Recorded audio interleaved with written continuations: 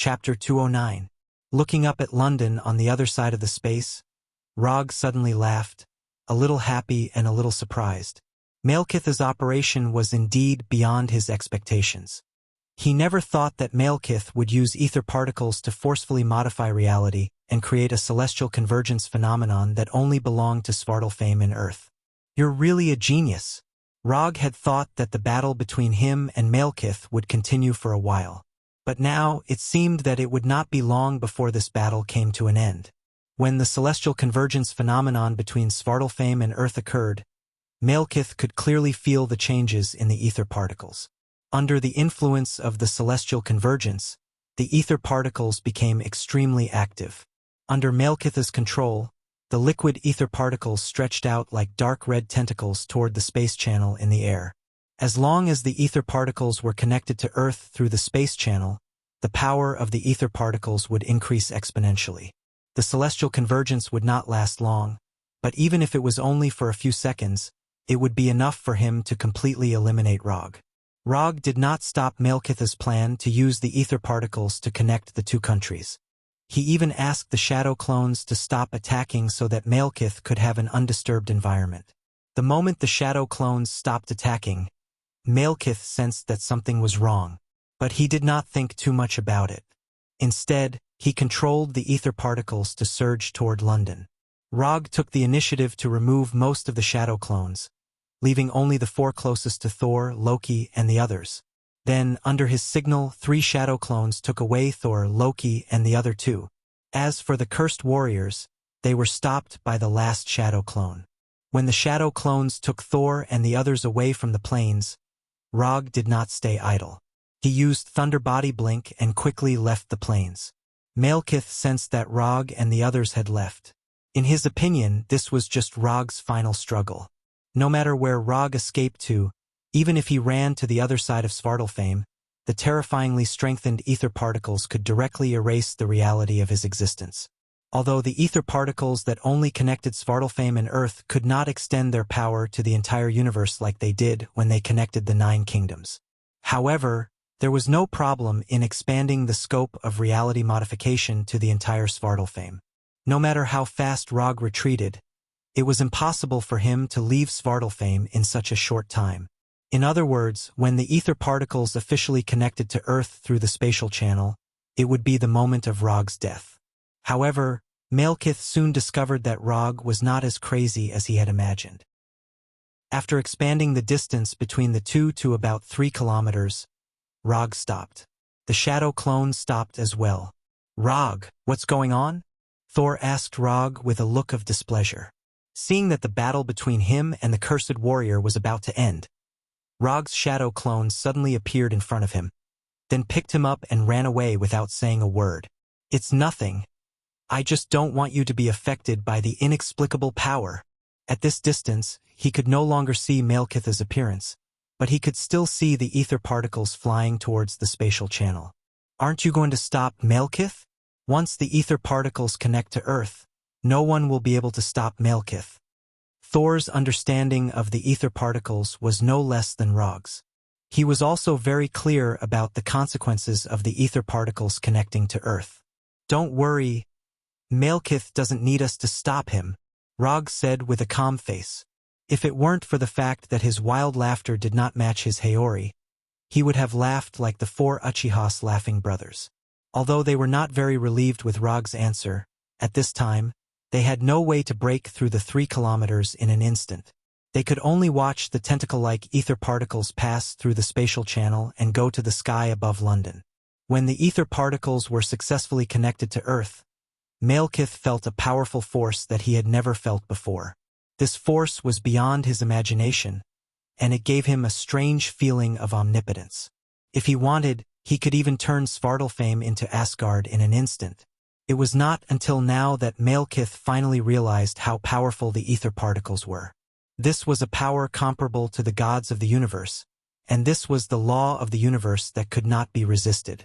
After trying to calm down, a cruel smile appeared on Malekith's face. He did not want to erase Rog in an instant. He wanted to let Rog feel extreme pain and then take away his life bit by bit. "Little Earthling, repent. Repent for being my enemy. Repent for being the enemy of the ether particles. Repent for being the enemy of the dark elves. The image of Rog wearing a Haori appeared in Malekith's mind. He slowly raised his right hand and put his middle finger and thumb together. Snap! Without any hesitation, Malekith snapped his fingers confidently. With the snap of his fingers, the ether particles in his body also shone with a dark red light. Then nothing happened. What was going on? Why didn't the ether particles' ability to change reality take effect? Why didn't that annoying earthling turn into a slave of pain and come to me? The proud look on Malekith's face was quickly replaced by doubt. Unwilling to give up, he snapped his fingers a few more times and continued to urge the ether particles. But the result was no different. Rog, who was 3 kilometers away, did not suffer any changes. The ether particles seemed to have completely lost the ability to change reality. This was impossible. This was absolutely impossible. How could the ether particles fail? This was an infinity stone that was born with the universe. Malekith's mind was full of doubts. At this time, he finally remembered a reality that he had ignored. Why did the 9 great nations have such a cosmic wonder as the convergence of celestial bodies? It was not because the 9 great nations had not met for a long time, so everyone made an appointment to form a straight line and say hello to each other. This was a natural phenomenon caused by the mutual influence of the 9 great nations. This was the same as the moon revolving around the earth and the earth revolving around the sun. It was a natural law caused by the mutual influence of the 3 planets. Malekith used the ether particles to forcefully change reality and create a space channel between Svartalfheim and the Earth that would only be created when the celestial bodies of the 9 great nations converged. His behavior was like pushing the first domino, causing a series of complex and powerful chain reactions between the 9 great nations. Rog did not need to stop Malekith because the 9 great nations would tell Malekith what it meant to not offend the heavens. Chapter 210. You did not modify the reality of Svartalfheim and Earth. You are fighting against the 9 great worlds with your own strength. If possible, Rog would like to say this to Malekith. However, judging from the current situation, Malekith would have to deal with the backlash from the 9 great worlds before he had the chance to hear this. Malekith, who realized something, slowly raised his head and looked at the space channel in the sky that connected Svartalfheim and Earth. Then he swallowed uncontrollably. The originally circular space channel was constantly changing shape, and the ether particles that had entered the sky above London were forcibly expelled by an invisible force. Cracks that looked like glass appeared in the stable space channel. Through these cracks, one could see the black hole that was as deep as ink. Space was compressed, gravity changed, and the power of the 9 great worlds began to forcibly repair the reality that had been modified by the ether particles. As the cause of all this, Malekith felt the endless erosion of energy from all directions. With Malekith as the center, the reality around him began to shatter. The liquid-like ether particles were also rapidly compressed by this powerful and irresistible force. They were directly compressed from an illusory liquid state into a red gem the size of a finger. When the ether particles were forcibly compressed and condensed, Malekith was horrified to find that he had completely lost his connection with the ether particles. The ether particles returned to their original gem form, emitting a red light and floating quietly in front of Malekith. Although it was only a short distance of less than 10 centimeters, Malekith could not even reach out to touch the gem of reality. The extremely terrifying energy wrapped around him tightly like a cocoon, completely restricting all of his movements. As time passed, the cocoon made of energy continued to shrink in size, crazily squeezing Malekith inside. Chaos, fury, destruction, death, energies of various natures were like locusts constantly nibbling away at Malekith's body, making him, who was already in unbearable pain, feel even more extreme pain. At this time, Malekith finally understood why Rog had directly left the plains and why he had allowed him to control the ether particles to connect to Earth. This Earthling had expected this and had deliberately waited for all of this to happen. Malekith felt that he had finally guessed Rog's plan. He laughed wildly with a voice mixed with pain. However, Malekith did not expect that this was not Rog's plan at all. Even Rog himself did not expect that Malekith would choose to use the method of connecting to Earth to solve the problem. According to his plan, Malekith would lose the ability to change reality under the constant pressure of the Shadow Clone. Once most of Malekith's power had been consumed by the Shadow Doppelganger, the main body would appear and use the most proficient instant killing method to directly end Malekith's life. However, Malekith's godly maneuver had disrupted his plan, making his previous act of collecting information seem redundant. Rog could only hope that Malekith would be able to withstand the backlash of the 9 realms so that he could make use of the information he had previously collected. The reality modified by Malekith was quickly corrected, and the space channel quickly disappeared under the influence of the 9 realms. Although the space channel had disappeared, the energy on Malekith's body showed no signs of dissipating at all. And with the passage of time, this energy became more and more abundant.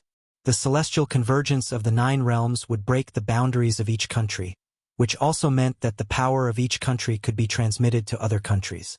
Fortunately, it was not the time for the celestial convergence to happen.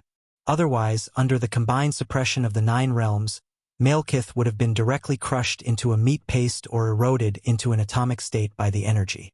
But even so, Malekith was now on the verge of death. If this chaotic energy did not dissipate, he would undoubtedly bid farewell to this world.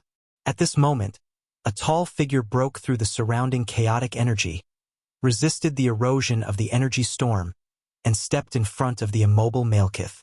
The person who came was none other than Malekith's strongest subordinate, the Cursed Warrior. At the moment when the strange phenomenon occurred, the Cursed Warrior took advantage of the opportunity to kill Rog's shadow clone and quickly rushed to Malekith's location. But the chaotic and powerful energy storm prevented him from moving forward, so it was not until now that the Cursed Warrior had successfully arrived in front of Malekith.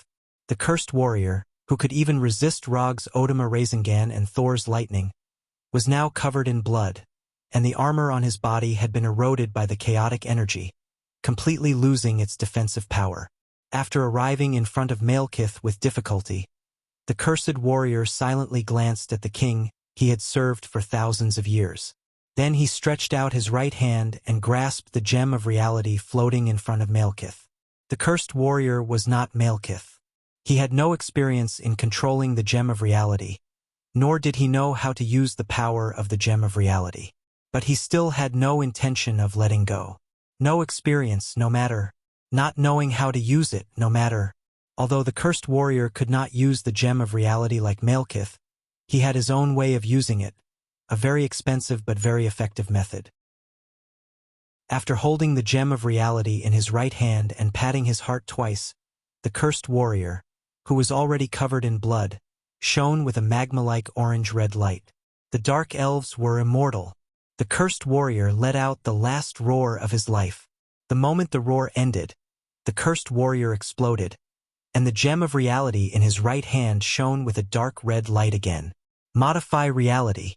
The dark red light flashed, and the chaotic energy eroding Malekith suddenly disappeared, and the energy storm on the entire plane disappeared. The chaotic energy disappeared, the Dark Elf's flagship disappeared, and the Cursed Warrior also disappeared. Malekith knelt on the ground weakly, gasping for breath. The gem of reality floated quietly in the air. The gem of reality had once again modified reality, and the energy backlash brought by the 9 realms was over. It was over. Everything was over. Malekith stood up again and looked at the gem of reality, which was less than a meter away from him. As long as he raised his hand, he could take the gem of reality into his hand at any time. However, he did not reach out his hand, and just stood there silently. Earthling, you win. As soon as Malekith's voice fell, Rog's figure appeared in front of him. Together with Rog, there was a thunder katana completely composed of lightning. Thunder katana slash. This time, the thunder katana slash did not miss, and it did not disappear. It drew a beautiful silver arc and directly slashed across Malekith's neck. At the end of the arc, the katana disappeared, and Malekith's head was separated from his body. Chapter 211. It started with the Thunder Sword Draw and ended with the Thunder Sword Draw. When Malekith's head flew into the air, the outcome of the battle between him and Log was finally decided. Although he defeated Malekith, Rog did not feel the thrill of defeating a strong enemy. The existence of the Gem of Reality made Malekith extremely difficult to deal with. But it was also because of the Gem of Reality that Malekith suffered from the energy backlash of the Nine Realms, which eventually led to his defeat and death. Rog removed the Thunder Tachi in his right hand and turned to hold the floating Gem of Reality. His mood was as calm as water. Not long after, Thor and the other two came to Rog's side and looked at Malekith, who had completely lost his life, with a complicated expression.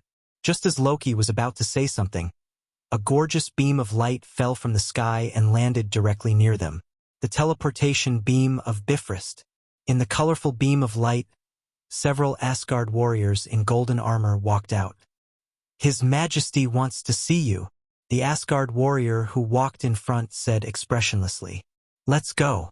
It's time for us to go back."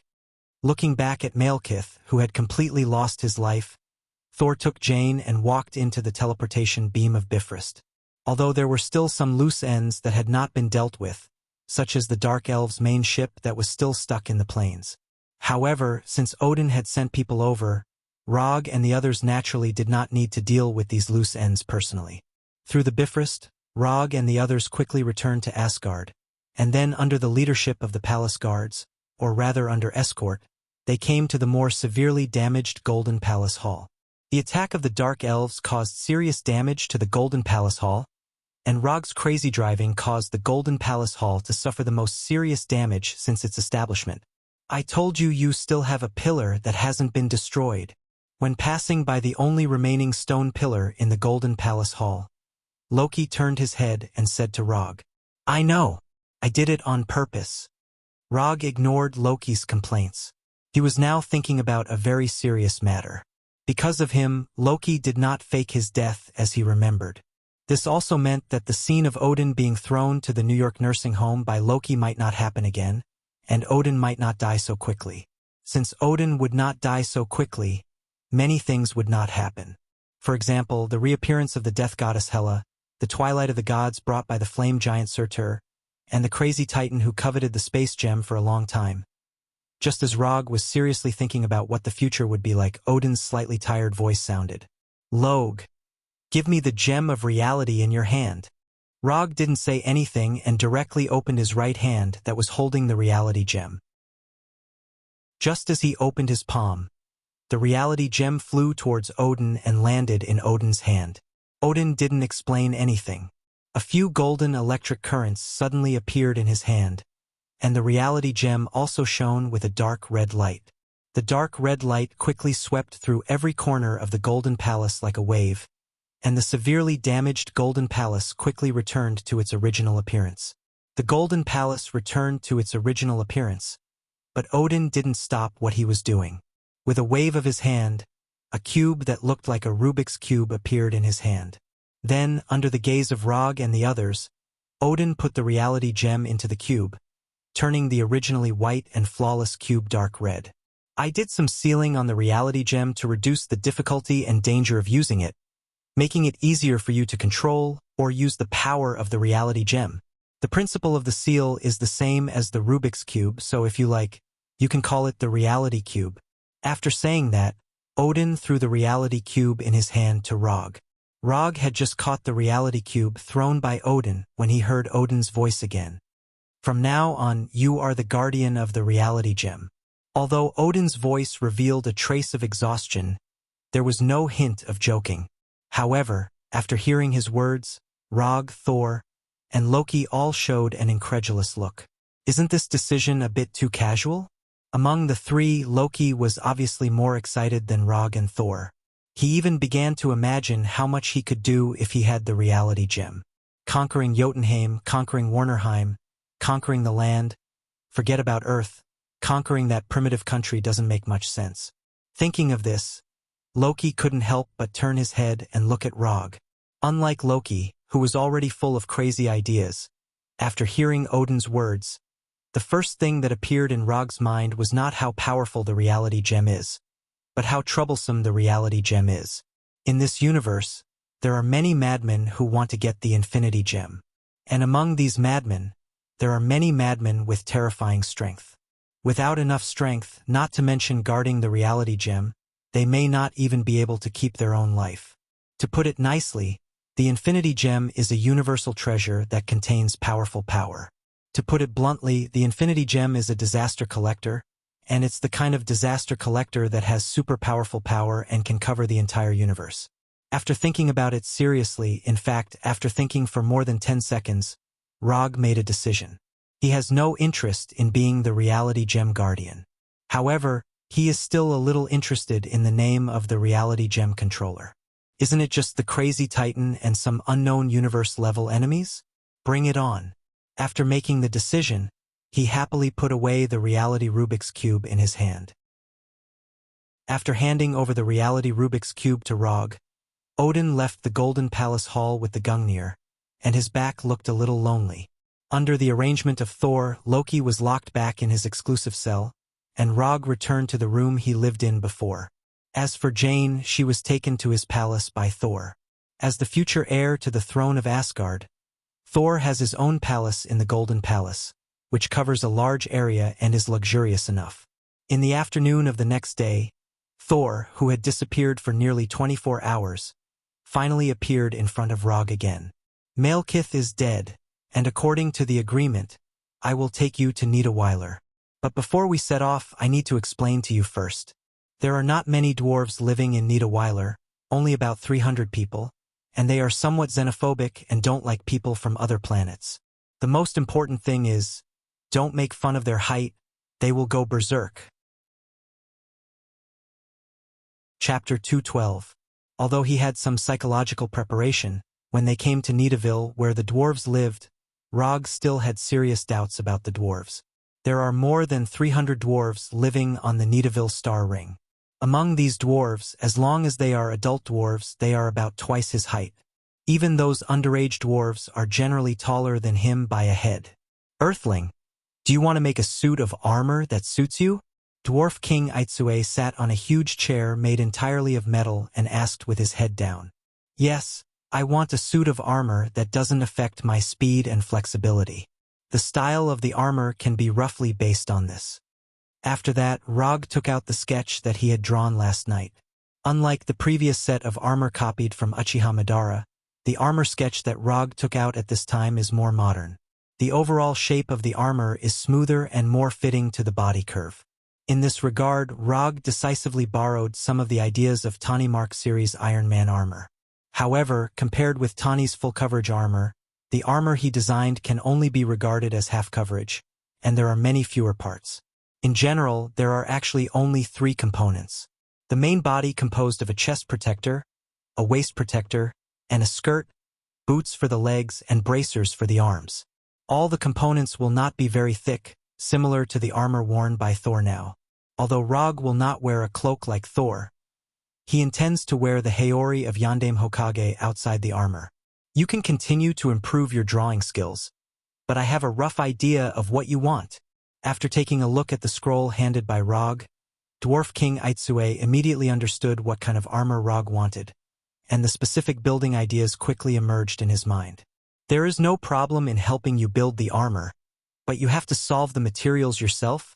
Do you understand? Understood. For Thor's sake, Dwarf King Ikki didn't mind helping Rog make a set of armor.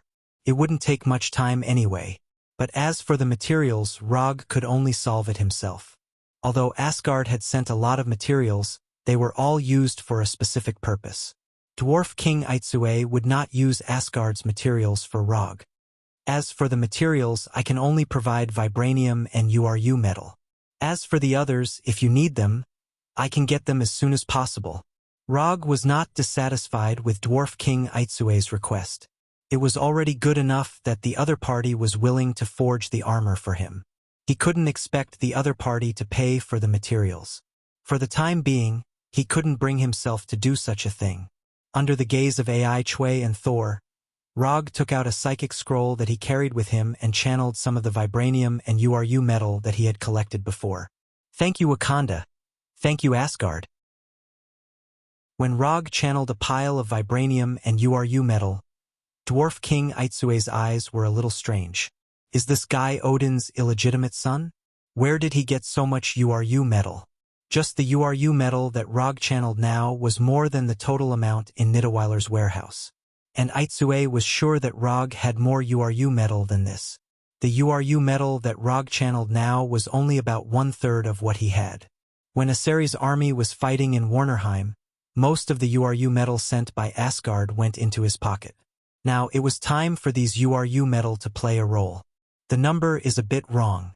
A set of armor can't use so much URU metal and vibranium. With a casual glance, it could be seen that the amount that Rog channeled greatly exceeded the need for a set of armor.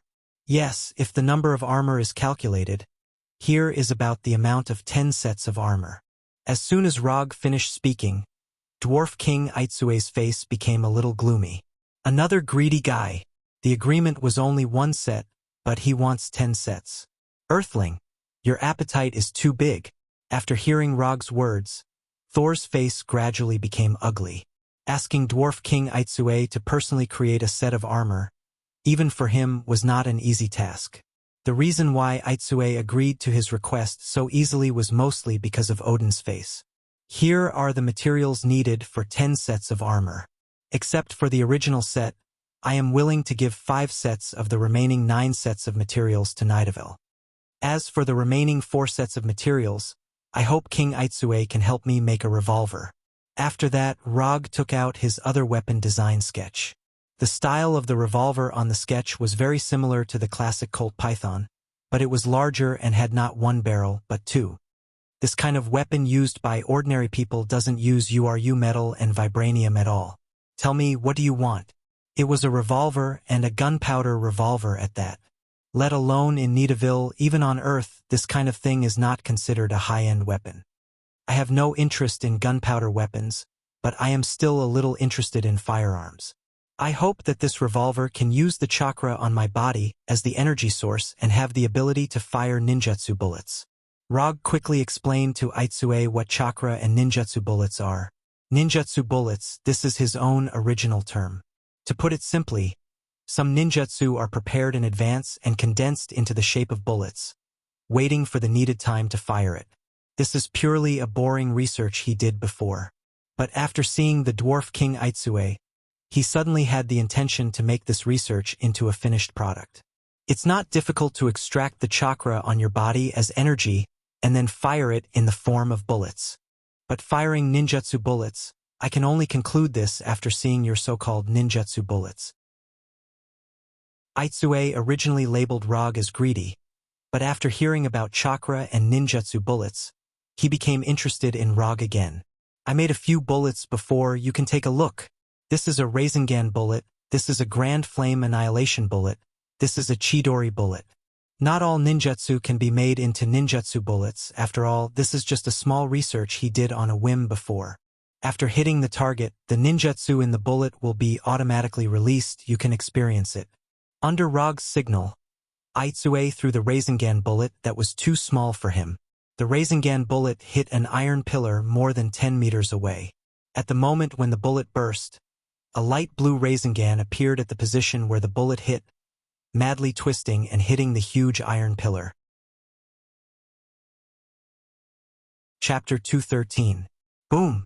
The iron pillar, which was as thick as Rog's body, showed a terrible curve under the constant impact of Rasengan, and then collapsed. Interesting. Looking at the remaining 2 ninjutsu bullets in his hand, Dwarf King Aitsue showed a curious look. Whether it was the chakra that Rog just said or the ninjutsu bullets, they were all things that he had never seen before. After a few seconds of silence, Aitsue threw the Grand Fire Annihilation bullet and Chidori bullet to the left and right sides respectively. The sea of fire and lightning appeared at the same time. On one side was the damage caused by the amazing high temperature, and on the other side was the single damage caused by the terrifying electric current. When the flames and lightning dissipated, Dwarf King Aitsue said again, I can help you build the revolver you want. If you have any other requests, you may as well say them all together. If possible, I hope you can enchant the revolver so that it can respond to the master's call like Thor's hammer. Rog will not use this revolver as his main weapon, so he does not have many requirements for the revolver's enchantment effect. No problem. Although enchantment of weapons will increase the difficulty of manufacturing, it is not difficult for Dwarf King Aitsue. After getting an affirmative reply from Aitsue, Rog finally breathed a sigh of relief. Although he gave enough reward, but for an existence like Aitsue, the materials he gave may not be able to move Aitsue. As the Dwarf King, Aitsue has seen all kinds of scenes. Not to mention vibranium and URU metal, he has seen a lot of other rarer and more precious metals. What really moved him was not the materials given by Rog, but the ninjutsu bullets. This kind of ninjutsu bullet, which has never appeared before, is a good new weapon idea for Aitsue.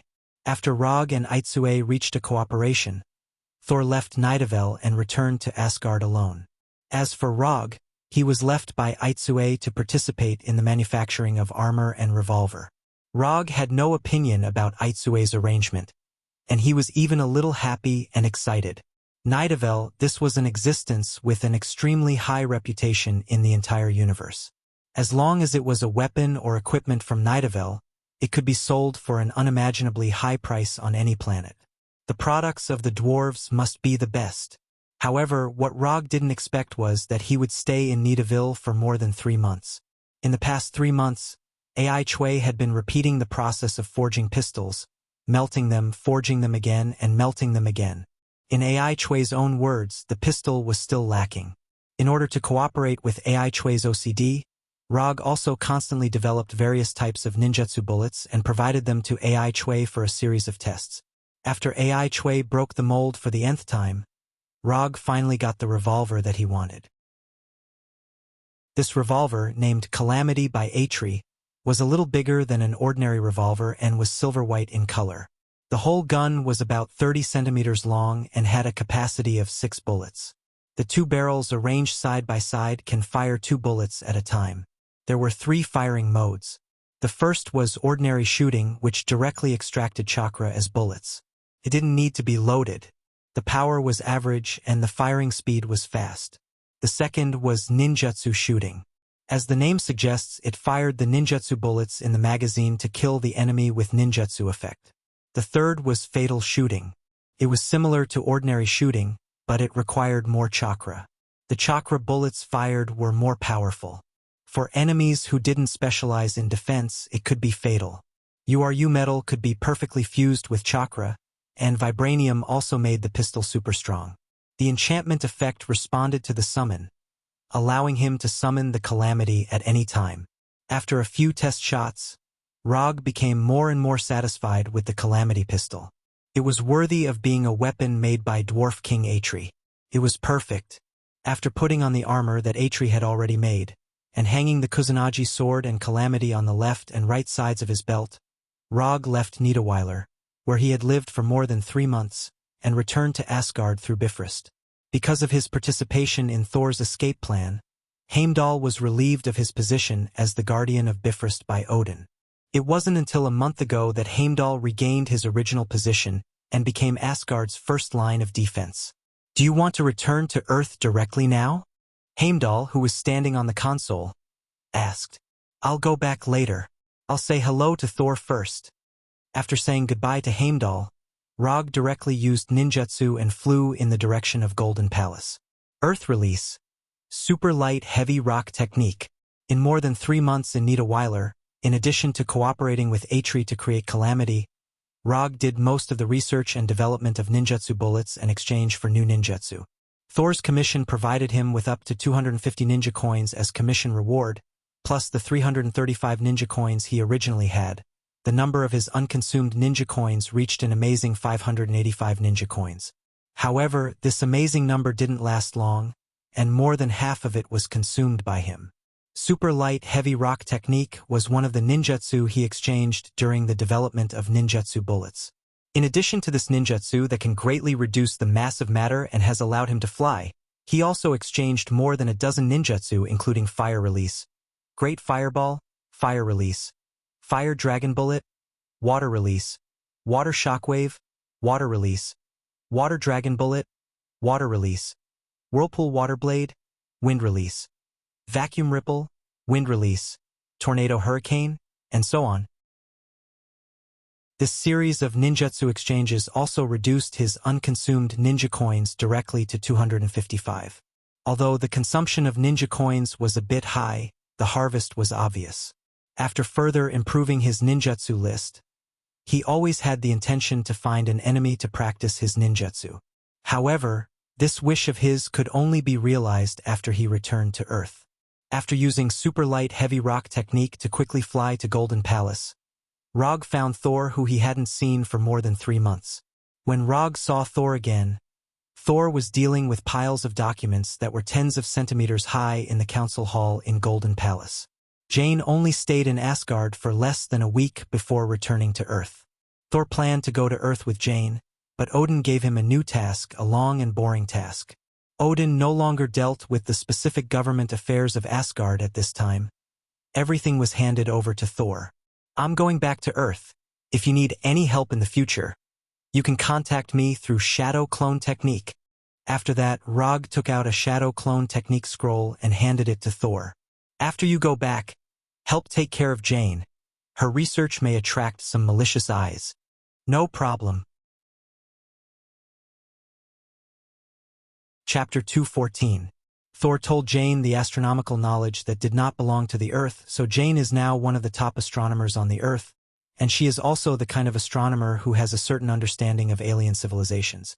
Although the Earth has not yet reached the level of an interstellar civilization, there are many people interested in the Sea of Stars. There are some fanatics among them. I will pay more attention to life safety, but if it is emotional and spiritual, I can't guarantee it. After a few seconds of silence, Rog suddenly said.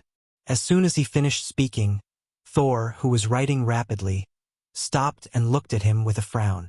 A few meters away, Thor's hammer became restless. I'm leaving first.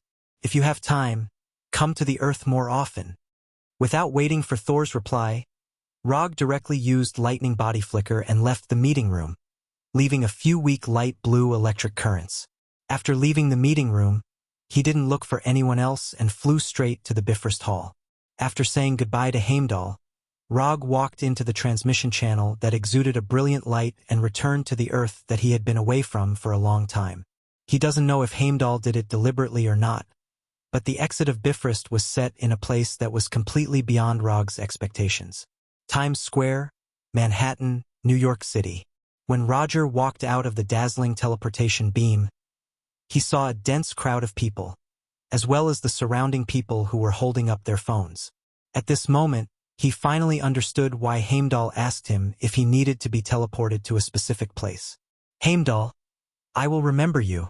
After a helpless sigh, he locked onto a nearby flying Thor technique and instantly disappeared from people's sight and mobile phone cameras.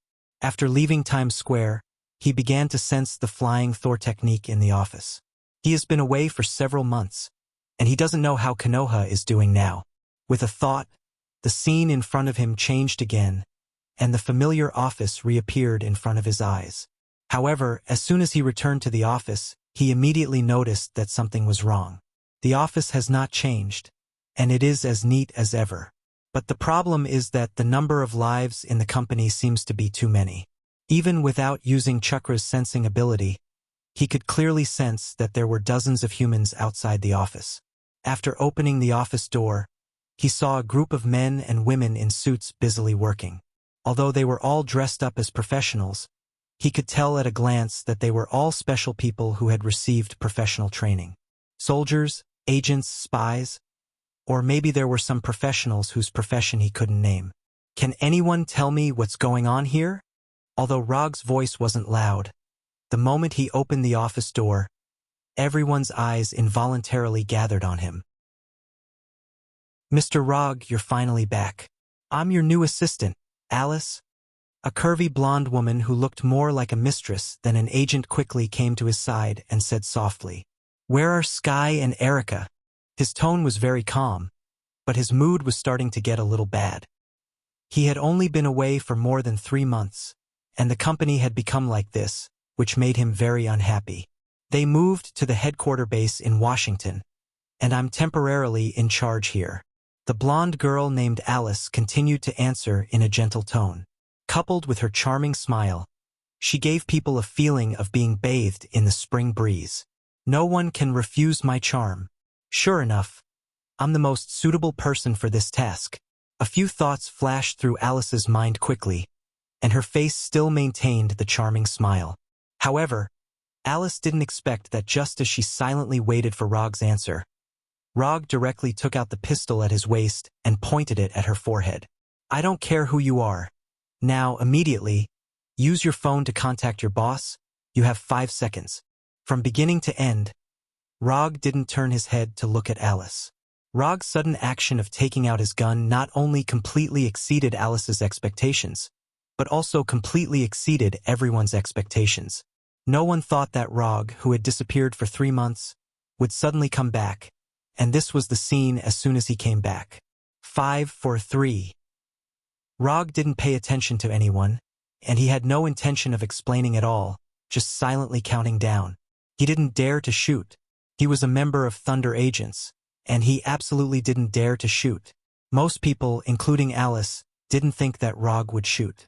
In their view, this was just a way for Rog to show his strength. However, in addition to these people, there were a small number of people who were eager for Rog to shoot at this time, and they even secretly took out small camera equipment and pointed the camera at him. I'm from S.H.I.E.L.D. This is a cooperation between S.H.I.E.L.D. and Secretary of State Ross. If you need, I can help you contact S.H.I.E.L.D. or Secretary of State Ross. Even though a gun was pointed at her forehead, Alice didn't panic at all. She opened her mouth to explain. 2, 1. The 5-second countdown ended, and there was no gunshot. Sure enough, he didn't dare to shoot, he was just bluffing. Alice was not surprised by this result, or rather, she had already guessed this result. Do you think that as long as you bring out S.H.I.E.L.D. or Ross, I won't dare to shoot? Only then did Rog finally turn his head to look at Alice, and his tone was as calm as ever. At this time, he didn't exude any killing intent, and there was no sense of oppression in his tone. But for some reason, a dangerous reminder suddenly emerged in Alice's heart. Anyway, you are the captain of Thunder Agents. You should still abide by Secretary of State Ross's decision. Although she didn't know why there was a sense of danger in her heart, Alice still maintained her previous posture and said unhurriedly, Really? After hearing Alice's answer, Rog suddenly laughed. Interesting. Really interesting. Ha ha ha ha ha. Hey, those who are secretly taking pictures, hold your hands steady. Don't you want to see this picture? I'll show it to you. As soon as his voice fell, a fierce gunshot suddenly sounded. Boom! Alice, who was hit in the head by Calamity, flew out directly. Her head was shattered into several pieces by the chakra bullet, and bright red blood splashed everywhere. Until Alice's body fell to the ground, the agents and spies who witnessed this scene still couldn't believe what they saw. Rog actually shot, and he did it without any hesitation after knowing that S.H.I.E.L.D. was cooperating with Secretary of State Ross. The huge company suddenly became dead silent, and the TV in the hall just broadcast the latest news at this time. According to the latest news from the station, the 4th Hokage Rog, who died 3 months ago while performing a secret mission, suddenly appeared in Times Square. A large number of pedestrians at the scene witnessed the scene of the 4th Hokage walking out of the mysterious beam of light. Died while performing a mission. Glancing at the picture in the news, Rog seemed to have guessed something. Chapter 215. Why do people always like to do things to me? Do they think I'm weak and easy to bully? At the beginning, Rog didn't know what was going on. But as long as he combines what Alice said with the content of the news, it's not difficult to guess the result. It seems that someone wants to take advantage of his absence from the earth to make some big news. After killing Alice, he didn't pay attention to anyone in the hall. He directly used the Flying Thunder God and returned home. There are no traces of invasion. It seems that this place should not be controlled by S.H.I.E.L.D. and Ross's people. After carefully inspecting the few secret decorations in the house, he took out the work phone that Sky had specially modified from the study. This is the mobile phone he uses to contact the Thunder Agents, and it has Ross's contact information. First, he took the phone to charge. Then he turned on the computer and began to think about the news reports related to the 4th Hokage. It would have been better if he hadn't searched. After searching, he found out that not only had he died in the course of a mission 3 months ago, but he had also held a very high-standard funeral 2 months ago. This is a bit too much. The latest news he found was the news of him wearing armor and appearing from the teleportation beam of the Rainbow Bridge. Later, he searched for news related to Konoha's private military company and Spider-Woman. Spider-Woman is still active on the streets of New York, maintaining New York security and justice. There is not much news about Konoha's company. In summary, there are basically 2 things.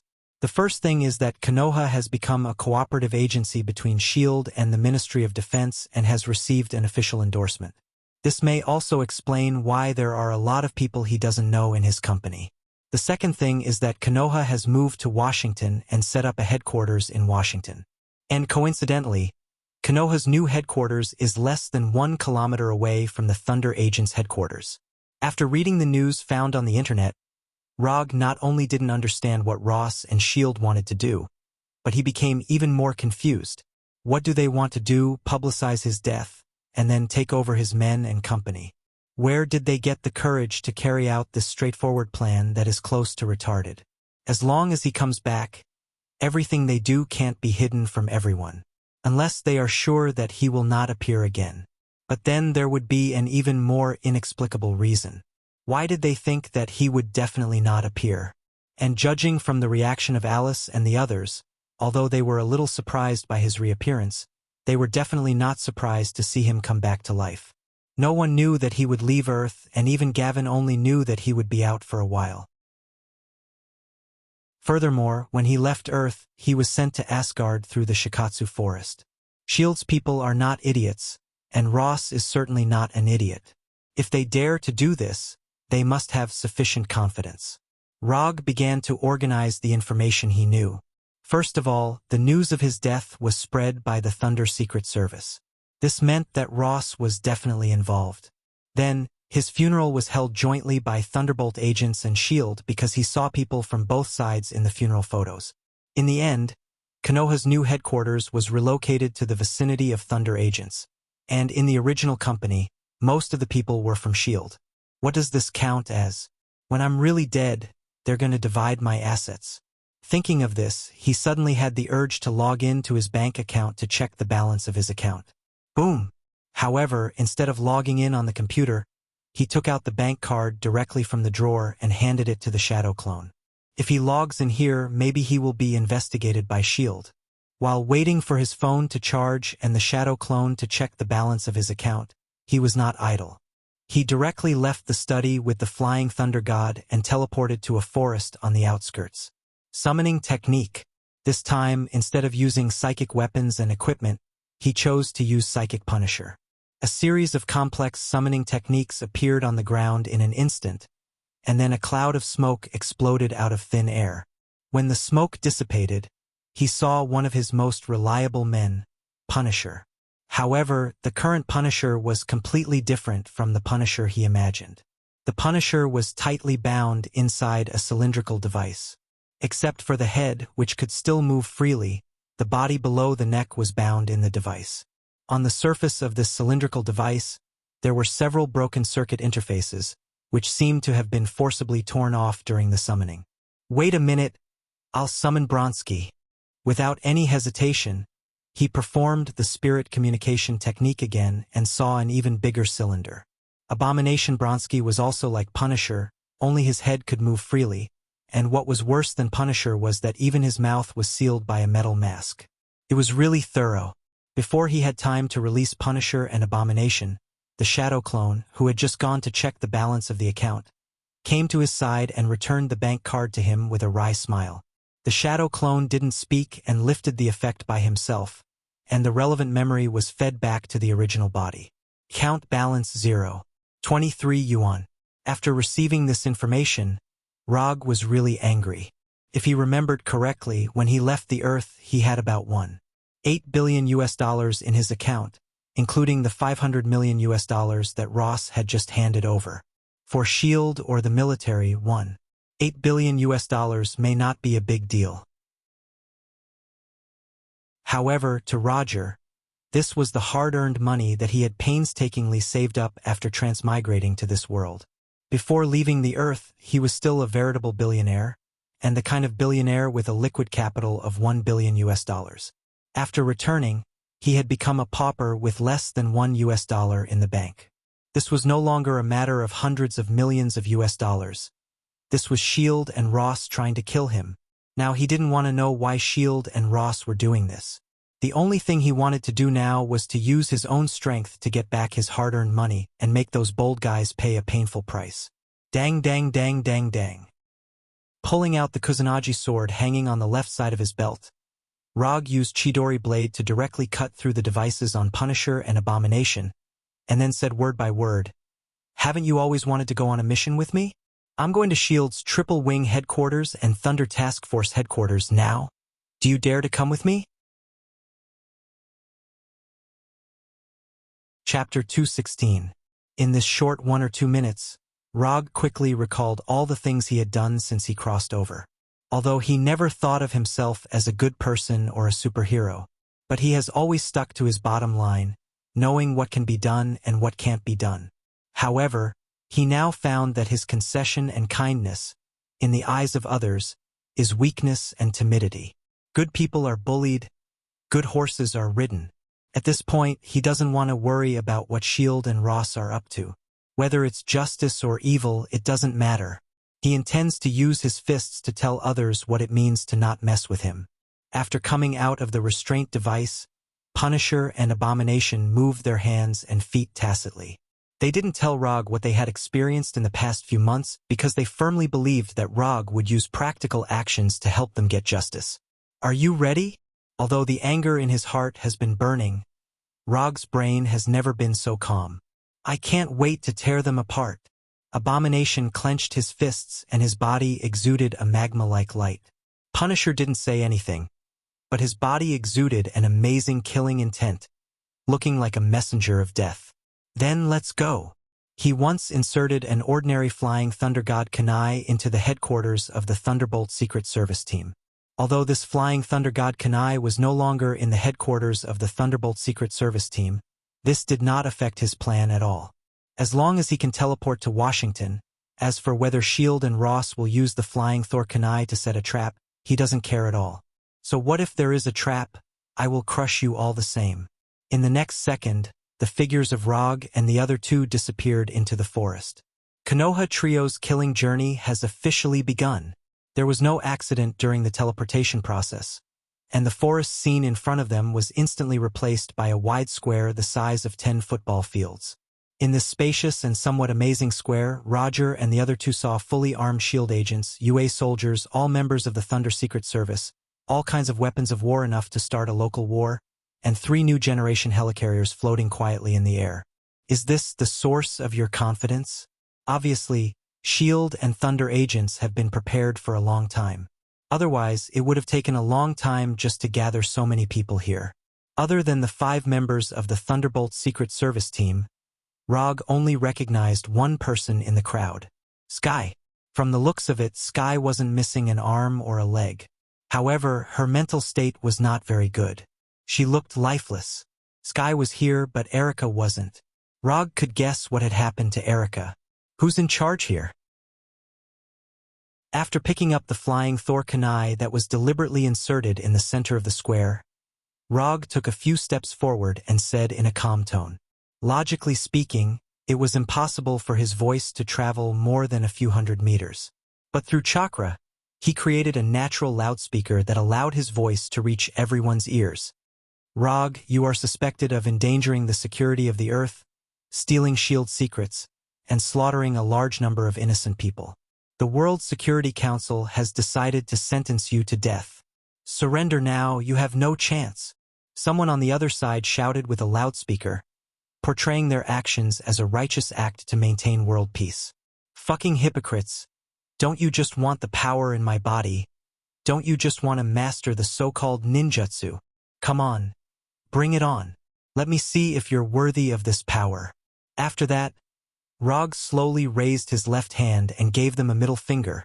Trash. Then he added another sentence. With the help of chakra, The word trash was conveyed to everyone on the other side. After doing all this, he turned directly and walked towards the Punisher and Abomination, ignoring the snipers who had already aimed at him. There is only one mission goal, and that is to kill all of them, understand?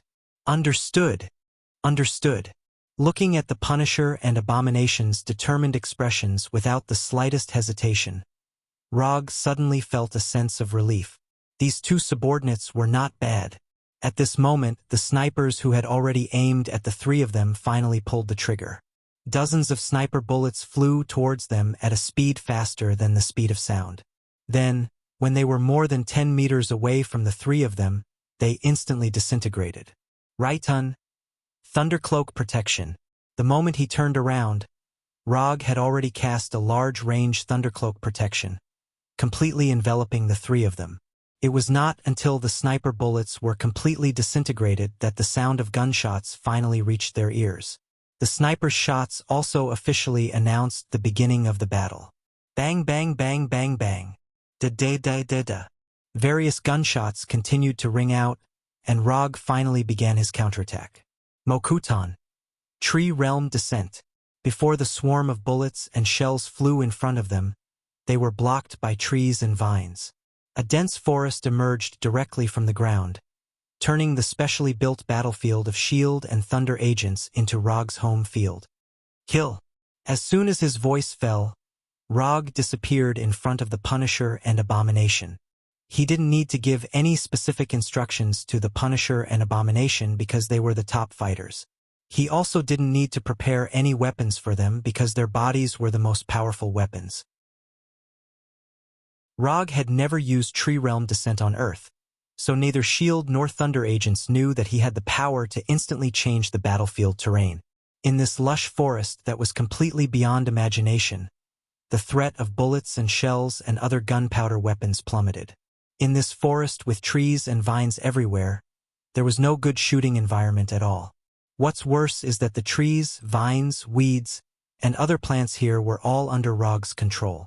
With just the arrival of the tree world, he completely destroyed the battlefield that Shield and Thunder Secret Service had carefully built. However, at this time he didn't pay attention to the ground troops. The small fries on the ground weren't worth his energy. At this time he was standing on a thick trunk, casually loading ninjutsu bullets into Calamity. Spiral electromagnetic gun bullets, spiral electromagnetic gun bullets, spiral electromagnetic gun bullets. After loading all 6 spiral electromagnetic gun bullets into the magazine, he looked up at the 3 helicarriers floating in the sky. Since you trust the technological power in your hands so much, have a taste of the dwarf and ninja's technology. He pointed Calamity's muzzle at one of the helicarriers and pulled the trigger. Rumble. 2 silver-white beams of light as thick as an arm emerged from the barrel of Calamity, carrying the power of Calamity that could destroy everything, and went straight to the target. Chapter 217. The new generation of helicarrier in the sky is a super war fortress built by S.H.I.E.L.D. after the Battle of New York.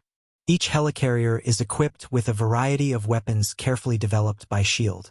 The ultra-long-range precision gun formation at the bow of the ship can eliminate 1,000 terrorists in a minute. Combined with the long-range, medium-range, and short-range missiles on the helicarrier and the close-range defense guns located around the hull, these 3 helicarriers have the terrifying strength to attack a country. However, in front of Rog, who is holding the catastrophe pistol, these 3 helicarriers are 3 huge targets. Boom! Almost the next second after the trigger was pulled, the 2 spiral electromagnetic pulse cannons had already reached the bottom of the helicarrier, and 2 terrifying explosions sounded like nuclear bombs. 2 light blue balls of light hung high in the sky like the sun, and the violent silver-white electric snakes raged wildly around everything. The helicarrier shattered. No one thought that Rog's first target would be the helicarrier. What was even more unexpected was that the helicarrier, which S.H.I.E.L.D. had placed high hopes on, would be so vulnerable in front of Rog. The helicarrier that was hit by the 2 spiral electromagnetic pulse cannons had completely lost its original appearance at this time, and it turned into pieces of wreckage of various sizes, falling from the sky like a burning meteor shower. Until now, People who witnessed this scene still couldn't believe what they saw in front of them. Especially the three people sitting on the top floor of S.H.I.E.L.D.'s headquarters, Sanku Wing Building. Their faces were even more incredulous. World Security Council Minister Alexander Pierce, S.H.I.E.L.D. Director Nick Fury, and Secretary of State Thaddeus Ross. The three people representing different forces looked at the picture on the screen without saying a word. This mission against Rog came from the hands of the three of them. But they never thought that Rog, who had disappeared for 3 months, would show such fierce resistance when he reappeared. Before the operation, they used a psychological analysis team of hundreds of people to analyze all of Rog's actions after he came to New York. In the end, they came to the conclusion that Rog may resist, but in the end, he will choose to compromise. With a sufficiently reliable psychological analysis report, coupled with the strength of S.H.I.E.L.D.'s 3 helicarriers and the Thunder Task Force, they unanimously agreed to the plan called Conquer Naruto. Whether it was S.H.I.E.L.D. or the military, they didn't want such a superforce to exist in the United States that was not under their control. If they couldn't firmly control this superforce in their hands, they would rather destroy this uncontrollable superforce with their own hands. If they don't obey, then die. 3 centimeters, 10 centimeters, 50 centimeters, 1 meter, 3 meters. The 2 helicarriers rose to a height of thousands of meters in just over 10 seconds. But the chakra chains climbed faster than them. Rog didn't care about the chakra consumption at all. These chakra chains showed a terrifying speed beyond the speed of sound, and it took only 2 or 3 seconds to reach the bottom of one of the helicarriers. Close-range artillery, rapid-fire artillery, ground-to-ground missiles, high-speed machine guns, and other weapons madly spat fire, and hundreds of bullets and shells madly attacked the chakra chains. This airtight crossfire defensive rain of bullets was enough to destroy any target flying towards the helicarrier. But in front of the chakra chains that seemed to come from another dimension, these bullets and missiles couldn't even slow down the chakra chains. Bang, bang, bang, bang, bang. Dozens of chakra chains more than 3 meters wide penetrated the helicarrier's hull like a sword, and under the watchful eyes of the helicarrier combatants and all onlookers, the helicarrier was firmly entangled. The pale golden chakra chains instantly tightened, and the helicarrier that was entangled like a crab was forcibly stopped. The anti-gravity engines around the hull emitted an orange-red light that exceeded the operating load. Come down! Chapter 218. Rog screamed, and the chakra chains that emerged from his back began to shrink at a speed visible to the naked eye. After the Battle of New York, the existence of extraordinary humans in the world can be regarded as basically known to everyone. But even so, the people present couldn't believe what they were seeing. The helicarrier, which was more than 300 meters long, was actually pulled to the ground by a human. What's even more unbelievable is that this human is actually standing on a leaf. This scene completely exceeded scientific common sense, and the forest that had been filled with gunfire suddenly quieted down. Pairs of eyes looked up at the sky as if they had seen a miracle. This is 2F** King crazy. Before the battle, S.H.I.E.L.D. agents and military soldiers knew that the target they were going to deal with this time was Roger, who was known as the 4th Hokage. They knew that Rog had extraordinary powers that ordinary people did not have, and they also knew that Rog had strength far beyond ordinary people. They had seen the battle between Rog and the Chitauri during the Battle of New York, and they had also seen various analysis reports about Rog's abilities. But no matter what video data or document records, they couldn't accept the scene in front of them. Being able to lift a car weighing several tons with their bare hands is already the so-called Superman in people's minds. What Rog was doing now was pulling a helicarrier weighing tens of thousands of tons to the ground. This feeling, in the eyes of these soldiers and agents, who were mostly ordinary people, was no different from seeing someone lift the Statue of Liberty or the Empire State Building with their bare hands. No, this was more exaggerated and shocking than lifting the Statue of Liberty or the Empire State Building. Shoot! Shoot! I don't care what method you use. Kill Rog for me. Aim all cannons at Rog below. Quick! Quick! The other party is just a target now. Fire, fire, and completely bomb that area for me. The commander of the ground forces and the commander of the helicarrier issued orders to fire at Rog almost at the same time. In particular, the helicarrier, which was tightly bound by chakra chains, immediately fired various types of missiles and bullets at Rog. As the initiator of all this, Rog was certainly prepared to be attacked by the other party at any time. Chakra Coat. Lightning Cloak Protection. With human jutsu, in just a moment he built an indestructible defense. Dozens of meters tall would Arhat appeared behind him, and his huge hands protected him on both sides. The moment would Arhat appeared, the chakra coat shone with a light blue light completely enveloped him, further enhancing would Arhat's already terrifying defense. In addition, around the wooden Arhat's body, there was a layer of lightning armor that was invisible to the naked eye. No matter which direction the attack came from, no matter what the weapon was, as long as they couldn't penetrate the lightning cloak protection would Arhat and chakra coat in a short period of time, they wouldn't be able to hurt Rog in the innermost part. Intense explosions continued to sound, and orange-red flames appeared as if they didn't cost money. Powerful shockwaves ravaged everything around them, regardless of friend or foe. However, none of this had any meaning. No matter if it was an attack from the ground forces or the helicarrier, none of the attacks could get within 10 meters of Rog. Chakra chains continued to retract, and the helicarrier continued to emit sounds as if it couldn't bear the burden. The steel hull was forcibly distorted by the powerful force, and the power of the 4 anti-gravity engines was pushed to the limit, and the light emitted by the engines became redder and redder. Although the power was pushed to the limit, the helicarrier still showed no signs of climbing. The huge hull was pulled closer and closer to the ground by chakra chains. Boom! After holding on for a while, one of the anti-gravity engines took the lead in collapsing. With the explosion of the anti-gravity engine, the power of the helicarrier was reduced by a quarter in an instant, and the speed of its descent was getting faster and faster. Boom! Within a few seconds, the second anti-gravity engine also ushered in the end of the overload explosion. When the first anti-gravity engine exploded, S.H.I.E.L.D.'s agents already had a bad premonition. However, their worry didn't last long before it completely turned into despair. For anti-gravity engines can provide perfect flight power. Although 3 engines will reduce stability, it can still maintain the flight posture. However, once the number of engines drops to 2, it means that the helicarrier will completely lose its flight power.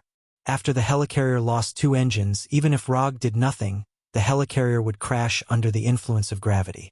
So, when the second anti-gravity engine also collapsed, the helicarrier was doomed to crash. It's over. It's completely over. The helicarrier that S.H.I.E.L.D. spent a lot of money to build has been destroyed before it could really show its power. And now it's been less than 5 minutes since the start of the battle. Nick Fury and Alexander Pierce on the top floor of Sanka Wing's headquarters building also personally demonstrated what it means to be ashen-faced. The battle prowess that Logue had just displayed had far exceeded their expectations. Whether it's the spiral electromagnetic gun that destroyed the first helicarrier, or the King Kong blockade that is now about to cause the second helicarrier to crash, they are not new tricks. Before making the plan, S.H.I.E.L.D. had studied these 2 skills in great detail and made corresponding countermeasures. They couldn't understand how the spiral electromagnetic gun, which could only kill a cyborg like the Leviathan, could destroy the helicarrier in one shot.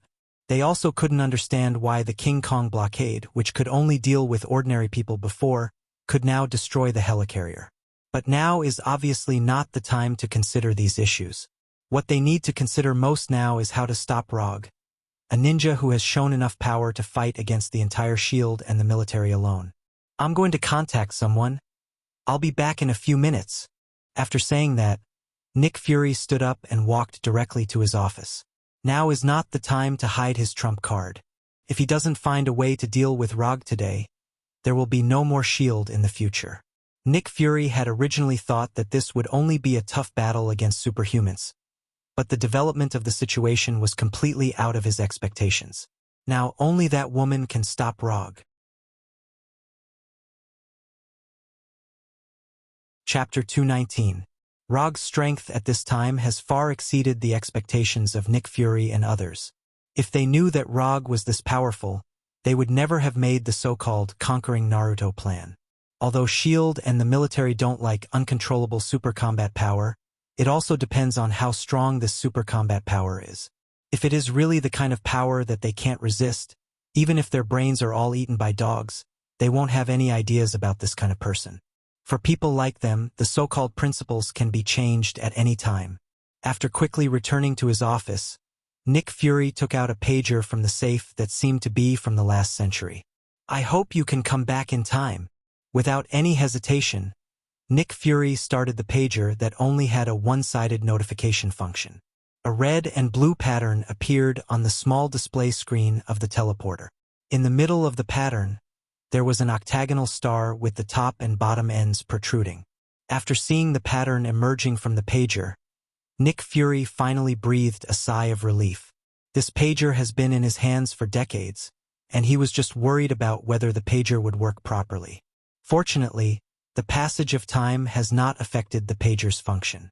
After doing all this, Nick Fury returned to his office on the top floor of the building. "You just missed a wonderful scene."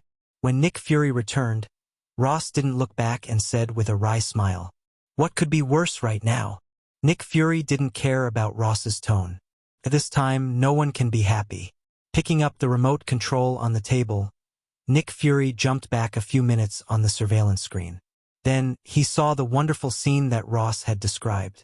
After losing 2 anti-gravity engines, the helicarrier was doomed to crash. However, Rog, standing on the top of the tree, didn't stop there. The chakra chain wrapped around the helicarrier stopped retracting and surged wildly again. In front of the chakra chain, the metal hull of the helicarrier was easily pierced like a cream cake in a cake shop.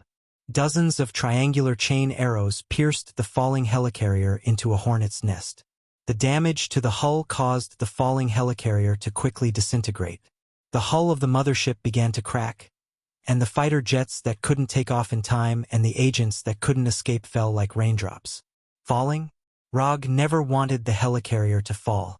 If he only wanted to shoot down the helicarrier, he wouldn't even need to use King Kong blockade. He could just continue to fire the helicarrier bullets from Calamity. What he wanted was for S.H.I.E.L.D. and the military to understand what it meant to be irresistible. "Without my permission, not only can you not fly, you don't even have the right to land." Dozens of pale golden chakra chains were like living vipers, crazily attacking everything in the air.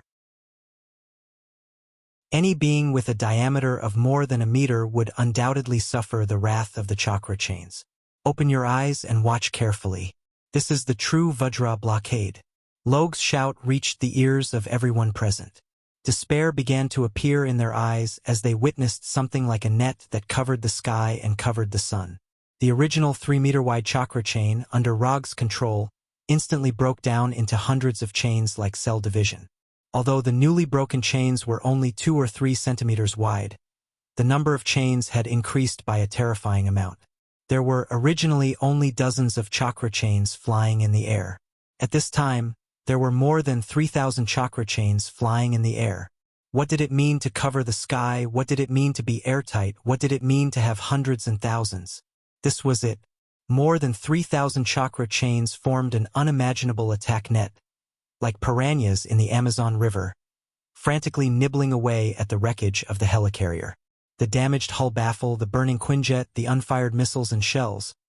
It's just that the things that fell from the helicarrier, whether they were metal or human, did not escape the fate of being attacked by the chakra chains. At this time, Rog was like a skilled knitter, using more than 3,000 chakra chains to weave a golden net in the sky that symbolizes destruction and death. The S.H.I.E.L.D. agents and military soldiers who participated in this operation thought that the scene of Rog destroying the 2 helicarriers was shocking and amazing enough. But when they saw the net of death and destruction composed of chakra chains in front of them, they realized how naive their idea was. Is this a ninja? Is this the Yondaime Hokage? We are actually fighting against this kind of godlike enemy. All kinds of shocking thoughts emerged in the minds of these agents and soldiers. Rog proved with living facts what it means to be unrivaled. It wasn't until more than a minute later that the wreckage of the helicarrier finally fell to the ground, if these things can still be called wreckage. In the net of death and destruction composed of chakra chains, there is a layer of filter made of chains with pores no more than 3 centimeters. Only those who have passed through the filter will not be attacked by the chakra chains. Burning metal shards, broken corpses, unfired bullets, and bright red blood. An indescribable drizzle seemed to be falling from the sky. When the artificial drizzle was over, Rog directly lifted the effect of King Kong blockade, and the chakra chains flying in the sky disappeared in an instant. The third helicarrier must retreat immediately. I don't care what method you plan to use to deal with Rog. The helicarriers must not be destroyed here. Alexander Pierce could no longer sit still. He didn't care what would happen to S.H.I.E.L.D., but he didn't want Hydra to lose even one helicarrier. There's no chance. Rog has already destroyed 2 helicarriers. Do you think he will let go of the last one? Nick Fury tried to calm down, and the pain in his mechanical right arm seemed to come back. After hearing Nick Fury's words, Alexander Pierce wanted to continue to say something, but in the end, he didn't say anything and sat weakly on the sofa. As Nick Fury guessed, Rog had no intention of letting go of the third helicarrier. If it was said that he might still have some compassion in his heart before, then the current him only believed in exterminating all of them. 3 kilometers, do you think you can escape my attack like this? After visually estimating the height of the third helicarrier, Rog took out a flying Thor kunai enchanted by Odin and threw it into the air. Chapter 220. The flying Thor kunai thrown by Rog shot straight into the sky like a bullet, and the speed of its flight directly broke through the sound barrier, bursting out with a dull sound. The S.H.I.E.L.D. agents and UA soldiers in the forest basically witnessed the scene of him throwing the flying Thor kunai, but they couldn't figure out what this dagger-sized flying Thor kunai could do. Does he want to use this small kunai to destroy the last helicarrier? Such questions couldn't help but appear in the minds of the agents and soldiers, and also in the minds of Nick Fury and the other 2. Although this is somewhat unbelievable, with the example of the previous 2 helicarriers, they didn't dare to underestimate this flying Thor kunai. S.H.I.E.L.D. studied in detail the flying Thor kunai that Rog had left in Thunder Task Force, which was the one that was previously located in the center of the battlefield. However, they didn't get any useful information from that kunai. They knew that Rog could teleport through this kunai, but they couldn't figure out the secret, let alone reverse engineer Rog's teleportation. Except for the difference in color, the flying Thor kunai that Rog threw out now looked no different from the one they had studied before. What exactly does he want to do? As the one who has dealt with Rog the longest among the 3, Nick Fury is 100% sure that Rog is definitely planning some extremely amazing plans now. More than 3,000 meters in the sky is an absolute domain that is difficult for ordinary people to reach. But for those who have the ability to fly, this height is nothing. Rog can fly directly to the helicarrier through the lightweight rock technique, but he doesn't intend to do so. The reason is simple: this is too inefficient. The flying Thor kunai that was enchanted by Odin didn't take much time. To be precise, it took less than 10 seconds to fly to the same height as the helicarrier. The flying Thor kunai didn't receive any attack from the helicarrier because he didn't aim it at the helicarrier in the first place. All he needed was a teleportation point that was high enough. The first helicarrier was destroyed by the spiral electromagnetic cannon, and the second one was destroyed by the King Kong blockade. Therefore, this last helicarrier had to be destroyed in a way that was worthy of it. When the Thor kunai reached a height higher than the helicarrier, Rog didn't hesitate and directly flying Thunder God left the forest. In the blink of an eye, he had reached an altitude of more than 3,000 meters. Stepping on the tip of Thor's kunai, he hovered steadily in the air.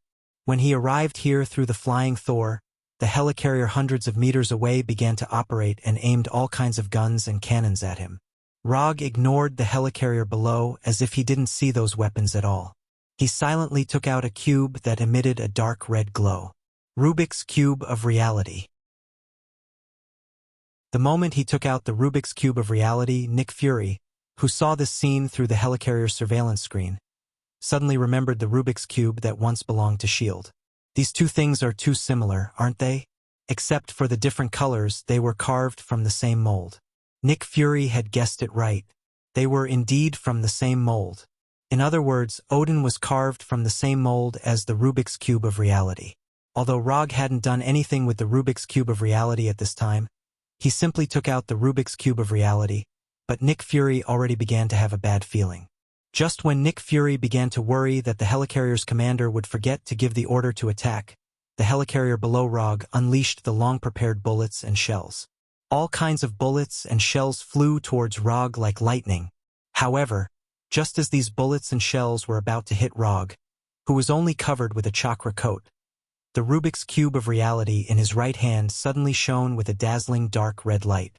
The dark red light flashed away. The bullets and shells flying at high speed instantly turned into dark crows, chirping as they flew past Rog's side. Modifying reality. Using the ability of the reality stone, Rog instantly changed the shape of the bullets and shells, turning them into vivid crows. This is the reason why Infinity Stone can become a universe-level treasure and why it can attract the attention of the entire universe. Every Infinity Stone has the ability to directly change the rules. No matter how many bullets and shells the helicarrier fired, the bullets and shells all turned into pitch-black crows. It was an unimaginable scene, but one that was hard to accept. This is not a power that humans can understand, and this is not a power that humans can control. Unlike the shocked Nick Fury and the S.H.I.E.L.D. agents, Rog's face was calm at this time. He didn't come all the way here from the forest just to put on a dramatic show like this. The highlight of the show that he really wanted to stage has not yet appeared.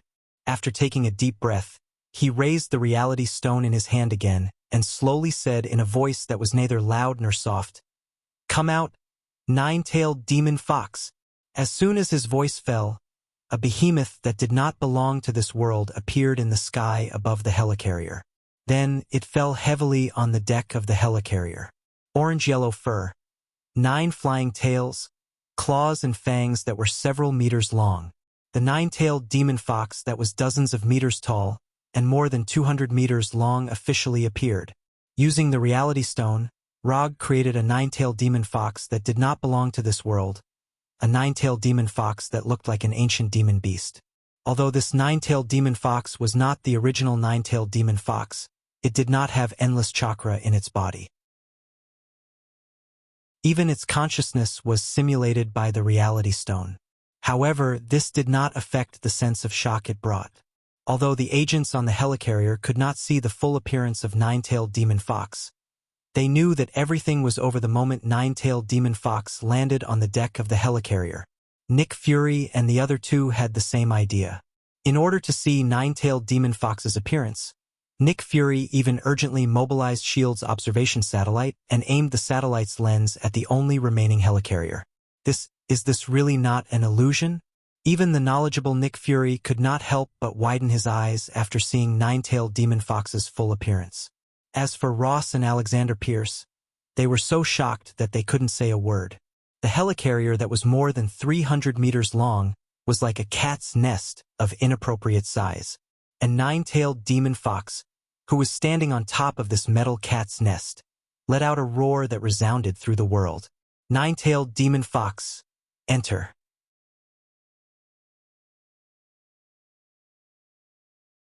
Chapter 221.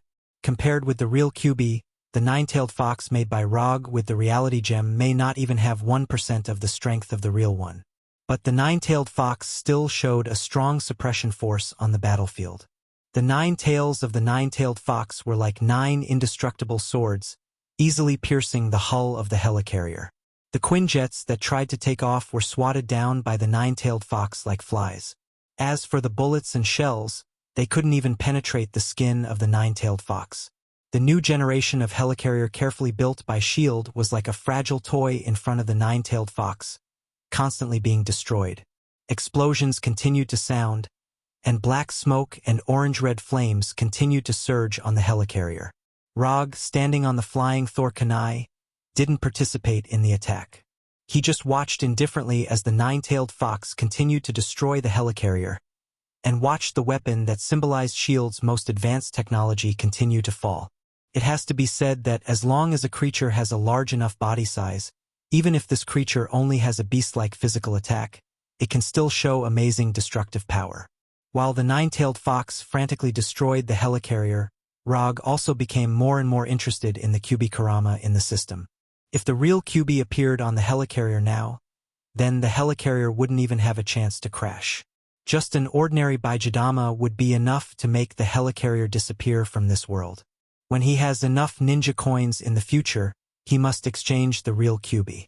Even if he doesn't use it to fight, it's also a very pleasant thing to keep it as a pet. At this time, Rog was fantasizing about the good life in the future, while Nick Fury and the others in the Sanku Wing building were silent, and their faces were ugly. Ross is the least sad of the three because from the beginning of the war until now, Rog has been destroying S.H.I.E.L.'s helicarrier. Even the ground forces that were attacked by the Punisher and Abomination were only about half of the people on his side. The helicarrier is S.H.I.E.L.'s and half of the ground forces are S.H.I.E.L.'s, so in the situation where everyone is miserable, he who is relatively less miserable is undoubtedly the winner in another sense. But even so, he is now regretting why he agreed to participate in Alexander Pierce's conquering Naruto plan. If he was a little more determined at the beginning, he would be the biggest winner today. The helicarrier is the world's strongest weapon. No one can resist its power. Recalling Alexander Pierce's words, Ross couldn't wait to shoot him now. Who asked you to speak so arrogantly? Who asked you to boast shamelessly? In less than 10 minutes, 3 of your so-called strongest weapons of war had been dismantled by the enemy. A total of 3 ships, and they were all made by one person. What was I thinking back then? Why did I believe Pierce's nonsense? Ross sighed helplessly. Nick Fury and Alexander Pierce heard Roth sigh, and if possible, they were more regretful than Roth. No one thought that things would develop to such a one-sided point. They thought that Rog was at most similar to Thor. At most, he had a little more ability, he could discharge electricity, he could control wood, he could breathe fire. The serious misjudgment of Rog's strength caused them to completely lose the initiative and lose 3 helicarriers. Although the battle is not over yet, they have begun to think about the aftermath. What's more troublesome is that they now have no way of predicting what the final outcome will be. The air units have been completely wiped out and the ground forces are still intact, but there is also the possibility of total annihilation. And with Rog's current strength, he may not stop after wiping out all the enemies present. We need reinforcements now, strong enough reinforcements. In the name of S.H.I.E.L.D., recruit the Avengers and let them stop Rog. Alexander Pierce turned to Nick Fury and said, if the Avengers can be recruited by S.H.I.E.L.D., then they are not Avengers. Rog's friendship with the Avengers is deeper than yours and mine. Iron Man Tani is his friend, Thor is his friend, and Dr. Banner owes him a favor. Nick Fury did not mention the 3 members of the American team, as for the reason it was needless to say. I have already informed the reinforcements, if they can come back. Boom! Boom! Boom! The wreckage of the helicarrier fell to the edge of the forest, and the sound of explosions rang out one after another. In the orange-red flames of the explosion, the hill-like nine-tailed fox walked out and walked towards the other side of the forest. That direction was the direction with the most enemies. At this time, Rog stood on the head of Nine-Tailed Fox, his white Haori fluttering in the wind. After witnessing the scene of Rog destroying 3 helicarriers in succession, most of these agents and soldiers on the ground lost their fighting spirit. It's not that their will is not strong enough, nor is it that they are not loyal enough, but what happened today is far beyond their imagination of power. They never thought that someone could pull down a helicarrier that weighs tens of thousands of tons, and they never thought that someone could summon a hill-like monster, especially when the nine-tailed fox, which is dozens of meters tall, really came in front of them. They understood what is called instinctive fear. Rog ignored these agents and soldiers who had lost their fighting spirit, but he did not intend to let these people go. Unless he allows it, no one can leave here alive today. After ignoring these agents and soldiers, he turned his attention to his former subordinates. Thunder agents, Red Tank and others did not participate in the first wave of attack. The task they received was to give Rog the final blow at the right time, kill him on the spot, or make him completely lose the ability to resist. In order to give them such an opportunity, the task of consuming Rog's power was handed over to the helicarrier, S.H.I.E.L.D. agents, and military soldiers. But this consumption plan was declared a failure before it could be implemented. Kneel. After looking at Red Tank and others, Rog said in an indifferent tone. He did not say what the consequences would be if they did not kneel, because there was no need for any explanation. Although he used to be the nominal captain of the Thunder agents, and he just showed his overbearing strength. However, after he finished speaking and knelt down, no one in the Thunder Secret Service team chose to kneel down. They just silently got into a combat posture.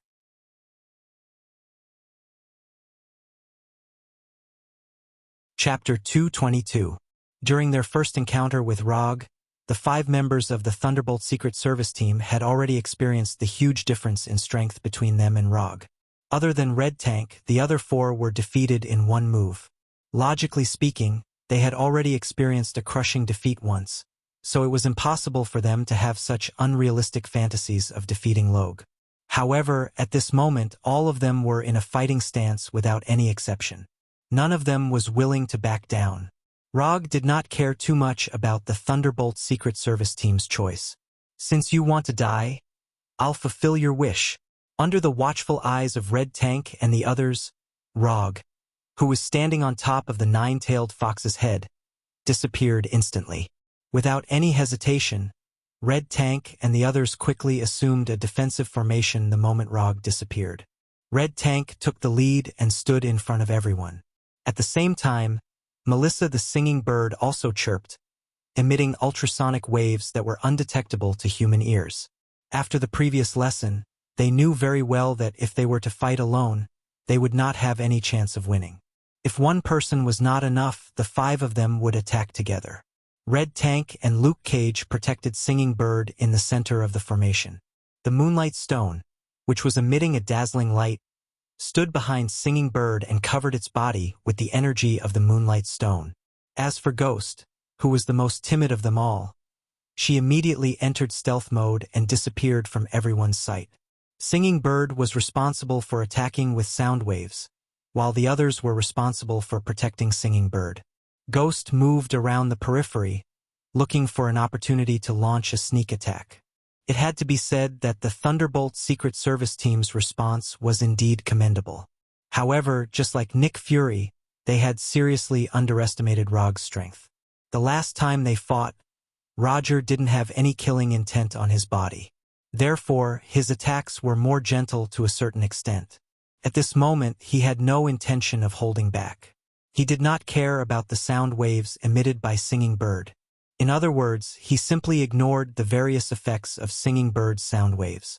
As a superpower user who could control sound waves, Singing Bird clearly did not understand the true power of sound waves. Controlling sound waves to cause various negative mental states to the enemy was a huge waste. Bang! Just as everyone was looking for Rog, a violent gunshot rang out from behind Red Tank and the others. Calamity Pistol. Fatal shot. The Calamity Pistol that fired chakra bullets could not make any sound, but Rog had asked AI Choi to specially add a gunshot function. It was not his style to shoot while hiding in the dark. Gunshots rang out, and Rog and Ghost's figures appeared. At this time, Spectre had completely lost his head, and Rog, who was holding the Calamity Pistol, was standing behind him. Headshot. Even if Ghost wasn't the weakest member of the Thunderbolt Secret Service team, she was still the easiest to deal with. Without any supernatural powers, he could only rely on the Wraith battle suit to fight. Moreover, his Spectre combat suit only had 2 forms, invisible and formless. No matter which form he chose, Rog was not confident that he could defeat him in one move.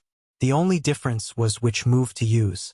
Before Spectre's body fell to the ground, Rog's figure disappeared again. In less than 2 seconds, the Thunderbolt Secret Service team had lost a member. Crying Bird's ultrasonic attack continued, but in such a short time, it was not enough to cause any impact on Rog's mental state. Compared to Rog, whose mental state was still extremely stable, Crying Bird's teammates and the U.S. soldiers in the distance were more seriously affected. Although the ultrasonic attack was an attack that could not be detected by the naked eye, the characteristics of the sound waves meant that this attack could not be effectively locked onto a single target. Unless Crying Bird could shoot out the sound waves like energy shock waves with her hands like Moonlight Scala.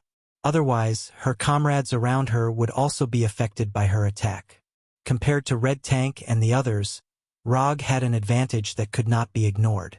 When it came to mental attacks like illusions, he was the real expert. After dealing with the weakest Spectre, he did not stop attacking and instantly arrived in front of Luke Cage. Luke Cage's superpower was very simple. It was a simple invulnerability and superhuman strength. Other than that, there was nothing special about Luke Cage. Even in terms of combat skills, Luke Cage only knew ordinary martial arts. For Rog, this level of enemy was at most a matter of one move. Last time, in order to not harm Luke Cage's life, he chose to attack with Rasengan. But now, he did not have to worry about that anymore. After the Calamity pistol let out a loud gunshot, Luke Cage was already 120% alert. He involuntarily moved closer to the red tank. However, his small actions did not increase his chances of survival at all. A silver-white arc of light instantly appeared in front of him and occupied his entire vision. When the silver-white light flashed, he heard Rog's emotionless voice. Lightning release. Thunderbolt sword slash. Luke Cage's skin was comparable to metal and could ignore most gun attacks. However, this defensive ability was meaningless in front of Rog, who could easily cut through steel. Whether it was the Thousand Birds blade or the Thunderbolt sword slash, they could instantly cut through steel. The reason why Rog chose to use the Thunderbolt sword slash instead of the Thousand Birds blade was very simple. Luke Cage did not even have the qualifications for him to draw his sword. Luke Cage's head flew into the air. Bright red blood spurted out and landed on Red Tank's body. Because of the moonlight energy enveloping the crying bird and moonlight stone, they were not stained with any blood. Even though Luke Cage was standing right beside him, he could protect Luke Cage with just a slight lift of his right hand. However, Red Tank did not notice Rog's appearance at all. Only when Luke Cage's head flew up did Red Tank barely catch sight of Rog's disappearing figure. After killing Spectre and Luke Cage, Rog still had no intention of stopping. No matter why the members of Thunderbolt's Secret Service chose to be enemies with him, he had no intention of letting them leave. Since he had chosen a side, he had to be responsible for his choice. The moonlight energy formed an energy shield that blocked the blood spurting out of Luke Cage's body, but when she saw the blood that was only a few centimeters away from her, crying bird Melissa involuntarily stopped attacking. Fear made her instinctively stop screaming. Chapter 223. After a few months of psychological treatment, singing bird Melissa thought that she had completely forgotten the terrifying feeling of having countless disgusting bugs crawling all over her body. However, when she saw Luke Cage's blood flowing down her energy shield, she once again recalled the terrifying experience that caused her to have nightmares for a few weeks. "No, I don't want to. Don't come over. Don't come over. Don't come over." In the eyes of ordinary people, singing bird Melissa was a superhero with superpowers. However, even after receiving special training from the Thunderbolt Task Force, it did not change the fact that she was just an ordinary person with superpowers. The existence of superpowers did not give her a strong enough mental state. Her mental state was still that of an ordinary person's. She was not a professional soldier and did not have much combat experience.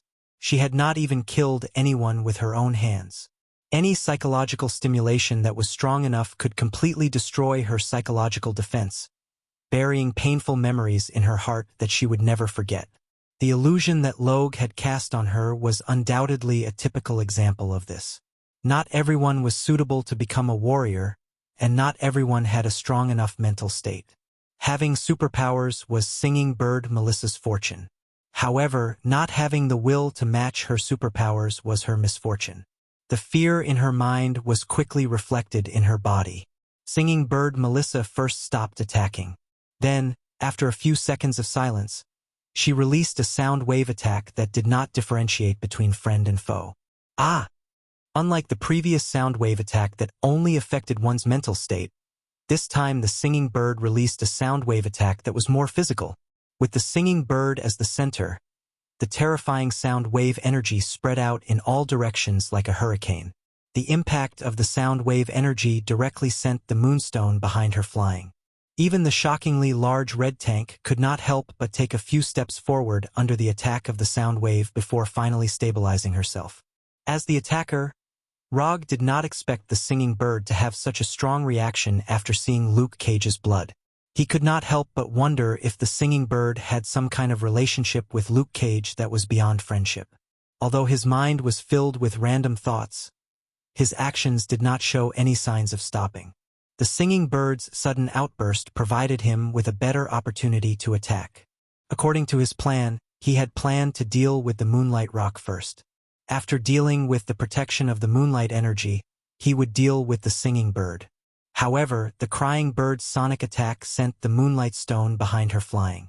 At the same time, she lost the protection of the moonlight energy. Was this an unexpected surprise?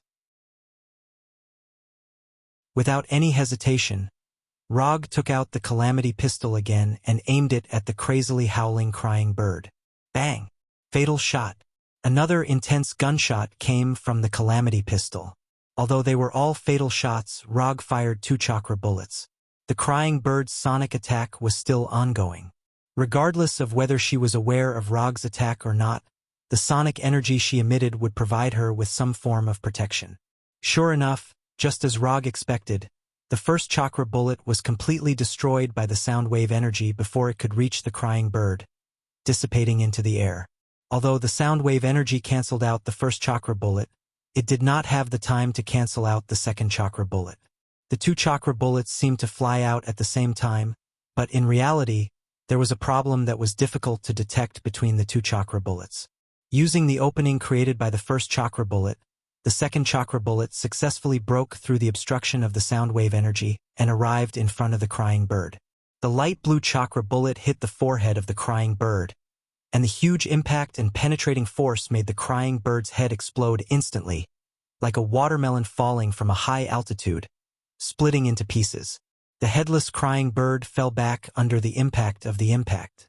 The ear-piercing and powerful sound wave attack instantly disappeared. The crying bird was dead? The crying bird had died so easily. In Roth's plan, the crying bird Melissa was the main attacker. All the arrangements were based on the crying bird's ability to continuously emit sound wave attacks. However, such a main attacker with high hopes was killed by Rog in an incomparably straightforward manner. A headshot. Another headshot. After seeing the scene of the crying bird falling to the ground, Roth in the Sanka Wing building suddenly couldn't sit still. Just now, he was still rejoicing that the main loss was S.H.I.E.L.D., but in just a few minutes there were only 2 people left in his Thunderbolt agents team. It's over. It's really over this time. If even the Thunderbolt agents team can't effectively stop Rog, Roth can't think of anyone else in his hands who can stop Rog. Just like Roth, Moonlight Stone Carla was also shocked. As the only 2 female members of the Thunderbolt agents team, her relationship with the crying bird Melissa was naturally much closer. Especially after living together for a few months, they even vaguely showed signs of becoming best friends. But all of this had come to an end. After witnessing the death of the crying bird Melissa, Moonlight Stone Carla had no time to grieve. She once again urged the Moonlight Stone in her body, intending to fly directly away. Whether it was a mission or a threat, she didn't want to pay attention to it now. Even if Roth would punish her in the future, it would only happen if she continued to live. After making up her mind, Moonlight Stone Carla didn't even look at the red tank in front of her and looked directly up at the sky. I want to get out of here, I have to get out of here alive. However, Moonlight Stone Carla didn't fly as smoothly as usual. At the same time, there was a burst of heart-wrenching pain in her chest. Your teammate just died and you want to leave? Rog's voice came from behind Moonlight Stone Carla. But Stone Carla didn't look back but looked down at her chest. It was a right hand wrapped in silver-white electric current, and in this right hand, there was a gem emitting a golden light. This is the Moonlight Gem. Stone Carla recognized this gem at a glance because all her extraordinary abilities came from this Moonlight Gem. Before she had time to think about it, Rog pulled out his right hand that had completely penetrated Stone Carla's body and removed Chidori in his hand.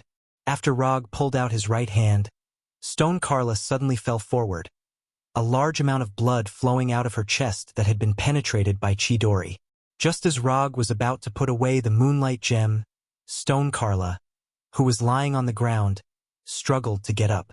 She knelt on the ground and looked up at Rog, trembling as she reached out her right hand. Moonlight Stone. Give me back my Moonlight Stone.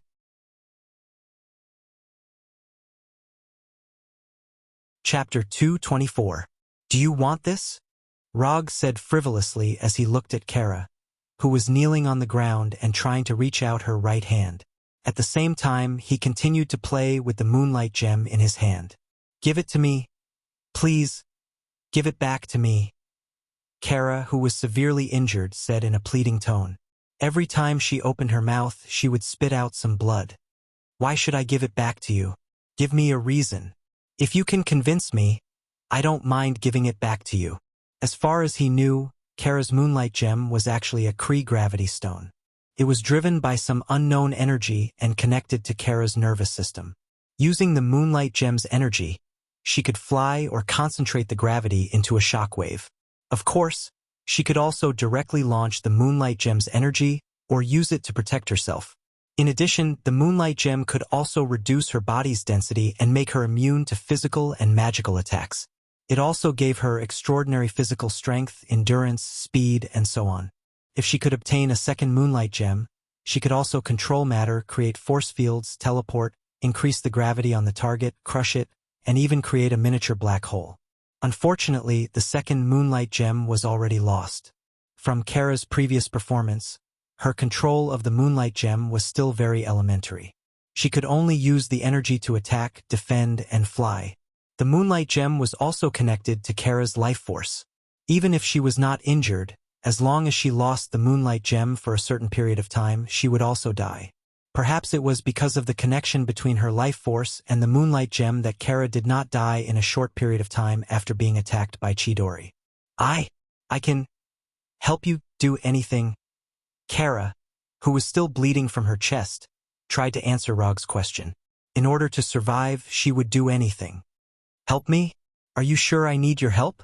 As soon as Rog finished speaking, Red Tank rushed in front of him, intending to directly hit the enemy who had killed 3.5 of his teammates.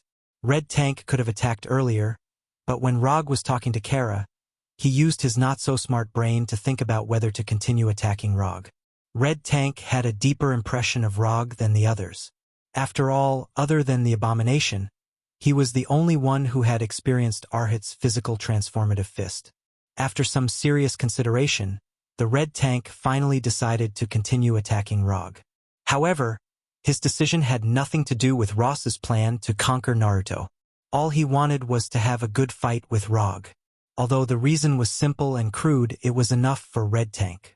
But this time, he was destined to be disappointed. Just as he was about to hit Rog, he was sent flying by a claw that was even bigger than him. This was the right claw of the nine-tailed demon fox. Ever since she sent Rog over from the other side of the forest, Nine-Tailed Fox had been paying attention to the Red Tank's actions. Although Rog didn't give it any specific instructions, the Nine-Tailed Fox didn't hesitate to make a move when it realized that the Red Tank was going to hit Rog. After sending the Red Tank flying into the forest, Nine-Tailed Demon Fox immediately chased after him and pounced into the forest. Its 9 tails were like steel whips that kept hitting the Red Tank who had just landed. No, I didn't mean, I can do anything. As long as you tell me anything. Looking at Kara, who was begging for mercy on the ground, Rog suddenly laughed. Although Kara's ability was nothing in his eyes, he had to admit that Kara's curvy figure and delicate face were still a little valuable. Forget it, who told me to have tender feelings for the fairer sex. Just this once, don't do it again. After that, Rog threw the moonlight gem in his hand to Kara as if he was throwing a worthless stone. After hurriedly catching the moonlight gem thrown by Rog, Kara didn't hesitate and directly put the moonlight gem back into the hole in her chest. Under Kara's control, the moonlight gem emitted a strong golden light and completely shrouded her whole body. Rog didn't know what Kara was doing, and he didn't care what Kara would do. If Kara went back on her words, he could take her life at any time. I can give it to you and I can take it back. When the golden light dissipated, Kara, who was on the verge of death, once again had a strong aura of life. If it weren't for the 2 very obvious holes and blood on her armor, Kara didn't look much different from before. Cooperate with the Punishers and Abominations to eliminate all the soldiers here. After that, Rog didn't even look at Kara and directly flew in the direction of Nine-Tailed Demon Fox. The matter with the moonlight gem and Kara could be settled for the time being. Now it was time to deal with the most troublesome red tank. The red tank had the magic of the Crimson Universe's ruler, Ceterak.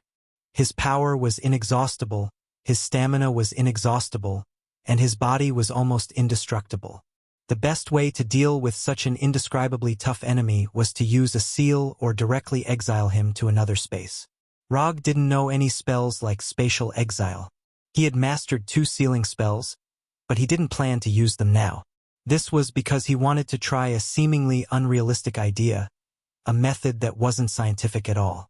After being sent flying by Nine-Tailed Demon Fox, the red tank fell into the forest. Before he could get up from the ground, Nine-Tailed Demon Fox's 9 tails kept hitting him, as if giving him the cruelest whipping.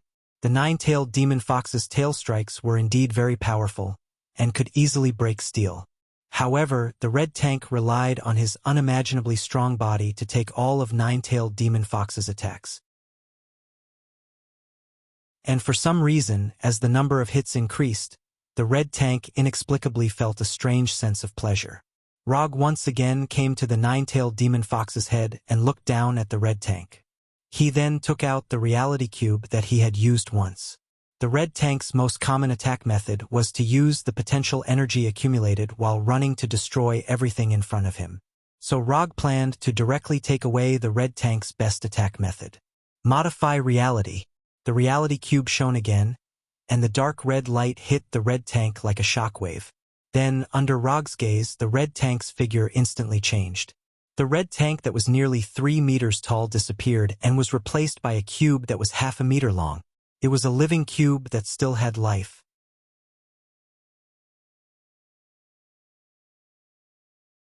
Chapter 225.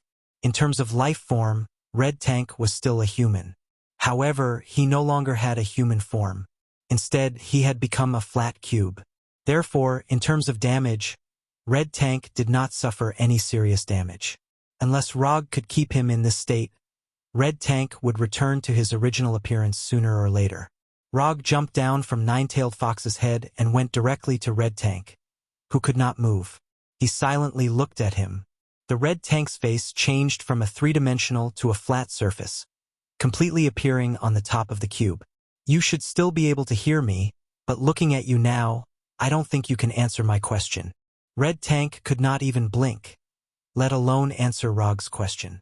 His face was like a real picture, engraved on the top of the cube.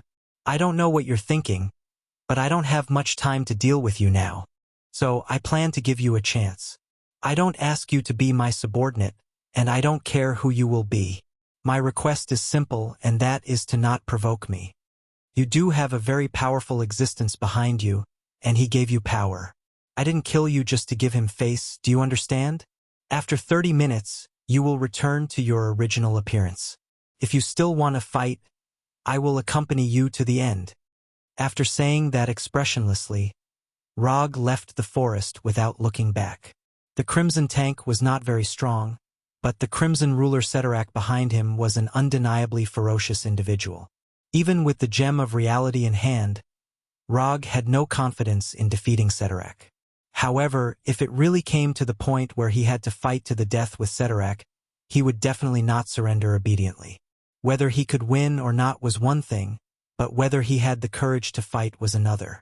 When Rog left the forest, Nine-Tailed Fox looked at Red Tank, who had turned into a cube, with some reluctance.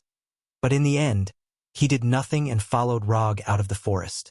The most threatening helicarrier and thunder agents were taken care of by Rog. As for the remaining shield agents and military soldiers, they can be handed over to Abomination and Punisher. Strictly speaking, Nine-Tailed Fox and Moonlight Rock, who had just recovered, should be added. Rog was not interested in dealing with those miscellaneous soldiers, and now he has more important things to solve. Whether it is the agents of S.H.I.E.L.D. or the soldiers of the military, they are just involuntary chess pieces. The people who are really in charge of playing chess are now in S.H.I.E.L.D.'s headquarters, Sanka Wing Building. After using the super light rock technique, Rog flew towards the Sanka Wing Building. So this is your carefully planned conquering Hokage plan? It's really well planned. After seeing the picture of Rog killing thunder agents through the drone, Ross had completely lost hope and directly turned on the ridicule mode. If S.H.I.E.L.D. hadn't bewitched him, he wouldn't have been able to participate in this plan. Although Roger had only joined the Thunderbolt agents on the surface, it was still much better than the current situation. Okay, don't complain. Doesn't your military also want to master the power of ninjutsu? It doesn't make sense to complain about this now. Nick Fury took a deep breath and said slowly, the plan to conquer Naruto can be declared a complete failure.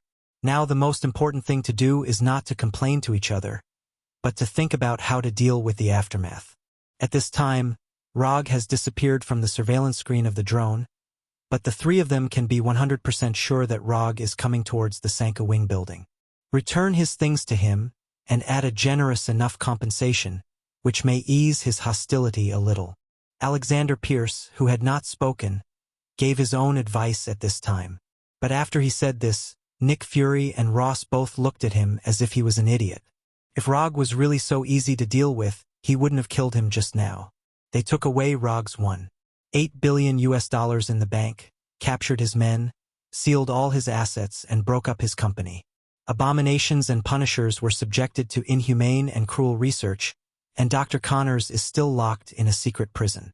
Sky was tortured on a spiritual level, and Erica was killed on the spot to protect Sky. Not to mention that they also found part of the extremis equation from Dr. Connors' laboratory, as well as the lizard serum developed by Dr. Connors. If it weren't for Rog having completely destroyed the research data of the super spider equation a long time ago, there might be one more person in S.H.I.E.L.D.'s prison now. Not to mention that Rog is a powerhouse with extraordinary powers. Even an ordinary person would have the idea of blood for blood after being treated like this. Compensation is not impossible. Don't forget, he is just one person. I am the Minister of the World Security Council, Nick is the Director of S.H.I.E.L.D., Ross, you are the Secretary of State and a representative of the military. As long as the three of us join forces to put pressure on him, he may not dare to fight against so many forces.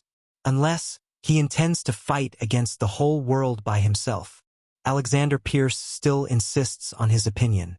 In his opinion, there is no grievance that can't be solved by compensation. If there is, it means that the compensation is not enough. The whole world? When did the three of you represent the whole world? As soon as Alexander Pierce finished speaking, Rog's voice came from the direction of the door. Looking at the sound, they saw Rog pushing open the door and coming in, and the S.H.I.E.L.D. agents lying behind him. This time we were wrong. To express our apology, we can give you a satisfactory compensation.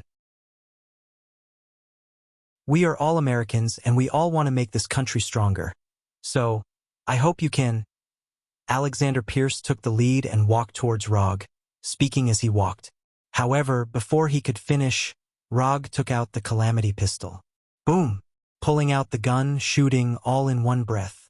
Alexander Pierce's head exploded like a balloon, and bright red blood and brain fragments splashed everywhere.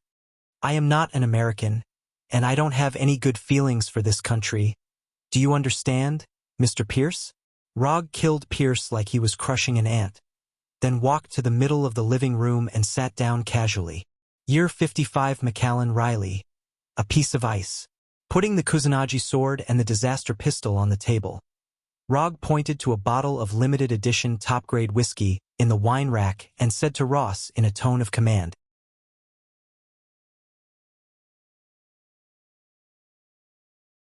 Chapter 226. For Rog's attitude at this time, Ross had an extremely strong feeling of being insulted, and a strong anger ignited in his heart. But after seeing the silver-white disaster pistol on the table, he finally stood up silently, went to the wine rack, and took out the bottle of Macallan's top whiskey. A piece of ice. After putting the whiskey with a piece of ice in front of Rog, Ross sat back on the sofa without saying a word. Rog doesn't have much interest in whiskey, but he has heard a little about this Macallan Riley 55. There are only 420 bottles released worldwide. Each bottle has an independent identification number, and the cheapest bottle has sold for hundreds of thousands of dollars. With Pierce's identity, it is obviously not appropriate to have such a bottle of wine in the office. However, not many people can express their dissatisfaction. After picking up the glass and taking a sip, Rog found that he couldn't taste the difference between this limited edition top whiskey and ordinary whiskey at all. Boom! The disaster pistol on the table instantly came to Rog's hand and an ordinary chakra bullet was fired. Don't disturb me when I'm drinking. Understand? Roger didn't kill Nick Fury right away. Instead, he shot him in the knee of his right foot, shattering his right kneecap. Nick Fury and Ross didn't expect that Rog was still so strong at this time. Just before Rog shot, they thought that Rog was finally willing to sit down and talk to them seriously. Nick Fury endured the severe pain from his right leg and directly pulled out the belt on his pants and tied it to his right thigh. In this room that symbolized the highest power of S.H.I.E.L.D., Pierce's body lay on the ground not far from the door. S.H.I.E.L.D.'s current director Nick Fury was sweating and blood flowed down his calf to the ground. In the silent room, Rog was still looking for the uniqueness of this Macallan Riley 55 whiskey. Although no one gave instructions, a few minutes after Pierce lay dead, a team of heavily armed S.H.I.E.L.D. agents came to the office and pointed their guns at Rog with a glass. "Get out. You don't need to deal with this." Nick Fury whispered in pain and waved impatiently at the team of S.H.I.E.L.D. agents. The team of S.H.I.E.L.D. agents left the office in confusion, but they didn't go far. They stayed in the aisle outside the office. As long as Nick Fury gave the order, they could rush in and launch a fierce attack at any time. Rog ignored the S.H.I.E.L.D. agents and drank the whiskey that was more expensive than gold in the glass. He put down the glass in his hand and slowly said, "I know you still have a trump card, and I know you are waiting for her to come back." After a few seconds of silence, Nick Fury replied, "Yes, so I think we may not have to go to the point of life and death." Ha ha ha ha ha. Nick Fury, you haven't performed a frontline mission for a long time, have you? At this time, you still have such naive ideas. I begin to wonder how you became the director of S.H.I.E.L.D. Rog opened his hands and leaned back while lifting his feet on the table. The catastrophe pistol in his right hand spun in a circle flexibly. "What's her name, Kakarot?" "No, not Kakarot. Kaka. I remember. Her name is Carol Danvers." After hearing Rog say Captain Marvel's name, Nick Fury's face finally changed. "Don't make a fuss over nothing. I know a lot more than you do. For example, the guy lying on the ground, I know he recommended you to become the director of S.H.I.E.L.D. You saved him during the mission, and your personal relationship is also very good. However, you must not know that he is actually a member of Hydra. By the way, you should not know that your S.H.I.E.L.D., in fact, can also be called Snake Shield. Your biggest enemy is actually among you." Rog doesn't mind telling Nick Fury this news, because starting tomorrow, there will be no more S.H.I.E.L.D. When an organization is about to perish, they are qualified to know the truth. Impossible. It's absolutely impossible. Nick Fury directly denied Rog's statement. He would never believe that there would be a member of Hydra in S.H.I.E.L.D. Whether you believe it or not, it's your business. The reason why I'm telling you this is because I don't want to be too bored while waiting for your reinforcements. As soon as Rog finished speaking, a person with a rainbow-like brilliance fell from the sky like a meteor, directly smashing the tempered glass and flying into the office. Long blonde hair, a red and blue uniform, and an octagonal star-shaped logo on his chest. Nick Fury's last card, Captain Marvel Carol Danvers, finally appeared. "Fury, what's wrong with you?" Captain Marvel Carol immediately rushed back from the distant outer space after receiving a distress signal from Nick Fury. Although she didn't know what had happened, she vaguely guessed something after seeing Rog with a disaster pistol in his hand and an arrogant attitude, especially after seeing Nick Fury's right leg that was still bleeding. Her ugly face instantly became incomparably serious. "Are you the one who injured Nick Fury?" Captain Marvel asked sternly, and the brilliant light on his body showed no signs of dissipating. "Yes. Let me introduce myself. My name is Rog. I'm a ninja." Rog stood up, and the light blue chakra coat instantly covered his body. "Why did you do this?" Captain Marvel continued to ask, and the light on his body became more and more dazzling. "Why? It's very simple, to make him feel pain, and at the same time to anger you." Without any warning, Rog pulled the trigger again, and the chakra bullet instantly came to Nick Fury. Bang! The chakra bullet pierced through Nick Fury's left knee without any suspense, completely taking away Nick Fury's mobility. You? Captain Marvel Carol never thought that this ninja who claimed to be Rogue would actually make a move, and in front of her. With just a glance at Nick Fury's left leg, Captain Marvel knew that his injury wasn't fatal. It's just that his leg shouldn't be able to recover. At this moment, Captain Marvel Carol finally understood what Rogue meant when he said that he had angered her. Since you want to die, I'll fulfill your wish. Captain Marvel Carol suddenly swung her right fist, and a gorgeous energy shockwave followed her fist and attacked Rogue like lightning. Lightning release, Chidori sharp spear. Captain Marvel wasn't the only one who could generate energy. Rogue also could.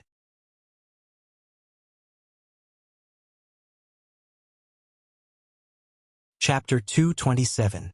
The gorgeous photon energy from Captain Marvel's right fist collided with Rogue's left hand's Chidori Iguchi.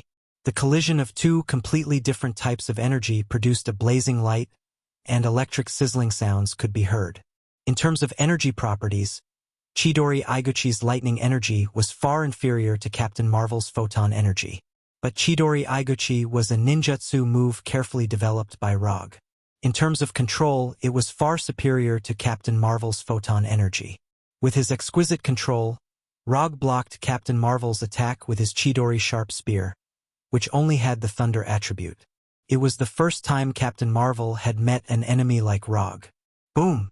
After a few seconds of stalemate, Chidori Iguchi and the photon energy exploded at the same time, and the violent energy swept out like a hurricane. The tables and chairs in the office were instantly blown away, and the floor and ceiling were instantly blasted open. The two unlucky guys, Nick Fury and Ross, were directly sent flying to the wall. Before the energy storm caused by the explosion dissipated, Rogue's left hand pulled out the Kusanagi sword at his waist. Lightning body blink. Chidori blade. Rogue instantly appeared in front of Captain Marvel like lightning, and the Kusanagi sword in his left hand directly slashed at Captain Marvel's neck. Although Captain Marvel was from the U.S. Air Force, she had also received Kree warrior training. However, Captain Marvel's fighting skills were still not advanced. This might also have something to do with the fact that she could release energy at will. After all, compared to punching and kicking, it was obviously easier to use the energy in the body to attack and defend. Clang! The Kusanagi sword wrapped in lightning hit Captain Marvel's neck without any suspense. Then, there was a muffled sound as if it had struck gold. The gorgeous light emitted from Captain Marvel's body not only made her look like the most distinguished VVIP player in the game, but it also gave her a layer of energy field with amazing defensive power. To cause damage to Captain Marvel, one must first break through the defense of this energy field. Chidori blade didn't cause any damage to Captain Marvel, but it triggered Captain Marvel's second wave of attack. Captain Marvel's body suddenly shone brightly, and the energy in her body exploded like a bomb, attacking 360 degrees without any blind spots. Rogue, who was already covered in a layer of chakra, didn't hesitate to use ninjutsu again. Lightning evasion. Lightning cloak protection. Chakra alone might not be able to withstand Carol's energy eruption. However, with the lightning cloak's protection, Rogue was 80% confident that he could take on this wave of attacks without taking any damage. Rogue didn't know if it was because Carol was afraid of hurting the others in the building, but he felt that her energy burst wasn't powerful enough. The lightning cloak and chakra cloak blocked all the energy attacks. Rogue's body didn't even sway. Captain Marvel had unleashed an energy blast of this level. Although Carol had intentionally controlled the intensity of the energy blast, the energy storm still completely destroyed the office that had been plagued with disasters. Carol might have held back the power of his attack for fear of hurting the innocent. However, Rogue was not worried about this at all. To him, everyone in the Sanka Wing building was basically his enemy. Therefore, as soon as Carlo's counterattack ended, he raised the Calamity pistol in his hand and aimed it at Carlo's head. Against an enemy of Captain Marvel's level, normal shots and fatal shots were meaningless. Spiral railgun. Rogue decisively pulled the trigger, and the fist-sized spiral railgun instantly appeared in front of Carol. Although Carol had never seen the power of the spiral railgun, Her body instinctively warned her of danger. I can't let this energy ball explode here. Absolutely not. Carol was considered an experienced superhero, although she spent most of her time active in outer space. However, when faced with this kind of attack that could hurt a large number of civilians, she made the choice of a superhero instead of a warrior. She suddenly stretched out her hands and grabbed the spiral railgun that was about to hit her head. Ever since the invention of the spiral railgun, this was the first time Rog saw someone catch his own spiral railgun with their bare hands. What surprised him even more was that Carol actually used the energy in her body to forcibly stop the explosion of the spiral railgun. Interesting. Although they were on different sides, it had to be said that Captain Marvel's move was very ingenious. After grabbing the still madly spinning spiral railgun, Captain Marvel did not hesitate at all. His whole body soared into the sky and flew directly into the sky. Rumble. A few seconds later, Rog heard the familiar explosion of the spiral railgun.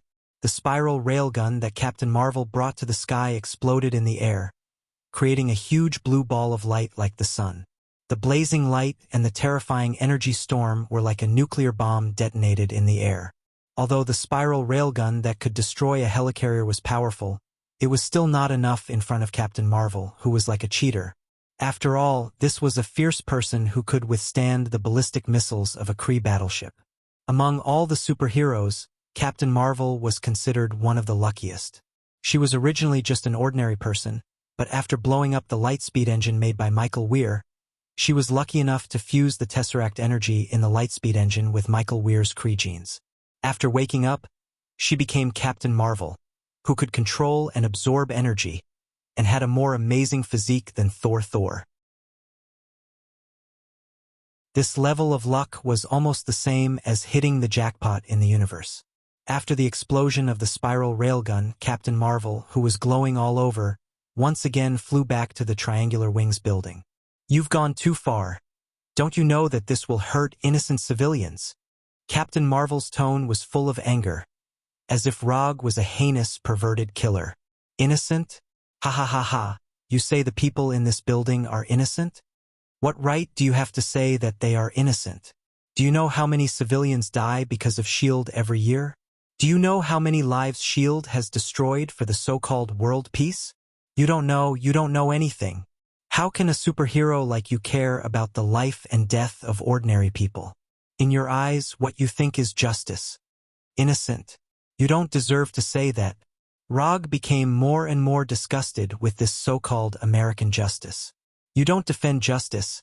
It's just justice that suits your interests. You always feel that you have an obligation to protect the common people. You always feel that you have a responsibility to uphold justice. Why, just because both of you like to wear tight clothes, just because your hair is curly, just because your skin is whiter. Justice. F***ck your justice. Captain Marvel was not satisfied with Rog's answer. However, Rog did not need her to be satisfied. Spiral railgun. The calamity pistol sounded again, and 2 spiral railgun shots flew out like lightning. Captain Marvel would never have thought that Rog not only had no intention of restraining himself, but had become even more unyielding. Ever since she became a superhero, this was the first time she felt such intense anger. You're courting death.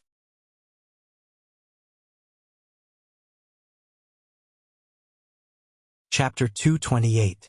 Captain Marvel Carol displayed astonishing speed. With one in each hand, he grabbed the 2 spiral electromagnetic cannons that Rog shot at him. After being provoked by Rog, Captain Marvel Carol became completely serious. She had thought that Rog was just a slightly extreme Esper, but it turned out that Rog was much more extreme than she had imagined. If she allowed the 2 electromagnetic cannons to explode, she might not be fatally injured, but no one else in the building would be able to leave alive. The strong killing intent made her do something she would never have done in the past. Carol's hands, which were wrapped in energy, suddenly exerted force, and the powerful electromagnetic cannons were crushed by her. Rumble. A terrifying energy storm surged out of her hands. The moment the electromagnetic cannons exploded, Carol's hands also surged with energy that was far more powerful than before. The energy of the explosion was firmly wrapped around her hands. In order to suppress the explosive power of the electromagnetic cannons, Carol pushed the energy in her body to the limit. The brilliant light made her emit a blazing light like a supernova explosion. Carol, who had seen the power of the electromagnetic cannons, knew very well that it was impossible to suppress the explosive power of the electromagnetic cannons with her own energy. Moreover, it was 2 electromagnetic cannons that had exploded. She definitely could not suppress it, but once she gave up, the 2 spiral electromagnetic cannons would completely destroy the building like a nuclear bomb. Even the river and forest next to the building would be completely destroyed by the explosion. Absolutely control the power of the explosion. Carol had never thought that she would be forced into such a passive position one day. However, she still had no intention of letting the electromagnetic cannons explode. Since she couldn't suppress it, she would absorb it. The Tesseract didn't just give her control over energy. All of this happened in a flash. Carol used her own energy to suppress the explosion of the electromagnetic cannons while crazily absorbing the energy of the explosion. She wanted to control the power of the explosion within a controllable range. However, Rog wouldn't give her such a chance. Rog didn't have the habit of watching his enemies neutralize his attacks. Extraordinary Strength Fist. While Carol was suppressing and absorbing the energy from the electromagnetic gun, Rog flashed in front of her. His right fist wrapped in chakra viciously punched Carol's energy field. Bang! Carol, who was absorbing the energy, was sent flying by Rog's punch. Although the monstrous strength fist couldn't break through Carol's defensive energy field, it was enough to send her flying. Carlo did not dare to let go, nor did he dare to fight back. This was because the moment she let go, the explosive energy that she had suppressed in her hands would spread out like a hurricane. As soon as Carol managed to maintain her flying posture, Logue appeared in front of her again with his super lightweight rock technique. His monstrous strength fists landed on her body one after another. To be precise, it was her defensive energy field. Bang! Bang! Bang!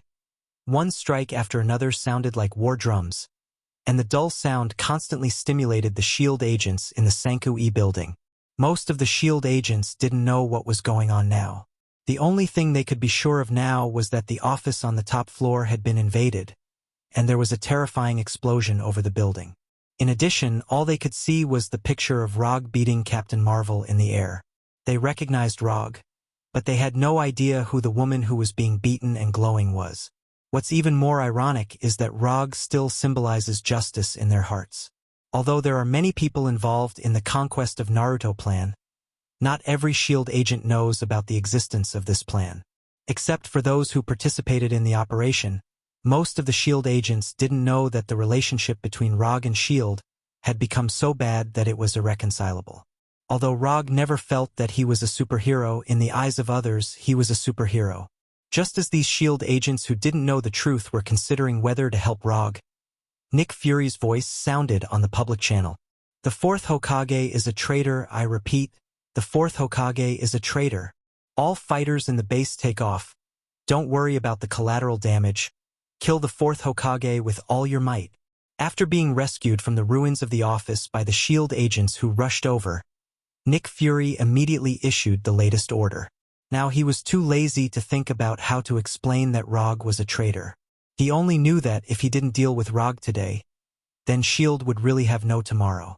When it's time to be decisive, Nick Fury can be more decisive than anyone else. Although Nick Fury's order came suddenly, the SHIELD agents still carried out the order for the first time. The hangar doors in the river opened one by one, and the Quinjets in the hangar took off one by one. Rog saw this scene, but he didn't stop beating Captain Marvel. The Quinjets couldn't pose a threat, so they took off. But the opportunity to beat Captain Marvel so happily was really gone if he missed it. In the beginning, he just beat Captain Marvel with his monster punch. Then, his fist became a Rasengan. Finally, the Rasengan became the Otama Rasengan. Rog knew that Captain Marvel was taking the opportunity to keep away from the Sanka Wing building, and he also knew that Captain Marvel was accelerating the absorption of the energy of the spiral electromagnetic gun explosion. But so what? Not to mention whether he could kill Captain Marvel or not. Just the pleasure of beating her was worth wasting some time. The energy in Captain Marvel's hands became dimmer and dimmer, and the energy from the spiral electromagnetic gun was finally absorbed by her. As long as she was given a few more seconds, she could completely absorb the energy of the spiral electromagnetic gun. 3 seconds, 2 seconds, 1 second. Carol silently calculated the time, and when the violent energy in her hands was exhausted, when the severe pain caused by the energy erosion disappeared, her eyes flashed with a golden light. The opportunity to fight back has finally arrived. Carol suddenly clenched her fists, and the gorgeous light on her body became even more blazing. However, at this moment, dozens of golden chakra chains poured out from behind Rog, and instantly tied up Captain Marvel. Sealing Jutsu, Diamond Seal. Since mastering Diamond Seal, Rog has been using Diamond Seal as an offensive ninjutsu. But he never forgot the purpose of exchanging for Diamond Seal. Sealing is the real power of Diamond Seal.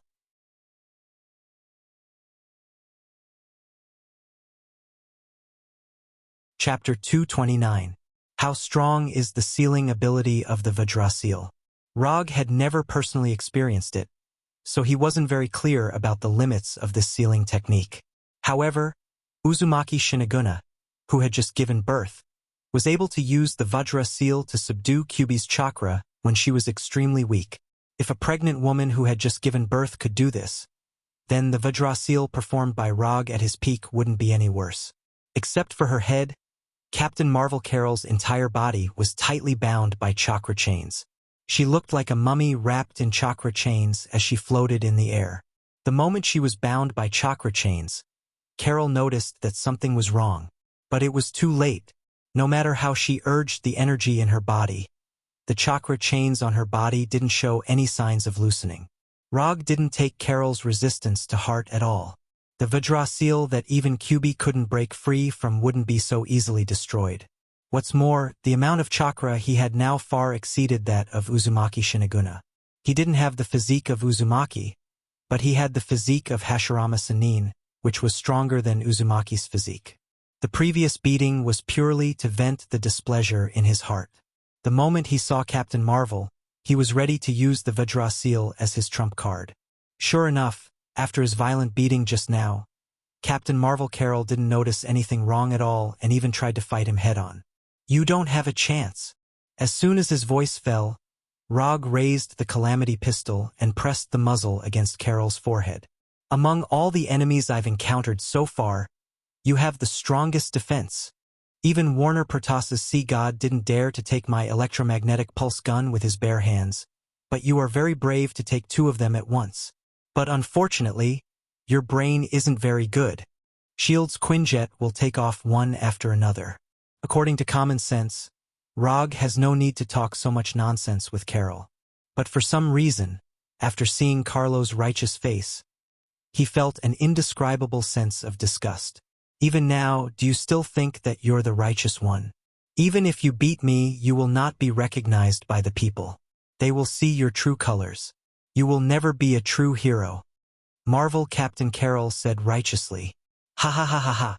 You Americans are really interesting. Become a hero? Do you think everyone wants to be a superhero under your values? Have you filmed too many Hollywood movies?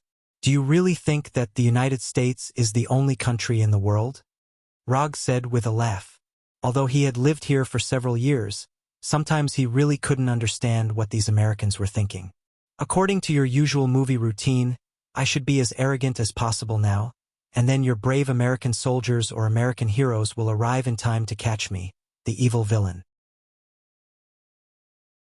You will finally get a perfect victory, and the United States will save the world again. Although Rog said this, everyone could see that his words were full of sarcasm. Carol didn't reply and even wanted to turn her head to the other side. However, Rog's right hand suddenly exerted force, and with the muzzle against her forehead, she didn't achieve her little wish of turning her head. Reality is not a movie. The villain dies because of talking too much only appears in movies. So, goodbye. As soon as his voice fell, Rog pulled the trigger and fired the last spiral electromagnetic gun bullet in the magazine. The spiral electromagnetic gun bullet fired at this distance. Even if he invented this ninjutsu and made the bullet himself, he would still be affected by the power of the explosion. But what does it matter? If you want to be a villain, you have to be a crazy villain. Rumble. The huge silver-white ball of light exploded, and the rapidly expanding silver-white ball of light not only swallowed his and Carol's figures, but also swallowed the Quinjets flying towards him. The terrifying energy storm swept everything around it like a level 13 hurricane. Buildings, trees, cars, pedestrians. The shock wave generated by the explosion lifted everything that could be lifted, the earth shook, and the houses collapsed. Although the Sanka Wing building was far away, it was also affected by the power of the explosion. The entire building shook violently, and all the glass on the outer wall burst, and cracks of different sizes appeared in every corner of the building. The Sanka Wing building that was hit by the shock wave of the explosion was not the worst building. The hangar located under the river not only experienced an earthquake-like vibration, but the rushing river also rushed into the hangar like a waterfall. Amidst this disastrous scene, the only good news was that the explosion came and went quickly. After a few seconds, the energy storm caused by the spiral electromagnetic gun completely dissipated, and the sky began to return to its original appearance. At this time, except for Rog and Carol, who were still floating in the air, there were no other fighters in the sky as far as the eye could see. All the Quinjets crashed. Carol, who was originally exuding a brilliant light, tilted her head weakly at this time. Her forehead, eyes, nostrils, and mouth all flowed out bright red blood. Looking at Captain Marvel's appearance at this time, Rog couldn't help but sigh. This kind of defense was really like cheating. Taking a spiral electromagnetic gun head-on with his forehead, he didn't even get his head blown off. Even Rog couldn't do this kind of thing. Although he didn't get a headshot, Carol wasn't much better now. She was completely unconscious. As for whether there were internal injuries such as a concussion, Rog couldn't see it, and he didn't care at all. Since one spiral electromagnetic gun wasn't enough, he would use a few more. The reason why he asked Ai Chui to build the disaster pistol was to take this situation into consideration. Compared to using ninjutsu, ninjutsu bullets were indeed more troublesome. However, ninjutsu bullets also had an advantage that couldn't be ignored, and that was that they could be prepared in advance. After opening the magazine of the Calamity pistol, Rog stuffed the last 3 spiral electromagnetic gun bullets he had prepared into it. When he left Niederweiler, he put 9 spiral electromagnetic gun bullets and a lot of other ninjutsu bullets in his ammo bag. He didn't expect that not long after returning to Earth, he would use more than half of the spiral electromagnetic gun bullets. After reloading the remaining 3 electromagnetic pulse cannon bullets, he aimed the gun at Captain Marvel Carol again. It seems that this time, the evil villain, won. Rog pulled the trigger again, and the silver-white ball of light that just ended flashed again, like a silver-white sun hanging high in the sky.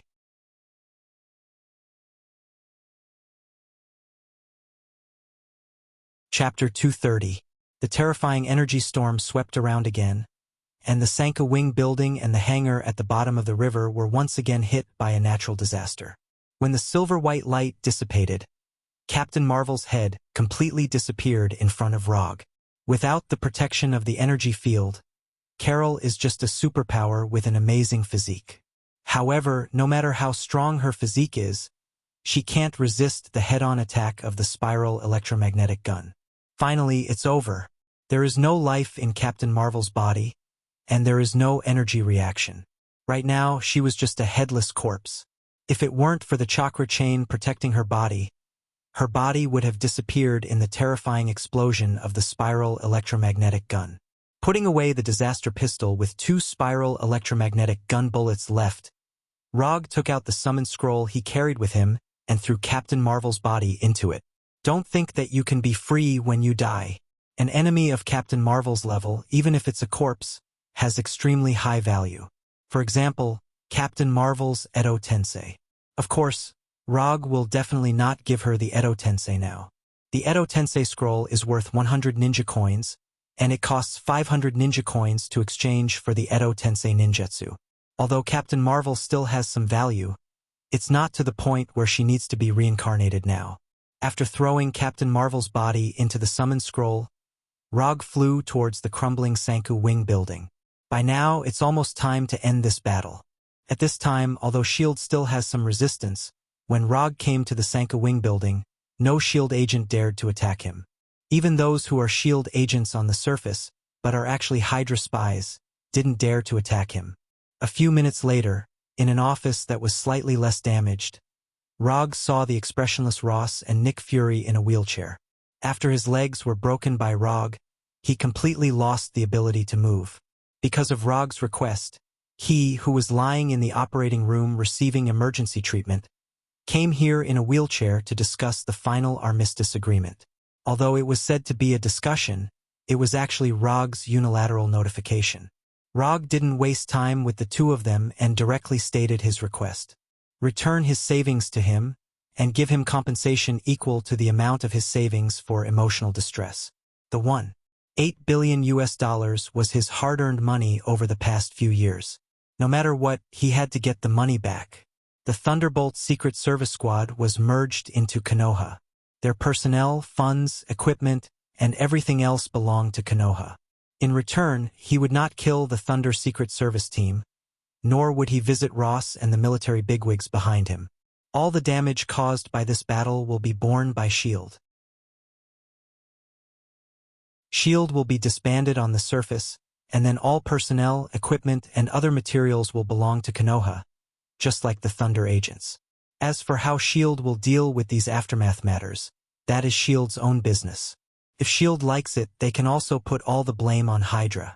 After the disbandment of S.H.I.E.L.D., the military bosses behind Ross and S.H.I.E.L.D.'s political resources jointly proposed to the White House to establish Konoha Intelligence Agency to replace S.H.I.E.L.D. and recommended Rog as the director. Rog's 4 conditions were more stringent than the previous one. In particular, the request to establish Konoha Intelligence Agency was completely beyond the expectations of Ross and Nick Fury. Rog wants to play the game himself instead of being a chess piece as before. The first condition is fine, but the latter ones are a bit too much. Ross tried to control his tone as much as possible to express that he was discussing rather than refusing. Let me correct your thoughts. This is not a discussion with you. This is a notice. If you want a truce, this is the content of the truce agreement. If you still want to fight, I will accompany you at any time. Rog was too lazy to argue with them. Anyway, these 4 points were his requirements. If they agree, then everything will be fine. If they don't agree, then they will continue to fight. Even if we agree, the White House will not agree. It is not so easy to establish such an institution, and it is also an institution with law enforcement power.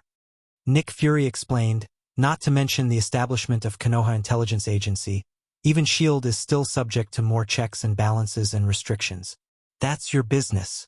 You can pass on what I'm about to say to the people behind you. What your S.H.I.E.L.D. doesn't dare to manage, we Konoha will manage. What your military doesn't dare to kill, we Konoha will kill. In a word, Konoha will manage what S.H.I.E.L.D. and the military can manage, and we will manage what S.H.I.E.L.D. and the military can't manage. Such a Konoha, do you want it or not? Rog stood up directly, looked down at Nick Fury and Ross and slowly said, "Give me a final reply before 12 noon tomorrow. You can start to think about it now." After that, Rog left the office directly with the Flying Thunder God and returned to the forest created by the Tree World. The team of Abomination, Punisher, Moonlight Stone, and QB defeated the remaining enemies without any suspense, and the whole forest could be seen everywhere with burning flames and corpses. According to Punisher, at the end of the battle, Red Tank, who was originally in the enemy camp, also inexplicably joined their side. Although the battle was a bit difficult, they eventually wiped out all the enemies present and rescued the unconscious Sky. Let's go to the headquarters of Thunder Secret Service Team. With Red Tank and Moonlight Stone opening the way, Rog and others easily entered the headquarters of Thunder Secret Service Team and lived there. Rog has no plans to return to New York for the time being, or rather, he may not return to New York for a long time. Although his 4 requirements are a bit harsh, If nothing unexpected happens, Ross and Nick Fury will eventually choose to accept them. After handing the unconscious Sky to the medical staff of the headquarters, Rog went to have a simple and rough conversation with Red Tank. Although Red Tank has no plans to submit to Rog, he doesn't mind joining Konoha, as long as Rog agrees to let Abomination play with him.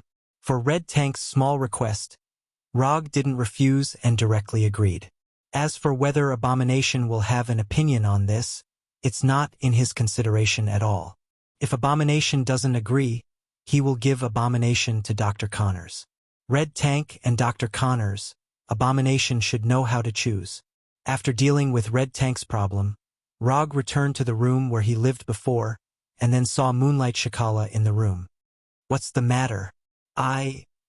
Moonlight Shikala was still wearing the previous battle clothes, and the blood-stained tights made her curvy figure show a different kind of charm. "Okay. No need to say anything. Wash yourself and lie in bed." The next morning, Rog left the base alone and came to the Sanka Wing building again. He didn't want to get up so early, but Ross called him early in the morning and asked him to go to the Sanka Wing. Although Ross didn't say anything on the phone, Rog has guessed their final decision.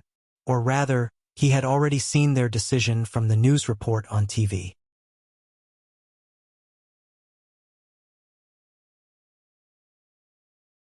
Chapter 231. Sanka Building in an office.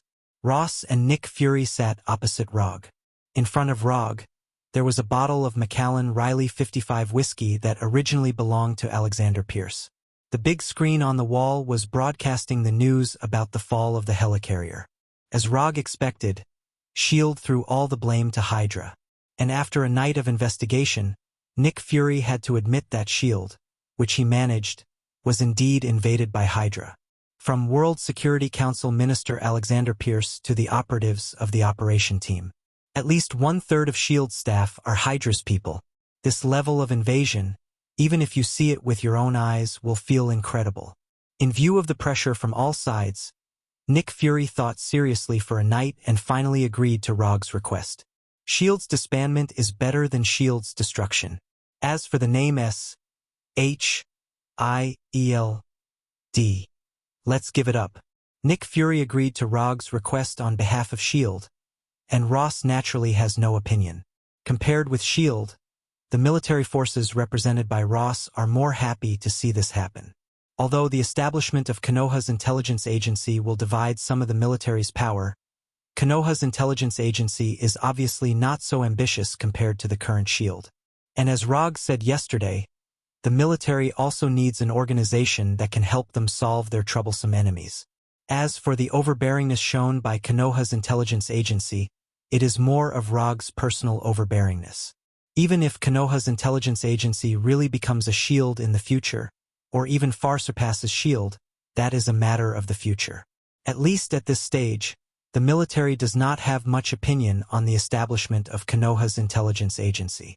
The most important thing is that even if they have opinions now, they can't come up with the high-level combat power to fight against Rog. The military's people don't have as many tricks as S.H.I.E.L.D., and the huge gap in strength is enough for them to make wise choices. In the following time, Rog and the other two discussed the specific affairs of the Konoha Intelligence Agency, and then Rog left the Sanka building. Rog was not in the mood to care about the procedures. He only wanted to know the results. Time flew by and 3 months passed in the blink of an eye. S.H.I.E.L.D. officially announced its disbandment 3 months ago.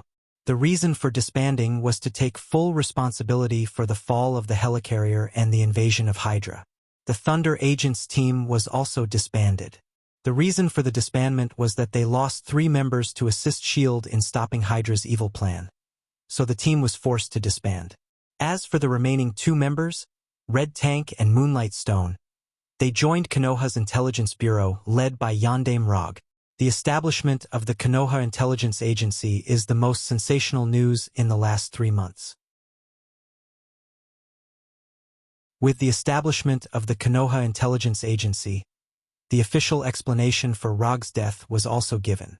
In order to disintegrate the evil organization Hydra, Yondaime Rog faked his death and sneaked into Hydra, and in the helicarrier incident in Washington, he stopped Hydra's plan to attack the White House and the Pentagon with helicarrier. For this reason, Rog received the highest medal of honor awarded by the current president. Of course, Rog himself did not appear at the scene, and he only arranged a shadow clone to go there. And even the shadow clone didn't stay there for too long. After receiving the medal, he left directly with the Flying Thunder God. Although the establishment of the Konoha Intelligence Agency has received official support, the support of the public is also not bad. But there are still many media and MPs who have raised objections. Especially when Konoha began to wipe out the other branches of Hydra, the opposition reached its peak directly. Although the Hydra led by Alexander Pierce was eliminated, other Hydra branches were not damaged much. Those opposition voices are basically smoke bombs made by these Hydra branches. In this regard, Rog let everyone in the world see what it means to be domineering and strong. All suspected Hydra members were arrested, and those who resisted were killed on the spot.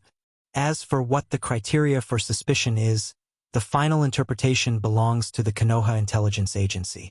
For the first time, the United States, which advocates freedom and democracy, saw what it means to be domineering and arrogant. In the beginning, some people tried to stop the Konoha Intelligence Agency with public opinion and the so-called public opinion. But after Konoha's action team performed several missions, everything quieted down, at least on the surface. With S.H.I.E.L.D.'s intelligence network and technical support, military equipment, plus Konoha's enhanced warriors, Konoha's action team armed to the teeth was born. Roger did not accept all the S.H.I.E.L.D. agents and Thunder Secret Service personnel. Most of the people who were left behind were logistical technicians. As for the combatants, the entire Konoha Intelligence Agency added up to only 100. However, these carefully selected combatants were not only subjected to Rog's Seal of Kismet, but all of them also received the transformation of Extremis. Punisher, Abomination, Red Tank and Moonlight Stone, plus more than 100 Extremis fighters, swept through all the investigated Hydra strongholds. Even the Death Warrior team led by Hydra's chief male model Winter Soldier was no match for Konoha's intelligence agency. In addition to Konoha's intelligence agency, in the past 3 months, what Rog has done the most is to constantly train Sky, who has awakened as a mutant. S.H.I.E.L.D.'s obelisk has now become Rog's personal item, and Sky has successfully awakened the ability to control shock waves with his help. After 3 months of training, the current Sky was no longer the hacker without much combat power, but a professional agent with superpowers. In the exclusive training room of Konoha's intelligence agency, Rog is carrying out daily combat training with Sky. Water release, Water Dragon Bullet. Fire release, Great Fireball. Rog waved his hand, and a water dragon more than 10 meters long appeared out of thin air, directly attacking Sky not far away. At the same time, a huge fireball with a diameter of more than 3 meters also flew towards Sky. Although Rog attacked casually, Sky did not dare to be careless. Faced with the incoming water dragon and fireball, Sky decisively raised her hands, and 2 invisible shock waves gushed out from her palms and rushed directly towards the water dragon and fireball. Bang! Bang! The imposing water dragon and fireball were broken at the same time. The water dragon turned into water droplets flying all over the sky, and the fireball exploded like fireworks. Your reaction is too slow. Sky, who had broken the water dragon and fireball, just showed a smile when Rog's voice sounded behind her, and a huge force hit her back, knocking her out.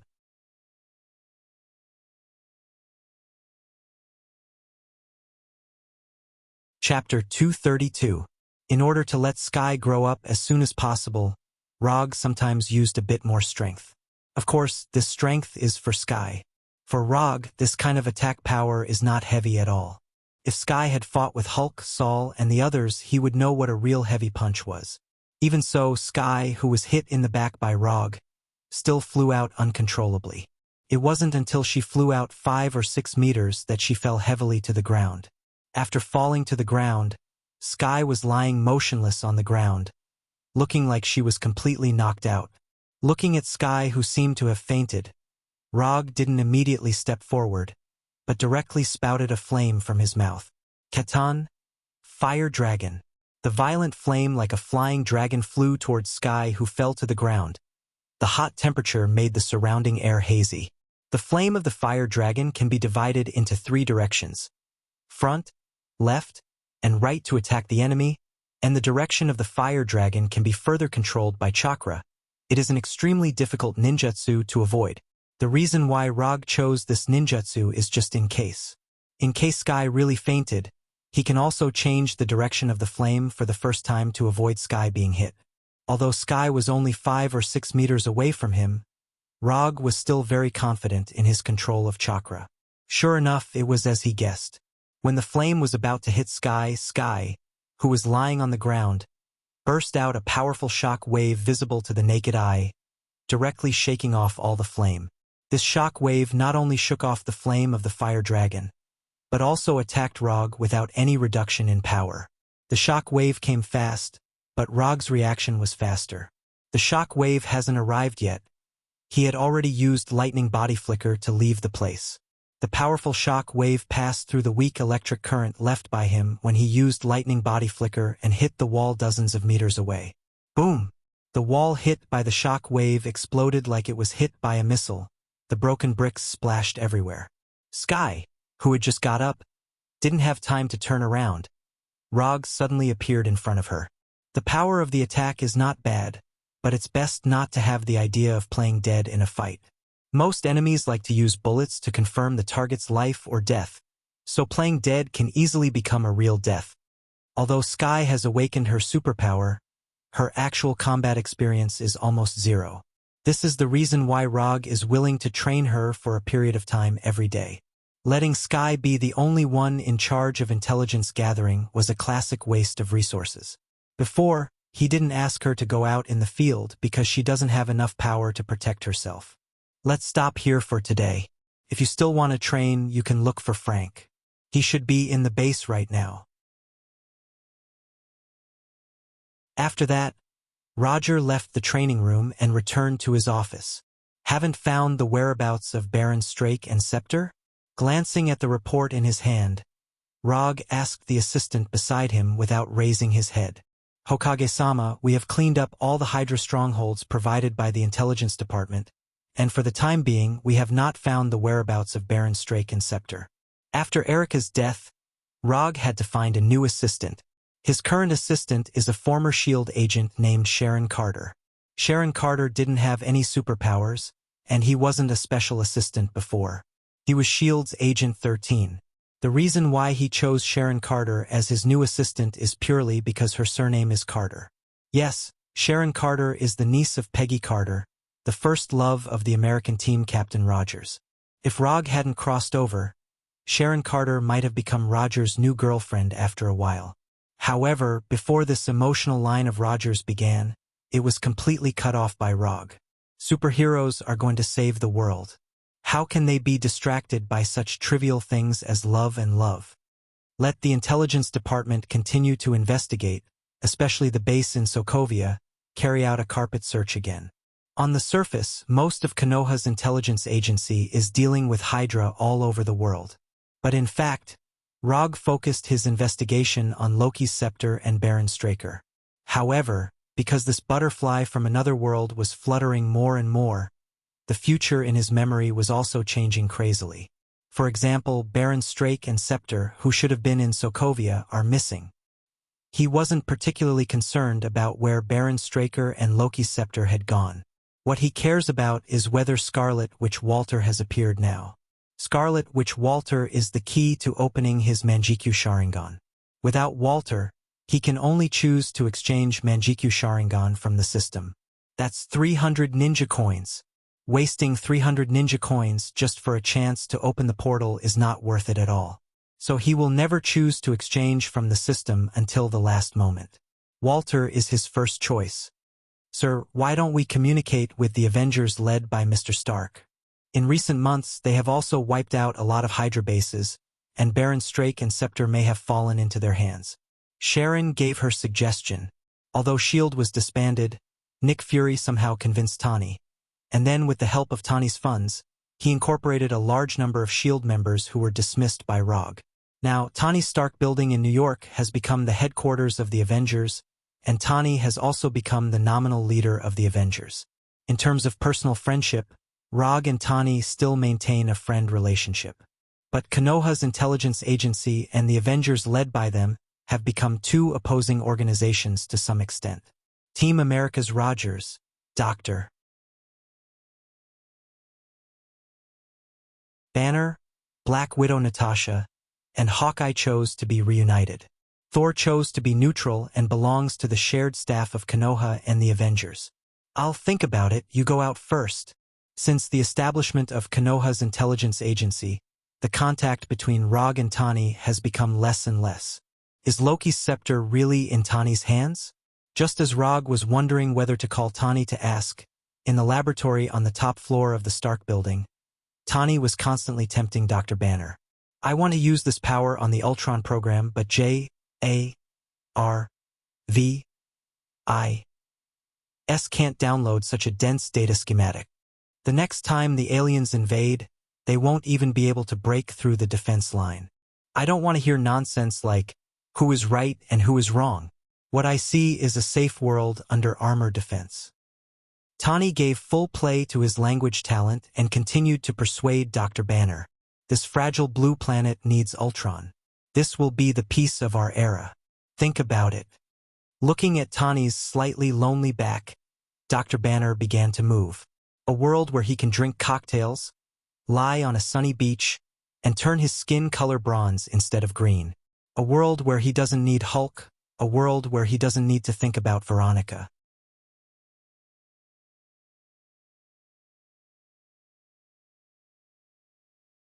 Chapter 233. Rog didn't know what happened on the top floor of Stark building. After thinking about it for a few minutes, he finally didn't call Tani.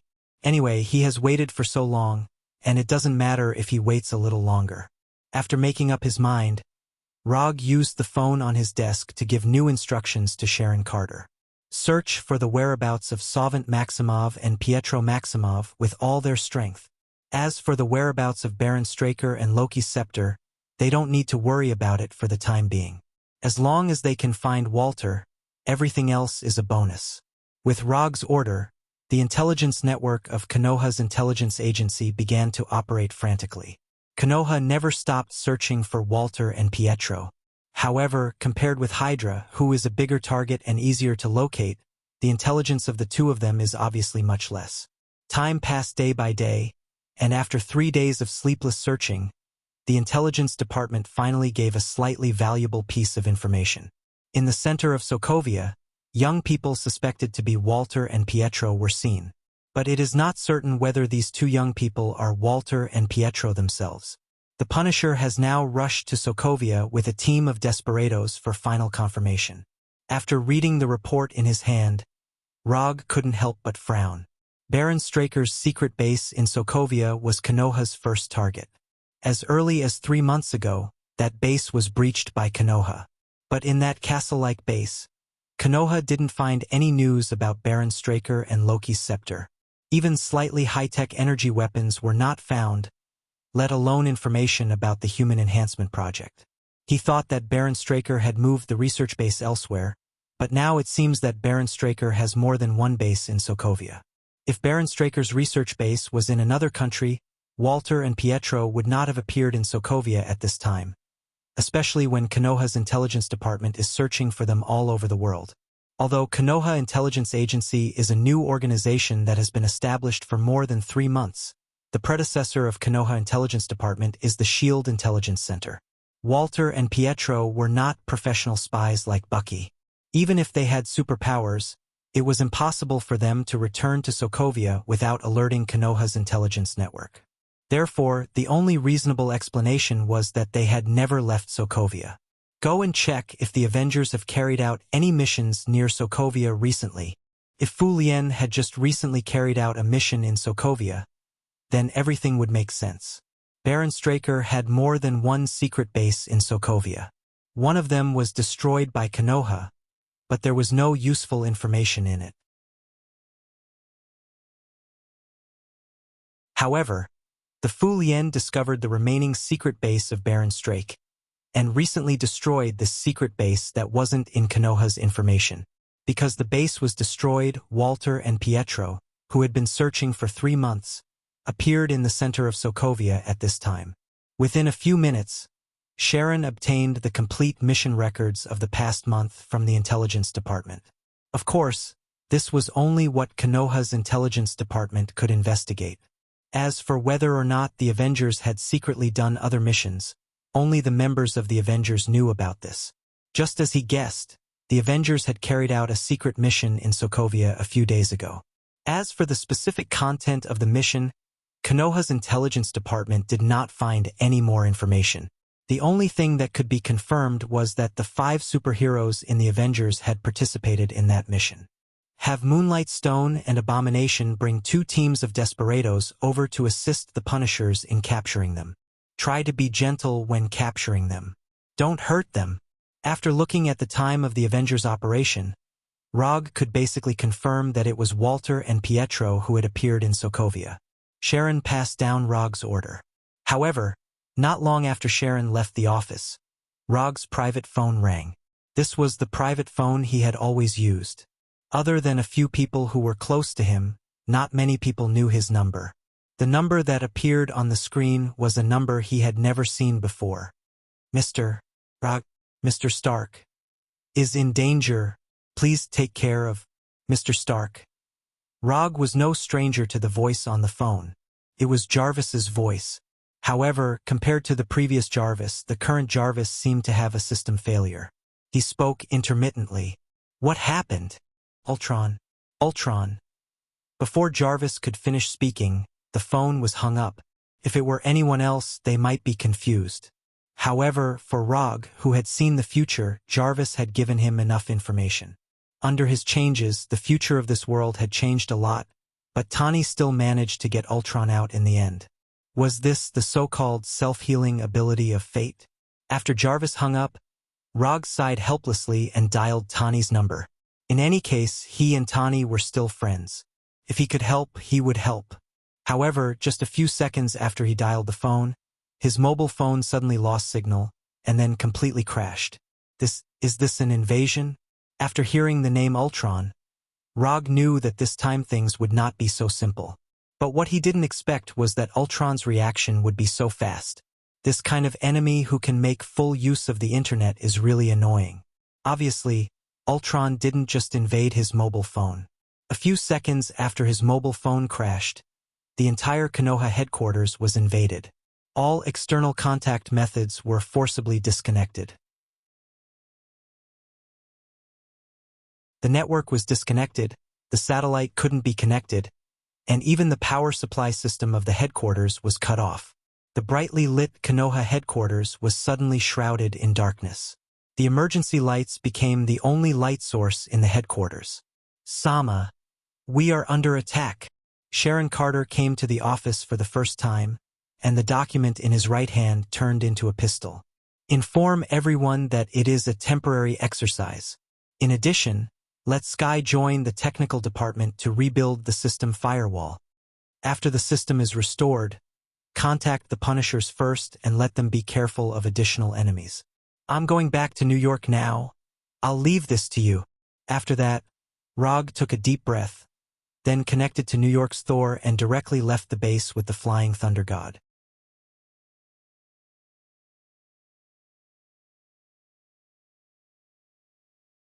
Chapter 234. Rog has no interest in Ultron. Similarly, he has no interest in the Genjutsu that combines J, A, R, V, I, S and the Spirit Gem. In fact, he was only interested in Walter and the Soul Gem. After the Battle of New York, he left a permanent flying Thor technique in the Stark building. But unfortunately, ever since he left behind the Flying Lightning God technique, he hadn't come to Stark building even once. After the Flying Thunder God, he came to the Stark building in an instant and then saw the party held by Tani. At this time, although he was not wearing the iconic Haori of the fourth Hokage, he immediately attracted the attention of the audience when he arrived at the banquet hall. The fourth Hokage, why is he here? The director of Konoha's intelligence agency actually came to the party held by the Avengers. Interesting. Is Konoha going to work with the Avengers?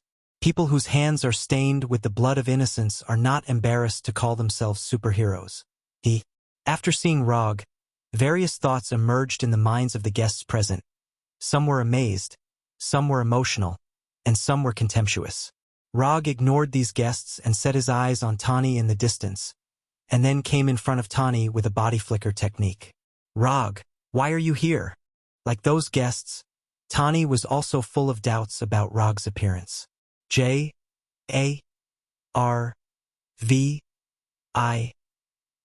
informed me that there is a problem with your Ultron. After hearing the name of Ultron, Tani's face suddenly changed. The existence of Ultron is top secret. Even in the Avengers, only he, Dr. Banner, and J.A.R.V.I.S. know about Ultron. Rog knows about the existence of Ultron and came in person, which means that there is a real problem with Ultron. Wait a minute. I'll contact J.A.R.V.I.S.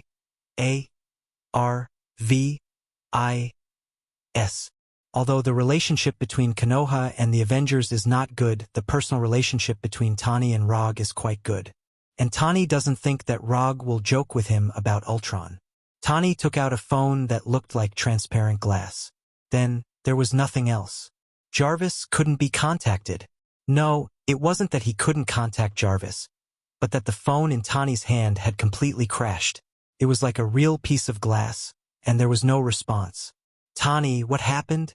After seeing Rog's arrival, the captain of the American team noticed that something was wrong and immediately came to their side. There's a small problem, so we have to end the party early. Tani didn't tell Captain America about Ultron, and now wasn't the time to explain it. All right, I'll go inform the guests. Rog looked at Tani and Rog with a complicated expression. Then, he turned around and left, intending to inform the guests to leave. However, he had only taken a few steps when an accident happened. Boom! Boom! Boom! Explosions rang out from different corners of the hall at the same time. Orange-red flames exploded with a loud bang, and the shockwave from the explosion instantly sent several guests flying. It seems that there's no need to inform them. At the moment of the explosion, Rog took Tani away from his original position, allowing Tani to avoid a cannonball that was originally flying towards him. Is Ultron in the laboratory on the top floor? After putting down Tani in his hand, Rog asked directly. Yes, it's on the top floor, and Loki's scepter is there too. Be careful. If you are killed by the robots you developed, I will laugh at you for the rest of my life. After that, Rog directly used lightning body blink and left. With the sound of the explosion, the Iron Man Legion robots built by Tani came to the hall one by one, and then killed everyone they saw. Rog didn't waste time on these robots and directly broke through the tempered glass of the outer wall, using the super light rock technique to fly to the laboratory on the top floor. From the explosion to the laboratory on the top floor, it took less than 10 seconds. However, when he came to the laboratory on the top floor, what he saw was still the robots of Tani's Iron Man Legion. Ultron and Loki's scepter had long disappeared. To be precise, only Loki's scepter was missing. Ultron is now among these robots of the Iron Man Legion. You shouldn't have come. The robot at the front made a strange sound that was obviously composed of electronic sounds, which was the voice of Ultron. Whether I should have come or not, you don't have the right to say. Ultron didn't go forward, but raised his right hand and silently looked at his steel right hand. I can feel that you are the same as me, and you also have that kind of power. Rog knew what Ultron meant by the same kind. It was nothing more than the gem of reality on his body. In Ultron's view, Rog, who has the gem of reality, and he, who is born in the gem of mind, are, to a certain extent, the same kind of existence. No, we are not the same kind, and we can't become the same kind. Rog directly refused Ultron's approach of climbing up. We can be the same kind as long as you want. You are now looking for Walter Maximoff. I can give her to you as a kind gift between friends. What do you think? Ultron invaded the system of Konoha's headquarters and naturally knew the order Rog had issued. He may not know why Rog cares so much about Walter, but he doesn't mind giving Walter to Rog in exchange for the so-called kindness of human beings. Give it to me, ha ha ha ha. What qualifications do you have to decide Walter's fate? Because you don't even have your own body? Or because you can only hide in the network like a thief? As soon as his voice fell, A long spear made of lightning appeared in Rog's right hand and instantly hit Ultron's body and then cut him in half. Raiton, Chidori Egi Spear. Although the lethality of Chidori Egi Spear is not as good as Chidori Blade and Lightning Sword Draw, it has no problem cutting Ultron's current robot body.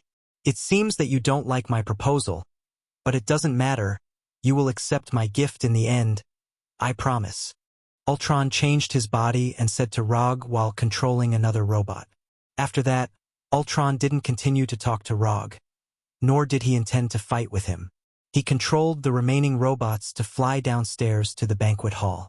Ultron knew very well that it was impossible for these robots of the Iron Legion to cause any serious damage to Rog. Instead of wasting time on Rog, it was better to focus on the members of the Avengers. Ultron left the top laboratory with its robot brothers, but Rog didn't intend to leave with them. He was now thinking about a very serious problem. If there was no illusion, would he have a way to deal with an enemy like Ultron who could escape through the network at any time in a crisis? The result was not optimistic.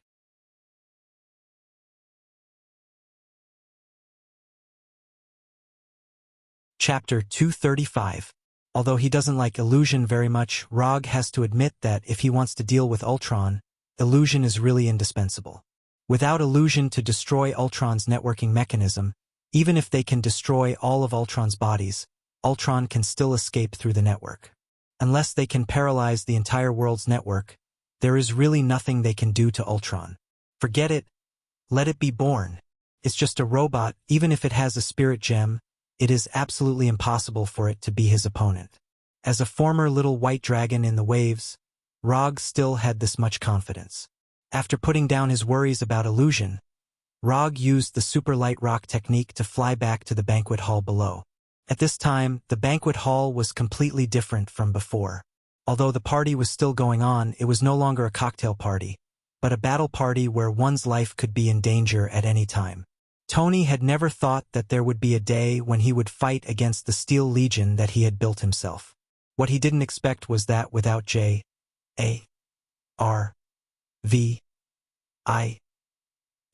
he couldn't even summon the battle suits in the hangar. If he hadn't received some combat training before, he would have been tortured to death by the Iron Soldiers of the Iron Man Legion. Tony wants to resist, but he doesn't have enough strength. On the contrary, Dr. Banner has enough strength, but he doesn't dare to resist too fiercely. Hulk's power is unquestionable, but if Hulk comes out in such a place, who knows what kind of trouble Hulk will cause.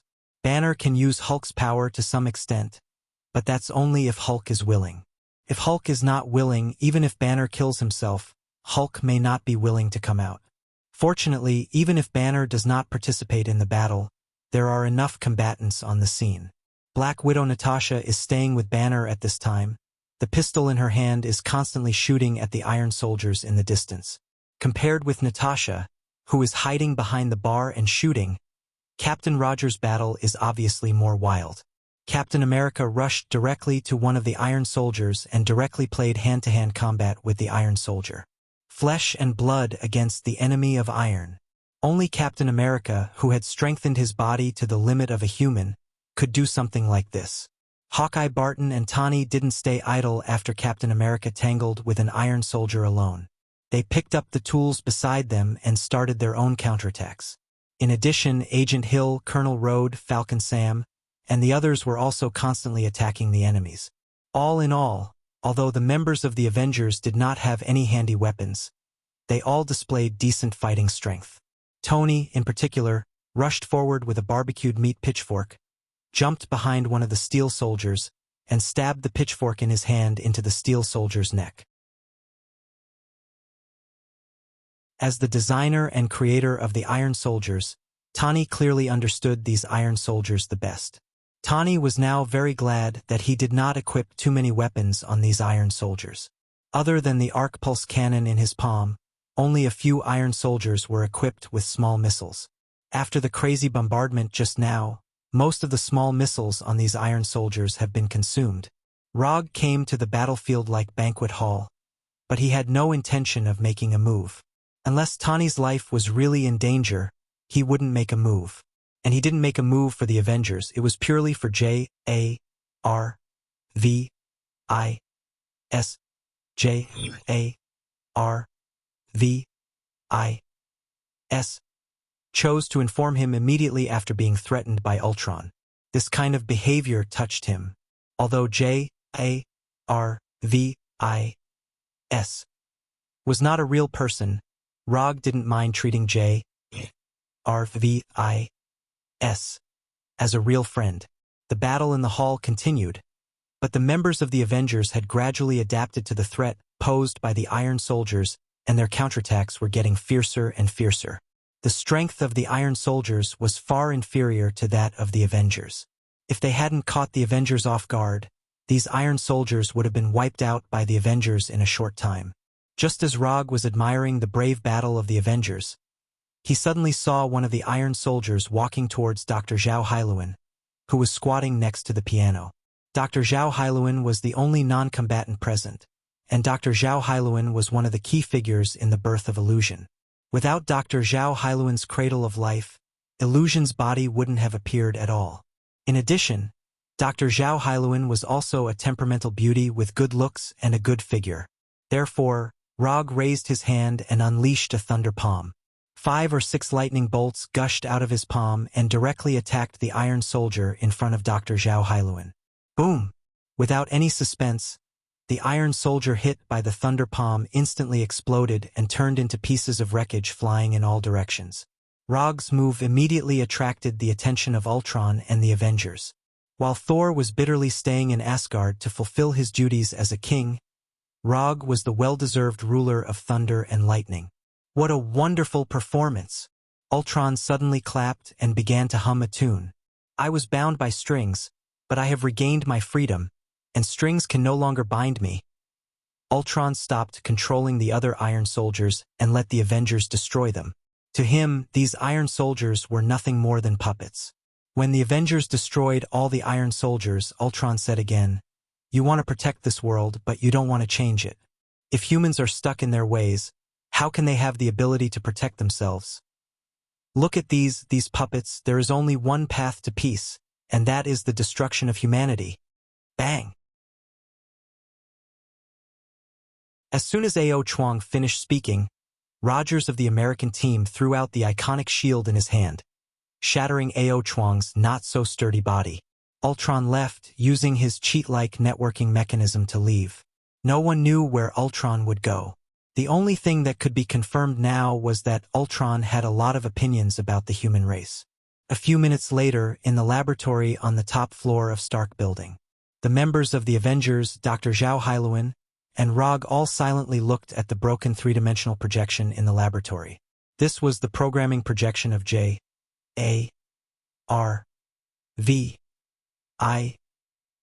the programming projection that had collapsed. For an artificial intelligence, the concept of life did not exist. However, the programming was completely destroyed, which was basically equivalent to the death of human beings. Rog didn't want to participate in the post-war summary meeting of the Avengers. In any case, he was now the director of Konoha's intelligence agency. The tension between Konoha and the Avengers could be seen even by ordinary people. So it was actually quite ironic that he was here. Ultron cleaned up this place and then used the internet to escape. He has all the information, all kinds of documents, surveillance videos, and he may know more about us than we do about each other.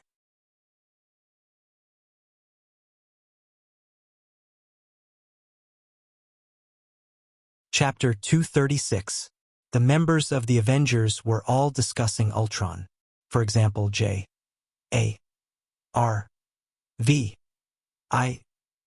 is the first line of defense, what to do if Ultron gets the nuclear weapon password, how to deal with another alien invasion, and so on. In the end, this post-war summary meeting became a battle of ideas. Rogers of the American team believes that the Avengers should not be like S.H.I.E.L.D., studying uncontrollable forces. Tani believes that they need all the power they can use to fight against the alien enemies who are eyeing the Earth. The last battle of New York is a good example. Then how do you think we should face it this time? Tani asked Rogers. Unity. Captain America gave his answer. We will lose. Tani asked. Then we will fight side by side. Captain America still gave the same answer. From their current dialogue, it is not difficult to see that the two of them look at things from completely different perspectives. Tony was the rational one, while Team America was the idealistic one.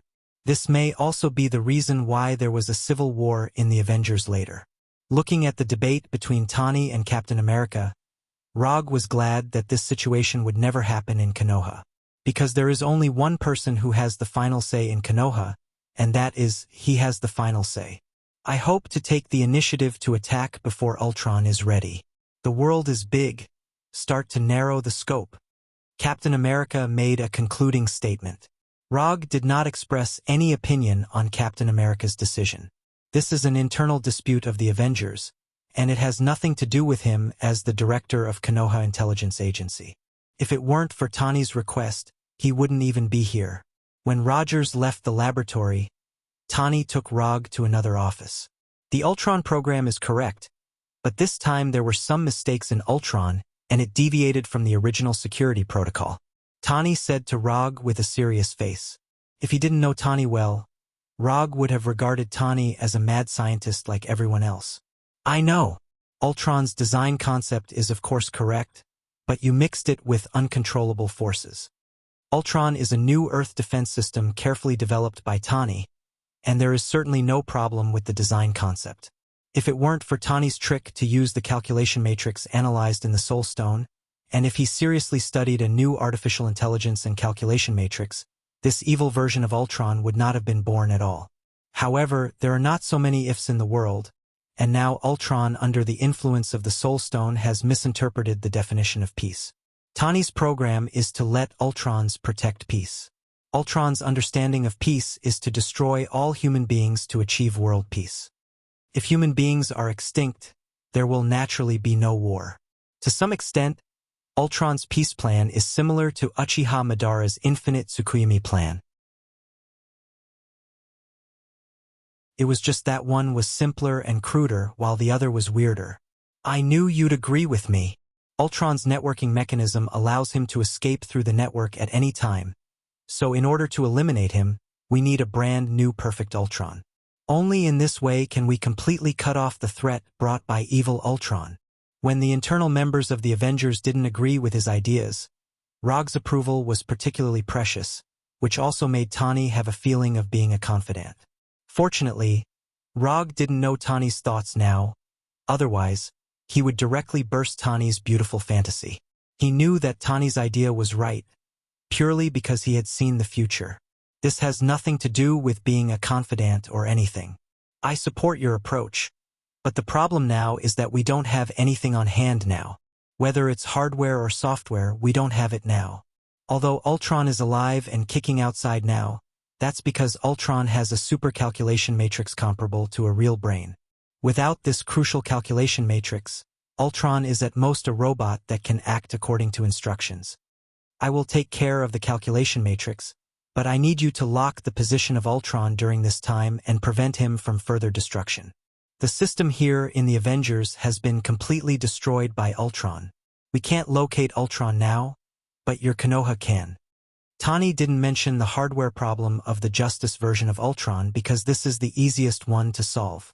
It's really not possible, and he can directly upload the calculation matrix to a certain Iron Man armor. Konoha can't locate Ultron now. Not long after J.A.R.V.I.S. informed me, Ultron invaded Konoha's headquarters. The situation here in Konoha will not be much better than in the Avengers. After listening to Rog's explanation, Tany realized how serious the problem was now. They have become accustomed to the convenient life brought by the internet. Once they lose this right, everything will seem out of place. This is very similar to the disconnection syndrome described on the internet. The only difference is that the sequelae of disconnection are more serious. You may be able to start with vibranium. Rog didn't let Tany go directly to Ulysses Crow. God knows if Ultron will still make a deal with Ulysses. Why? Tany couldn't react for a while. If I were a robot, then I would definitely want my body to be made of the hardest metal. If Tany couldn't react like this, then Rog would seriously doubt his IQ. I will ask them to pay attention to the whereabouts of Ultron in Konoha. When I deal with the Maximoff siblings, if you still need my help, you can contact me." As soon as his voice fell, Rog left Stark building in the Flying Thunder God and returned to Konoha's headquarters in Washington. How the Avengers solve the problem of Ultron is their own business. Compared to Ultron, what Rog wants to solve now is Walter's problem. The Walter siblings don't have a good impression of Tawny at all. If Ultron comes to them at this time, they don't have to think about what will happen. So Rog decided to remove this potential threat in advance. Ultron will return to the Avengers, Walter will belong to him, and everyone will take what they need. When Ultron finally intends to cause a world-ending disaster, he will stop Ultron according to the situation. After the emergency repair by Sky and the technical department, the communication system destroyed by Ultron was finally online again, and Rog finally contacted the Punisher far away in Sokovia. Then he received a piece of bad news. The Punisher found the Walter siblings, and then it was an extremely unfair battle. No one died, but the Punisher and the Desperado team led by him lost their combat ability. The Scarlet Witch and Quicksilver defeated the Punisher and the Desperado.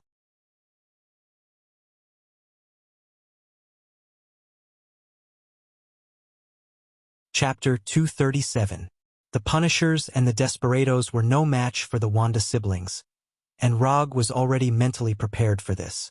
Otherwise, he would not have let Moonlight Stone and Abomination bring people over. But he did not expect that the Punishers and the others would lose so miserably. Without anyone dying, all of them had lost their ability to fight. This was much more difficult than severely injuring the enemy. After ending the call, Rog did not hesitate and began to sense the Flying Thor spell on the Punishers. At this time, he could only do it himself. Flying Thor. Rog crossed thousands of kilometers in an instant and teleported directly from Washington to Sokovia. When he arrived at the Punisher's camp, he found that the Punisher situation was worse than he thought. The Punishers with their filth body could quickly recover even if they were cut in half. But at this time, the Punishers still maintained the appearance of missing arms and legs, and their right hands and legs had completely disappeared. The recovery effect of the filth body did not disappear, but the recovery effect was weakened to an unimaginable extent. After observing the Punishers for a while, Rog calculated the specific recovery time. 12 hours. It would take at least 12 hours for the Punishers to recover their original appearance. Apart from the Punishers, the Desperados were not any better. One or two of them seemed to have been completely drained of energy and lay weakly on the ground. "Tell me, what happened to you guys?" To be able to make the Punishers and Desperados look like this, it seemed that Hydra had trained Wanda and Pietro a lot. After a few seconds of recollection, the Punishers began to talk about their battle with the Wanda siblings. The battle process was similar to what Rog had imagined. Pietro broke through the Punisher's line with amazing speed and restrained their attacks at the same time. Although Quicksilver Pietro was very fast, his attacks lacked sufficient power in the face of the Punisher and the Desperation Warrior, each with an abnormal recovery ability. What really made the Punishers lose their ability to resist was the Scarlet Witch Wanda, who seemed to be no threat but attacked strangely as soon as she made a move. In the beginning, Wanda only controlled the Scarlet energy to attack them, or to confuse their minds from time to time. But when she discovered that the Punisher could quickly recover, she gave the Punisher an unexplainable energy attack. After being struck by the Crimson energy, the Punisher's recovery ability became extremely slow. In the end, the Punisher and the others lost their ability to fight, and the Walter siblings won. After listening to the Punisher's explanation, Rog let out a sigh of relief. When he'd first contacted the Punisher, he'd thought that Walter had already obtained chaos magic and the ability to modify probabilities. That was why he'd been able to defeat the battle-hardened Punisher so easily. But now, it seemed that Walter's ability had not improved to the terrifying level it would become in the future. The lack of chaos magic and the ability to modify probability was a good thing. This was a good thing for Rog and the entire world. After Moonlight Stone and Abomination arrive, you guys can return to the headquarters together. I'll take care of the matters here. After that, Rog left the campsite and walked towards the city. On the way to the city, he kept thinking about how to deal with Walter and Pietro. Using force to persuade them was not a wise idea. Moreover, it would push Walter and Pietro completely to Ultron's side. The Walter siblings were not interested in destroying the world, but they were very interested in taking revenge on Tawny. Or rather, that was their only goal now. Sokovia was not a big city. It had a typical Eastern European style. Before entering the city, he used Chakra's sensing ability to sense the entire city. Sokovia was not an international metropolis like New York. There were not many people living here. There were even fewer people with special energy reactions in their bodies. Without much effort, he sensed Walter and Pietro's location. Just as he confirmed Walter's location, Walter also sensed his arrival. Reverse positioning. Since when did she have this ability? Rog did not remember that Walter had the ability to reverse track people. Or rather, in his memory, Walter did not have any sensing ability at all. Could this be the aftereffect of the change in the timeline? Rog had planned to have a friendly first contact with Walter and Pietro, but now it seemed that his plan had been ruined before it could be carried out. In his senses, Walter and Pietro were quickly leaving the city, retreating at a speed far faster than normal people. After sensing that Walter and Pietro were retreating, Rog did not chase after them immediately. Instead, he began to calculate Pietro's current speed. He did not know if it was because Pietro had not reached his maximum speed yet, or because he had Walter with him but his current speed was not very fast. Of course, this was not fast by his standards. To others, Pietro was now a flash of shadow, a shadow that could not be seen at all. Lightning body blink. After confirming Pietro's current speed, Rog immediately used lightning body blink. He disappeared in an instant, leaving only a few weak silver electric currents behind.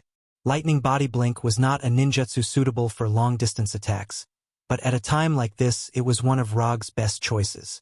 With the extreme speed granted by lightning body blink, Rog quickly closed the distance between him and Walter. He's coming, and he's fast. Because Rog had not deactivated Chakra's sensing ability, Walter was still locked on to his position. He can't catch up. Pietro had a blind confidence in his speed. Even with Walter on his back, he did not think that he would lose to anyone in terms of speed. However, his confidence was soon challenged. With lightning body blink alone, Rog could not catch up with Pietro in a long-distance attack. However, lightning body blink was not his only means. Lightning release chakra mode. Silver-white lightning and light blue chakra instantly enveloped Rog's body, further increasing his already shocking speed. At this time, Rog was like a bolt of blue lightning, quickly approaching Pietro. Then he walked side by side with Pietro. Compared to my speed, you are still too young. Pietro did not expect Rog to be able to get close to him in just a few seconds. What shocked him even more was that he could clearly see that Rog had not used all his strength yet. They were now faster than the speed of sound, and sound could not be transmitted, so Rog could only signal Pietro to stop.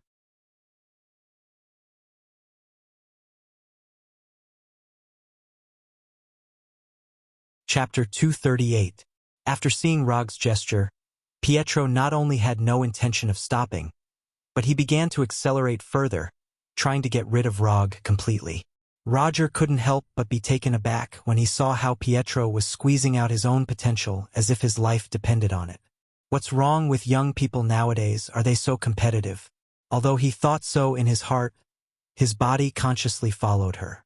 Whether it's speed or endurance, he has never been afraid. In the past, he also relied on his speed to become a ninja. Although he has mastered more and more ninjutsu, his fighting style has become more and more violent. However, speed had always been his forte. It has always been me who uses speed to get rid of others. No one has ever been able to get rid of me with speed. Rog once again increased the output of chakra, and in the blink of an eye he caught up with the accelerated Pietro. Whether it's Pietro or Walter, they are far from reaching the limit of their abilities. In other words, they are just children who have just awakened their abilities. Although it's a bit unkind to bully children, it depends on who the child is. Since mastering the ability to move at high speed, it's the first time Pietro has met an enemy like Rog who also has the ability to move at high speed. For a long time, Hydra's combat training for him was based on the premise that his speed was far superior to the enemy's.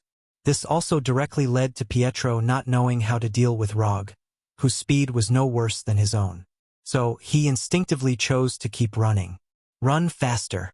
Just a little faster. Be faster. Pietro, with Walter on his back, ran like a crazy bullet out of a gun. He didn't know where he was going, and he didn't know how long he had to run. The only thought in his mind now was to run, run, run until the end of time, run until he completely got rid of Rog. However, he soon found that no matter how fast he accelerated and how hard he tried, Rog was like his shadow, always following him.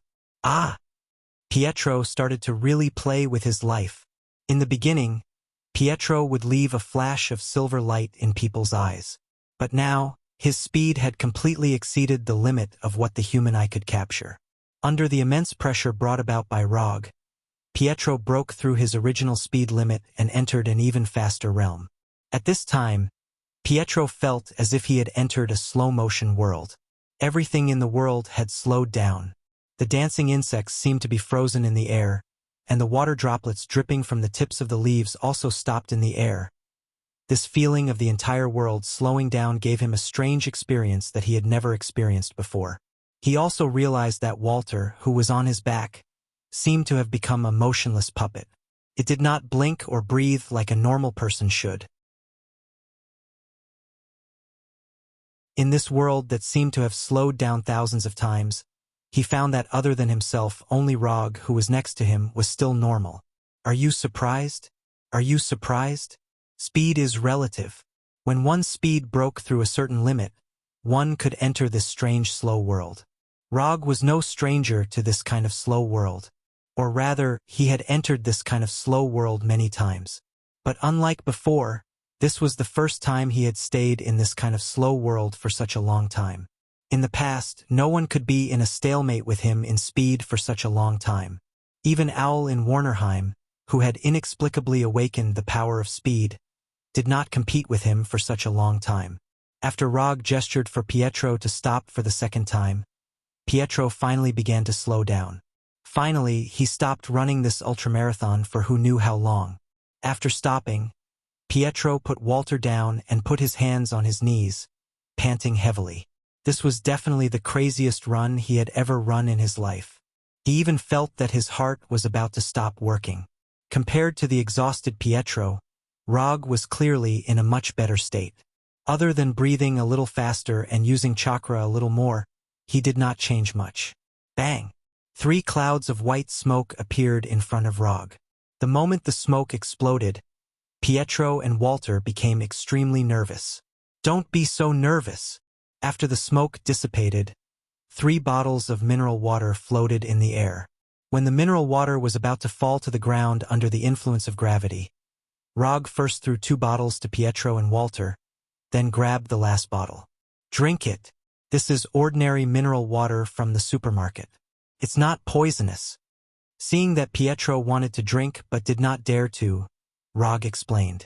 After hesitating for a few seconds, Pietro finally opened the bottle in his hand and drank the whole bottle in a few gulps. Walter had no idea what was going on. Her memory was still stuck at the time before Pietro entered the slow world. Without high-speed thinking, she could not detect the existence of the slow world. To her, the slow world was a world that did not exist. The time was too short and her thinking ability was limited. Naturally, she could not generate the corresponding memories. Rog also did not have high-speed thinking ability. The reason he could not be affected in the slow world was purely because of the aftereffects of playing Thor too much. Of course, there was also the side effects of the Sage Body and Raitan Chakra mode. Without these, he would be like Walter, ignorant of the slow world. Since everyone has calmed down, I will introduce myself first. I am... Before Rog could finish, Walter interrupted him. We know who you are. Yondaime Hokage Rog, former member of the Avengers, the current director of Konoha's intelligence agency, a good friend of the war merchant Tony Stark. Although Walter's tone was a bit cold, for some reason, the image that appeared in Rog's mind was a little girl pretending to be an adult. This introduction is so simple. Bah! This introduction is so round. No. This introduction is so complete. Yes, complete, very complete. After suppressing the messy thoughts in his mind, Rog's normal thinking finally came back. Since you all know, then I'll be straightforward. I am very optimistic about the two of you. If you are interested, I intend to invite you to join Konoha's intelligence agency. Also, although my personal relationship with Tani is not bad, I personally strongly condemn Stark Industries' previous behavior of selling weapons. I am a lover of peace. Strictly speaking, Rog is indeed a lover of peace. It's just that the standard of peace in his mind may be somewhat different.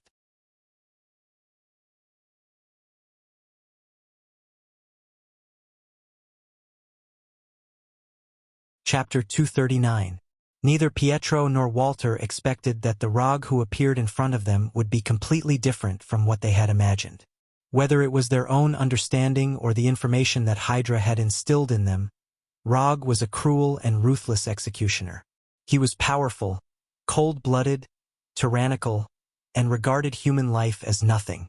This was their understanding of Rog. But obviously, the Rog who appeared now was very different from the Rog they had imagined. They could not tell how powerful he was for the time being. But his speed was pretty good. Cold-blooded, tyrannical, and regarded human life as nothing at all. No matter what, you are an accomplice of the United States. You are an accomplice of Tony Stark. At this moment, Roger looked harmless to humans and animals, but the deep-rooted impression of him was not easy to change. Especially since he had a good relationship with Tani. I know you won't believe anything I say, so I'm going to use another method to prove my sincerity. As he spoke, Rog took a few steps forward and then continued to say to Walter, I know you have the ability to read other people's thoughts and memories. I can let you check my brain. If you still think I have malicious intentions after reading it, you can refuse my proposal. Although Pietro was the older brother, the one who really made the decision was always Walter. Don't ask why, because if you did, you would be a sissy maniac. Are you sure? After hearing Rog's words, Walter showed a look of disbelief. Ever since she awakened her superpower, everyone except Pietro wanted to stay as far away from her as possible, although they did not say it on the surface. Letting someone check her brain was tantamount to opening up all her thoughts and memories to others. No one would like this feeling. Even a couple who loved each other until the end of time would not like the feeling of having all their secrets explored. Weirdo, he was a weirdo. Looking at Rog's handsome face full of sincerity, Walter suddenly had a strange feeling. Although he could rely on his face to make a living, Rog still preferred to rely on his talent and sincerity to communicate with others. Getting Walter to check his mind was something he had prepared for a long time. As early as 3 months ago, he had been preparing for this matter. As a transmigrator, he naturally had many secrets that only he knew. Regardless of whether it was his transmigration, the system, or the events in the future, they were all things that he could not let others know about. However, in order to gain Walter's trust, he decided to take a risk. Of course, he wouldn't let Walter know about this. Therefore, he spent 3 months researching a high-level illusion technique that would not be of any help in combat. This illusion technique was the pinnacle of his work so far. Even the spiral electromagnetic cannon couldn't compare to the difficulty of this illusion. Illusion, memory seal. He used illusions to completely seal away certain memories. This illusion could be used on himself or others. The duration of the seal could also be controlled. At its longest, it could last until the victim died. At its shortest, it could last a few minutes or a few hours. To use this illusion, apart from being extremely proficient in illusions, one also had to use the eye power of the Sharingan to the limit.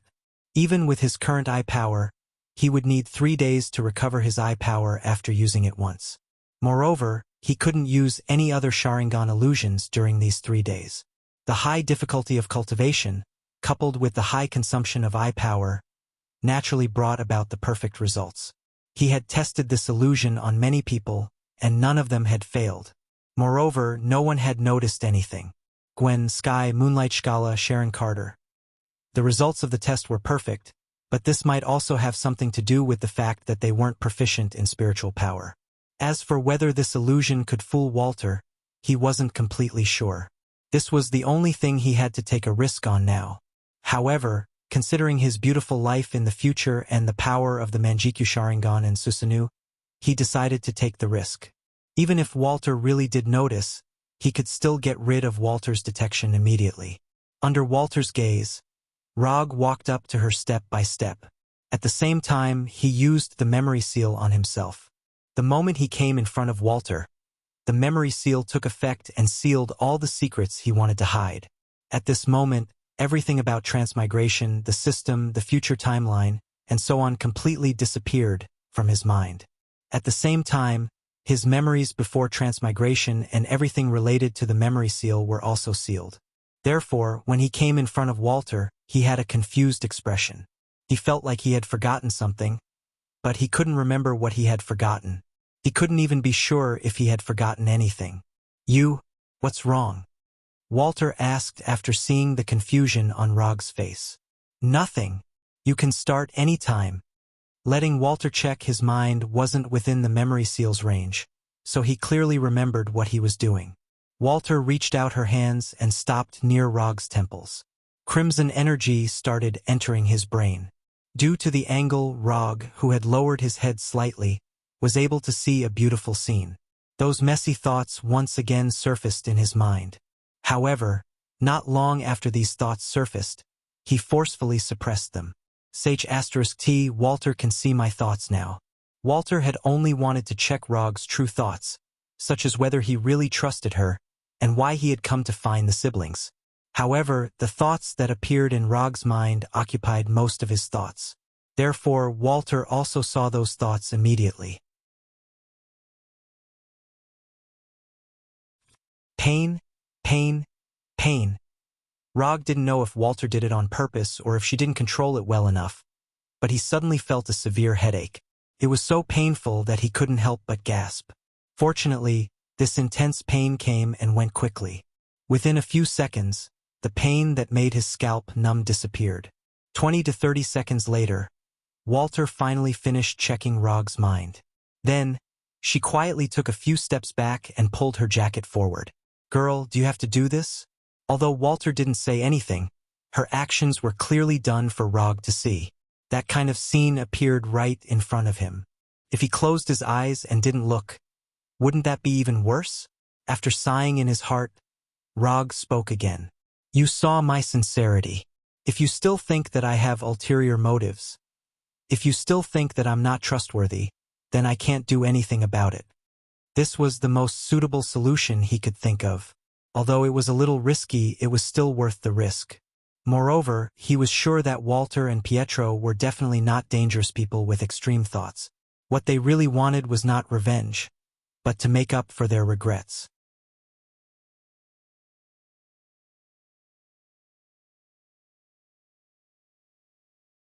Chapter 240.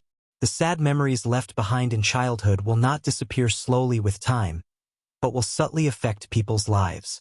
Happy people are healed by childhood all their lives, and unfortunate people are healed by childhood all their lives. Walter and Pietro were obviously the latter. The weapons produced by Stark Industries left them with an indelible sad memory. Because they were unable to change the past, they shifted the target of their hatred to the weapons of Stark Industries and to Tony Stark himself. This hatred should not fall on Tony. Although this has something to do with him, he is not the most important part of it. It's like the murderer bought a pistol in a gun shop and used it to kill some innocent civilians. The victims who have lost their loved ones can of course choose to take revenge on the murderer, but the target of revenge should be the original murderer, not the gun shop or the owner behind the gun shop. If the gun shop violates some rules in the process of selling guns, the gun shop can of course be included in the target of revenge. But as far as Rog knows, it was not Tani who sold the missiles, but Obadiah. That's right, it was Obadiah, Ironmonger's controller, the bald fatty. So Rog understands Walter and Pietro's hatred for Tani, but he doesn't agree with their approach. Walter should have seen his thoughts when he probed his brain just now. Pietro did not speak as he did not know what Walter saw in Rog's brain. But when he saw Walter's expression become a little tangled, he roughly guessed what was going on. As an elder brother who had grown up together, he could roughly tell what his younger sister was thinking. Walter and Pietro are not bad people, or they are not bad in nature. If they really had that kind of desperate revenge idea, they would not have stayed in Sokovia after the Avengers destroyed the Hydra base. With the strength of the two of them, if they want to go to the United States to secretly carry out some terrorist attacks, although it is not as simple as drinking water, it is not difficult. If you don't have any other plans for the time being, you might as well come back to Konoha with me for a while. As for what this world is like, I hope that you can see it for yourselves and experience it for yourselves instead of letting others tell you what this world should be like. If you want to leave at that time, I definitely won't stop you. How about it? At that moment, Rog used an escape technique that was not recorded in the system but was extremely powerful. It was the mouth escape technique. As for whether his verbal escape technique would be as effective as Crown Prince Ming's, that would depend on the heavens. Crown Prince Ming can persuade Nagato to make the world feel pain by using words. Rog did not expect his verbal skills to be that powerful. He would be satisfied as long as Walter and Pietro accepted his suggestion. To change a person's mind, it would take time to slowly polish it. Just like what some people said, this required constant effort to penetrate the stone. Explain the profound in a simple way, exert oneself to the utmost, stop the action with silence, and make use of every opportunity. Only then would one be able to take the winding path to the nether, know the root of the matter, and finally achieve success in one shot. To put it simply, this was no ordinary matter. Of course, Rog could also choose a simpler method. First exchange for Manjikyu Sharingan, then exchange for Kodo Amitsukami, and finally give each of Walter and Pietro a chance to use Kodo Amitsukami. But he couldn't think of this method now. All his memories related to the system were sealed by himself. At least for a few hours, he wouldn't remember anything related to the system. And even if he remembered, it was unlikely that he would do so. The reason was simple, and it could be summed up in one word: poor. The exchange price of Manjikyu Sharingan and Kodo Amitsukami was not ordinary. This was temporarily, no, it should be something that he could not think about for a long time. And with Walter, why would he use ninja coins to exchange for Manjikyu Sharingan? Wouldn't it be better to keep it for other things? Walter and Pietro discussed seriously for a few minutes, and then gave an answer that made him indifferent on the surface, but his heart was already turbulent. They agreed to Rog's proposal and were willing to go back to Konoha with him for a while. However, they did not agree to join Konoha's proposal. This was not a problem for Rog at all. Joining Konoha was not the point at all. Since you have decided, let's go back now. After that, Rog came directly in front of the two of them and put his hands on their shoulders. Don't be nervous. We will be there in the blink of an eye. Roger noticed Walter's trembling body, so he explained, that's right. Flying Thorjutsu. After connecting to the Flying Thorjutsu at Konoha's headquarters, Rog took Walter and Pietro across thousands of kilometers in an instant and directly returned to his office in Konoha. Here is Konoha. I will arrange a place for you to live and give you permission to go to any area. The information and items that would be left in Konoha's headquarters were not important to Rog, so he didn't have to worry about Walter and Pietro seeing or finding something that they shouldn't see. After receiving Roger's notice, Sharon Carter, who was wearing a professional office lady suit, walked in. However, the moment Walter saw Sharon Carter, Rog noticed that Walter's expression seemed to have changed. She didn't see those memories just now, did she? Rog suddenly felt guilty. However, as an elite who had been on the battlefield for a long time, he certainly wouldn't panic because of such a small matter. Carter, arrange a place for them to live and give them the highest level of pass. After arranging things for Walter and Pietro, Rog leaned back in his chair and looked up at the ceiling. Walter and Pietro were temporarily settled. As long as they didn't meet with Tani during this period of time, there shouldn't be too much of a problem. As for Ultron, this was the Avengers' job. When the Avengers couldn't handle it, Konoha could intervene. Since that was the case, there was only one main task left for him to do. Activate his Manjikyu Sharingan. After waiting for so long, it was time to upgrade the parts. However, before activating the Manjikyu Sharingan, he still needed to make some additional preparations. And for some reason, he always felt that he seemed to have forgotten something very important, but he couldn't remember what it was at all. Strange. Did his memory deteriorate recently?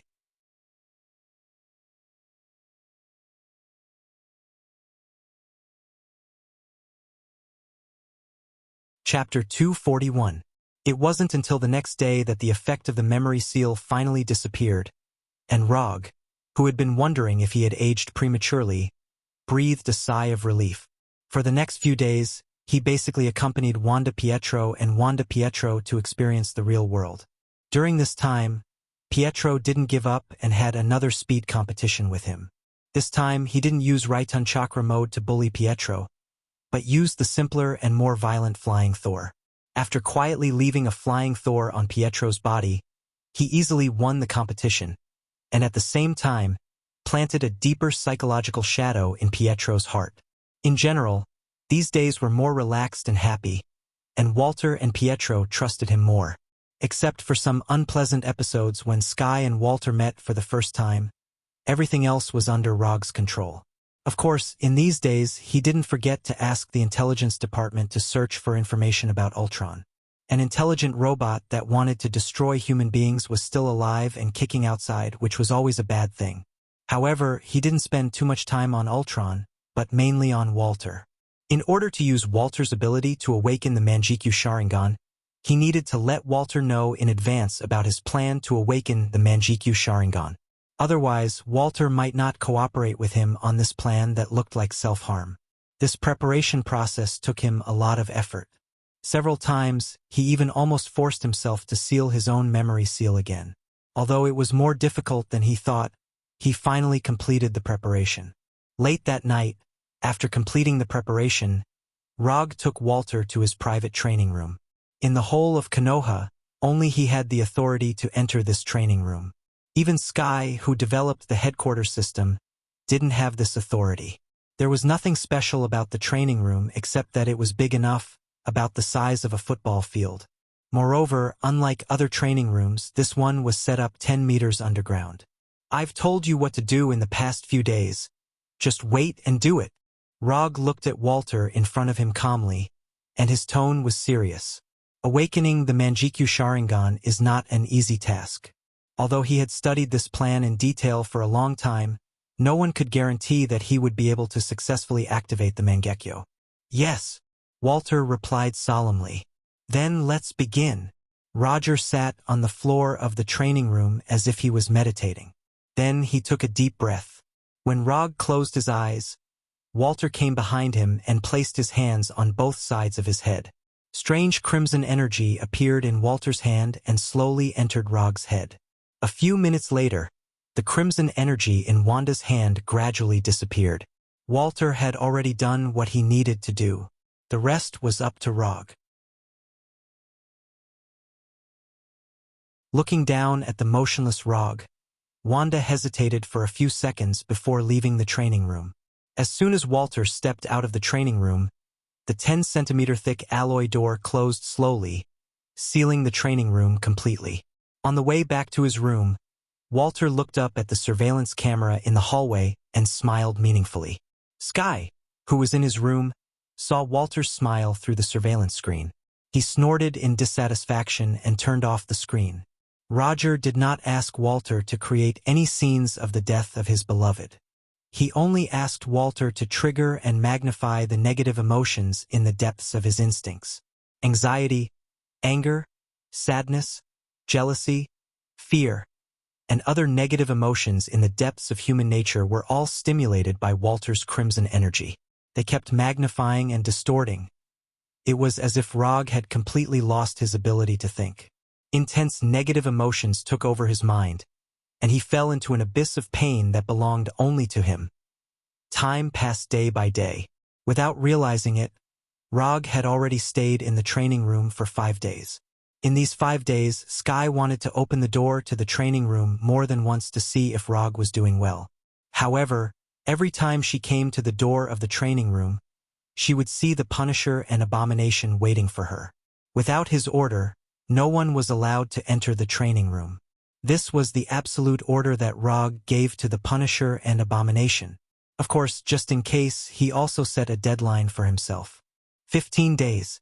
If he did not come out after 15 days, the Punisher and Abomination could let someone else in. Another 3 days passed as they waited anxiously.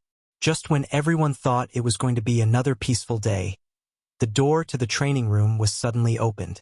The one who opened the door was none other than Rog himself. After spending 8 whole days, he finally crawled out of that damned abyss of pain and regained his rationality. When the door to the training room opened, the first to react was not the Punisher and Abomination, but Sky, who would stay in front of the door for a long time every day. "Prepare food for me. I'm starving." Roger took the initiative to speak when he saw Sky's shocked expression. What he can be sure of now is that he has successfully upgraded his 3 Tomo Sharingan to Manjikyu Sharingan. But what's embarrassing is that he still doesn't know what his Manjikyu Sharingan looks like. The reason is simple: he doesn't have enough chakra to open his Manjikyu Sharingan. Although this seems a bit funny, it really happened to him. More than half an hour later, after eating his first meal in 8 days and taking a good bath, Kuroto came to the bathroom mirror wrapped in a bath towel. After carefully looking at himself in the mirror, Kuroto took the initiative to open his Manjikyu Sharingan for the first time. Every Manjikyu Sharingan has its own unique lines, and Rog's is of course no exception. At the first second when he saw his Manjikyu Sharingan, he even wondered if he was seeing things. In general, his Manjikyu Sharingan is very similar to Uchiha Itachi's Manjikyu Sharingan, if you ignore the 2 concentric circles of different sizes. After carefully looking at his Manjikyu Sharingan, Rog couldn't help but frown. No matter how you look at it, this Manjikyu Sharingan is improved on the basis of Uchiha Itachi's Manjikyu Sharingan. Don't think that I can't recognize it by adding 2 circles. At this moment, Kuroto began to doubt whether the 3 Tomo Sharingan that he exchanged by the system would have familiar lines after opening.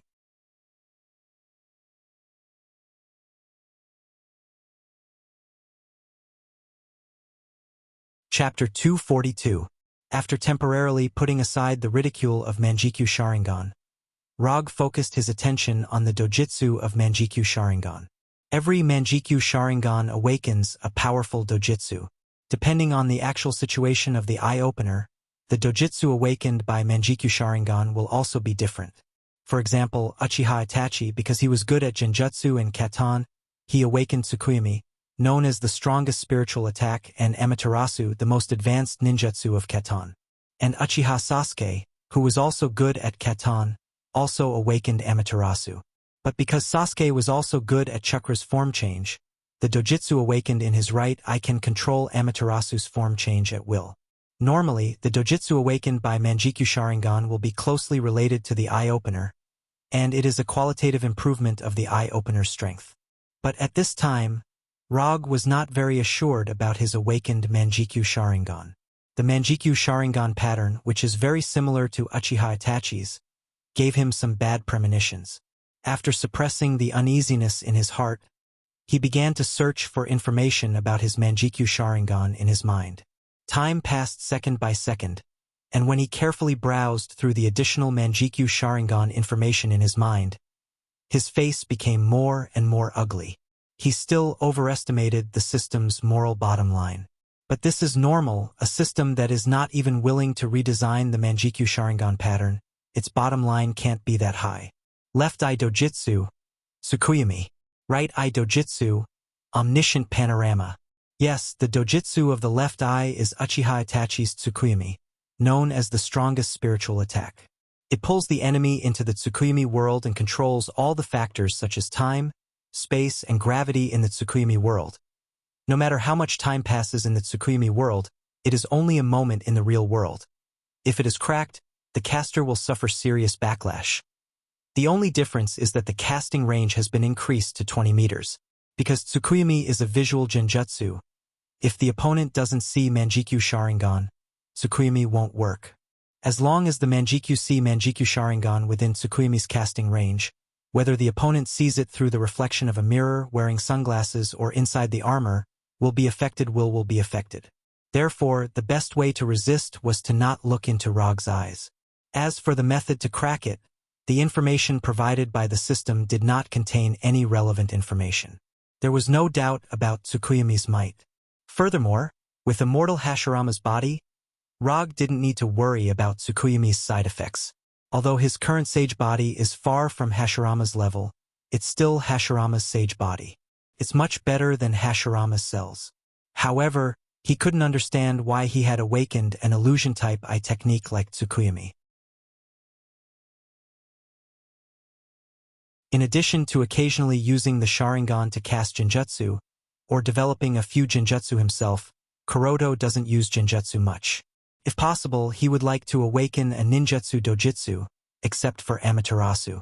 Although it wasn't the ninjutsu dojutsu he wanted the most, Tsukuyomi was still considered a very powerful dojutsu.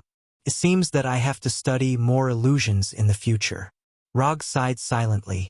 After retracting his attention from his left eye's eye technique, Tsukuyomi, he began to browse the specific information of his right eye's eye technique, Manifestation of the Forest.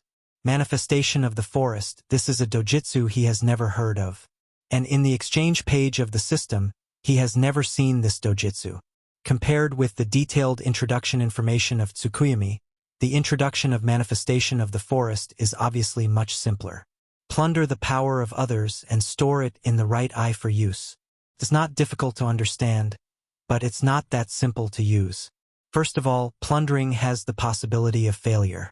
The stronger the target, the higher the probability of failure.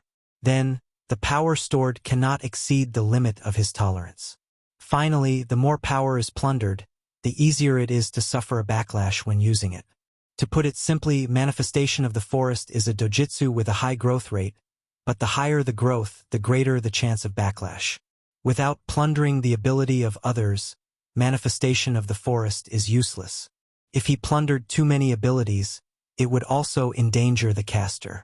This is a very typical double-edged sword ability.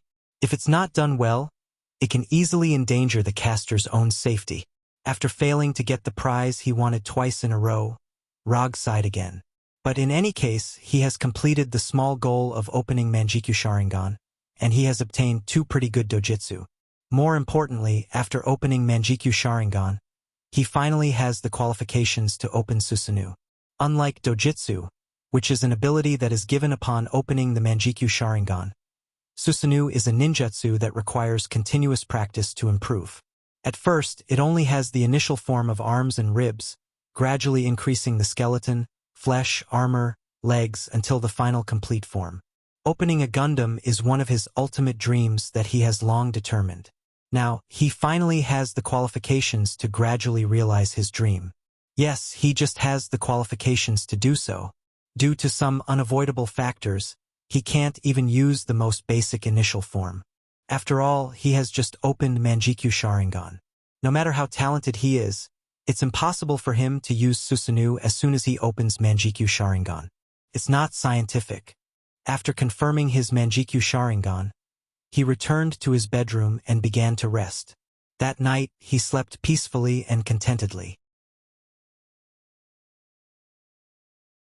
Except for being woken up by a phone call at noon the next day, everything was very good.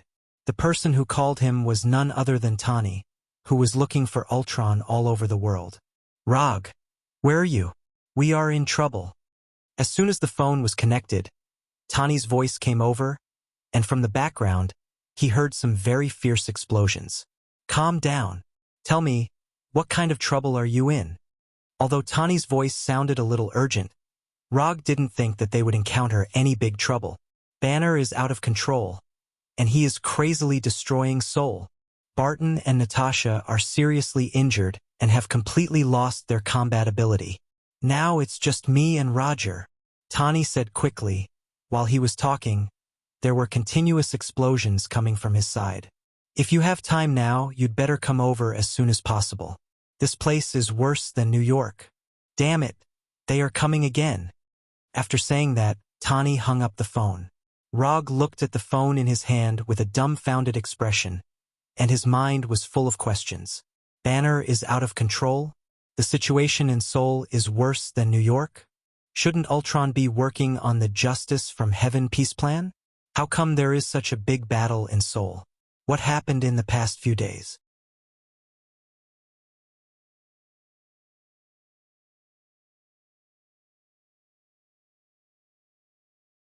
Chapter 243. More than half an hour later, in his office, Rog finally roughly figured out the current situation in Seoul. One word can perfectly describe it: chaos. Although he didn't know what AO Chuang and the Avengers were doing in Seoul, according to the feedback from the intelligence department and the real-time monitoring images from the satellite, he saw a scene that only appeared in a sci-fi movie. Robots firing lasers were flying all over the sky, the people were in a mess, and explosions sounded everywhere in the city. Collapsed buildings, panicked crowds, warlike scenes were constantly playing out.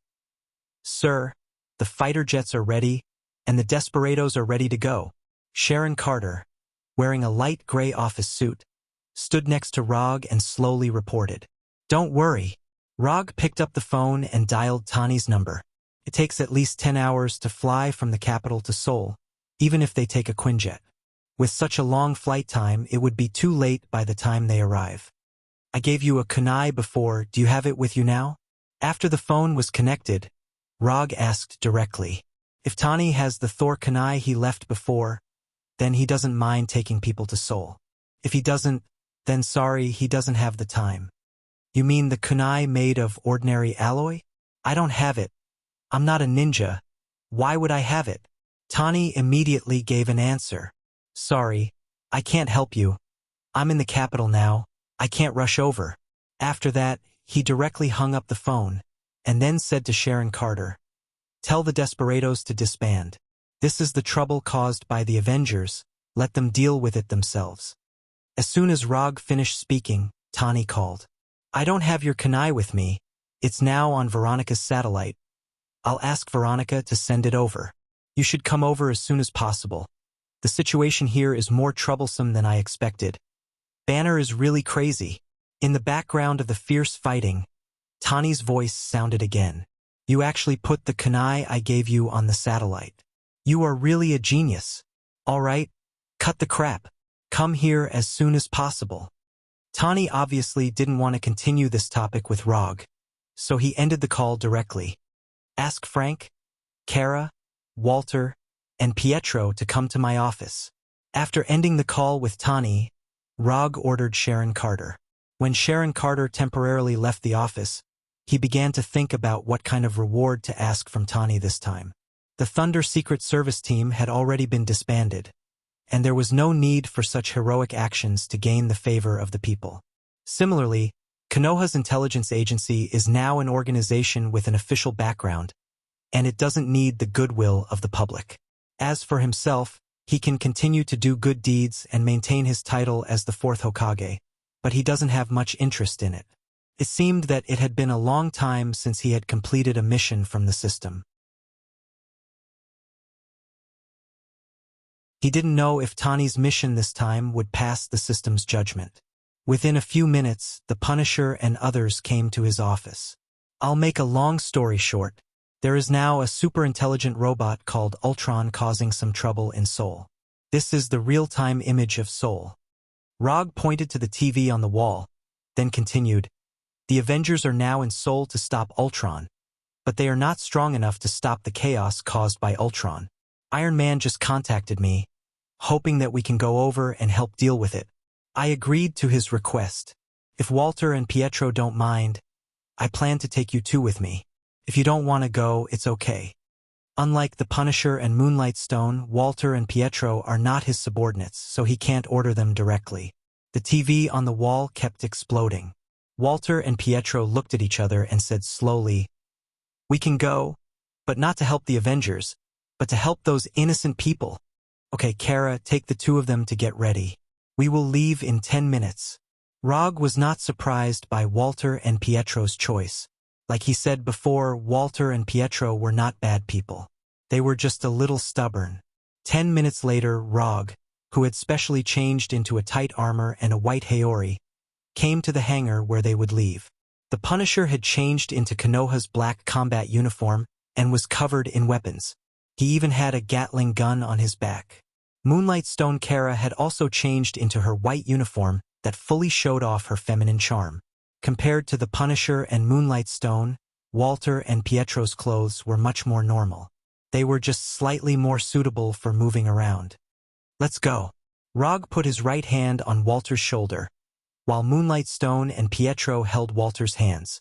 As for the Punisher, he put his hand on Pietro's shoulder. There was only one flying Thor in Seoul, so Rog did not have to distinguish them. The moment he connected the spell, he took Walter and the others out of the hangar. In just an instant, the scene in front of them turned into the streets of Seoul, a broken street full of scars. On the other side of the street, two giants were engaged in an intense hand-to-hand battle. The green one was naturally Hulk, and as for the red one, it was Tony who was wearing Veronica. The enemies are those silver robots. As for those crazy ordinary people, try not to hurt them if you can. Let's move separately. In such a chaotic battlefield, there were no specific instructions to give.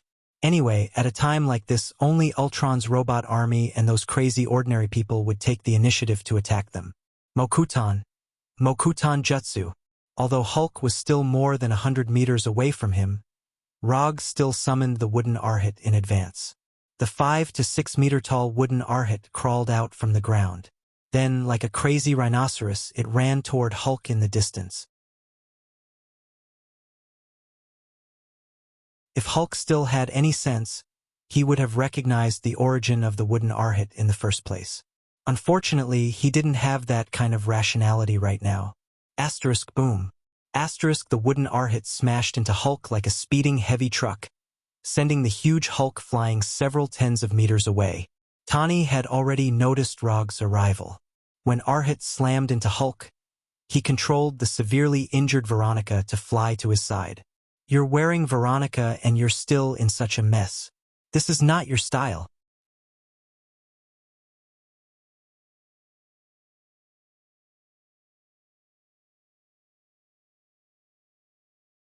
Chapter 244. That's because you haven't seen the crazy Banner. He's much more powerful than he said. Tani answered tiredly. Although he was wearing the Mark 44 anti-Hulk armor specially made for Hulk, this intense battle still made him tired. He's Hulk, not Banner. Rog corrected Tani. Okay, Hulk. Anyway, the crazy Hulk is very difficult to deal with now. If you don't come, I can only hold on for another half an hour at most. While talking, Tani controlled the anti-Hulk armor to replace the damaged parts. What did you do with Ultron? It doesn't look like it was done by Ultron at all. Ultron has an army of robots, which is normal. After all, it's not difficult for him to produce robots. But now it's not just robots that are wildly destroying the city. There are also a large number of ordinary people. Don't mention it. Do you remember Loki's scepter? Ultron used that scepter to make Hulk and other people crazy. Tell me what's going on. Hulk won't disturb us for the time being. With Arhit, Rog was not worried that Hulk would suddenly rush over to attack them. Although he didn't concentrate on controlling Arhit now, it was not a problem to stop Hulk. This is the second time we've fought with Ultron. The one in the building doesn't count. A few days ago, we found that Ultron was trading vibranium with a black market weapons dealer, so we raided their trading site. But unfortunately, we didn't succeed, and Ultron eventually left with the vibranium. Although that raid failed, we also figured out that Ultron's next target was Dr. Zhao Hailuan, so we rushed here immediately. But we came too late. Ultron caught Dr. Zhao Hailuan and used Loki's scepter to confuse the minds of Hulk and a large number of ordinary people. The crazy Hulk injured Natasha and Barton, and Rogers is now commanding the army against Ultron's robot army. Then this is what you see. Tani briefly explained the ins and outs of the matter. Where did Rogers get the authority to command the army? Although this is Seoul, South Korea is a special country. There is a U.S. military base in Seoul's Yongsan district. Yes, in the capital of South Korea, there is a U.S. military base. Now, in addition to the South Korean troops, there is also a part of the U.S. military that is stopping the Ultron robot army. However, whether it was the South Korean troops or the American troops stationed in South Korea, Rogers could not command them. He doesn't have the authority to command, but those people are willing to listen to him. Tani gave an impeccable answer. This was not the first time that Rogers had done this. During the Battle of New York, those New York police officers inexplicably acknowledged his command. This might be the hidden superpower of Rogers of the American team. I have a rough understanding of the situation, but friendship is friendship. There are some things that need to be settled clearly. As soon as his voice faded, Rog took out an unused commission scroll. No way. You still want to accept a commission at this time? Tani said in an exaggerated tone. I am a very ritualistic person. You know this very well. Rog threw the scroll to Tani, who had opened the anti-Hulk armor helmet, and threw him a pen at the same time. What do you want this time? In order to write the commission scroll, Tani, who was wearing Mark 43, had to temporarily leave the Mark 44 anti-Hulk armor and began to write quickly. An artificial intelligence system similar to JARVIS.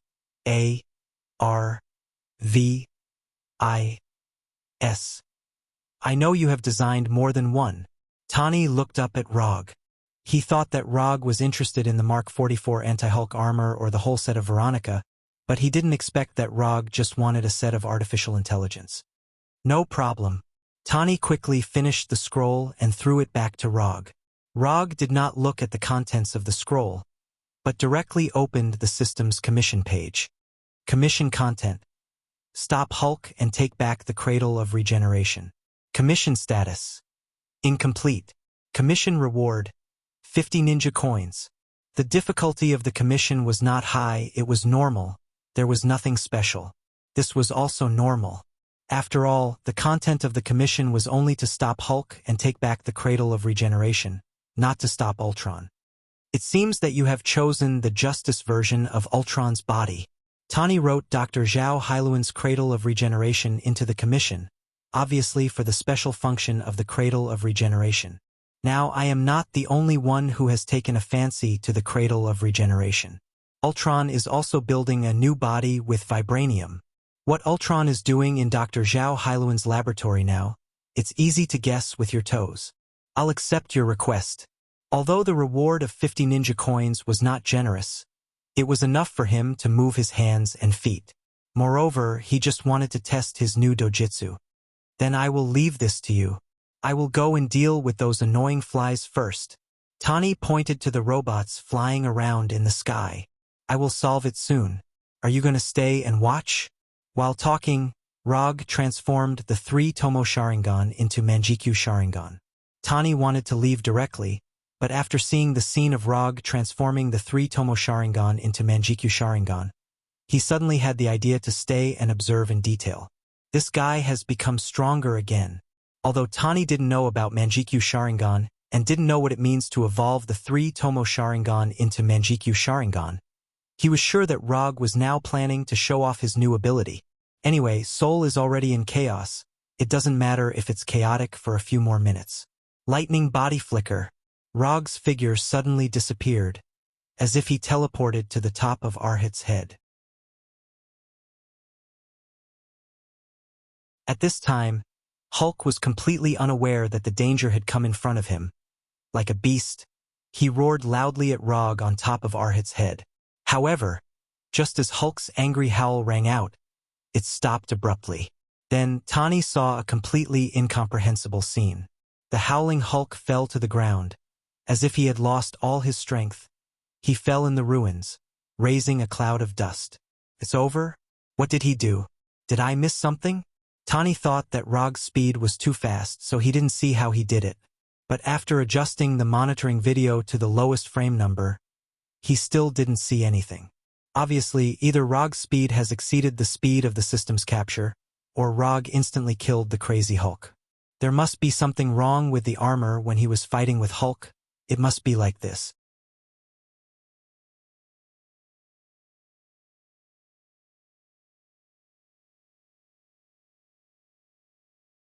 Chapter 245. Although he had seen a lot of unscientific things from Rog, Tani still couldn't believe what he was seeing. He couldn't understand why Hulk, who was still full of energy and seemed to have endless stamina, collapsed in an instant. More importantly, he didn't see how Rog did it at all. Rog appeared on top of Wooden Arhit's head. Hulk howled angrily, and Hulk lay down. Things shouldn't have developed like this.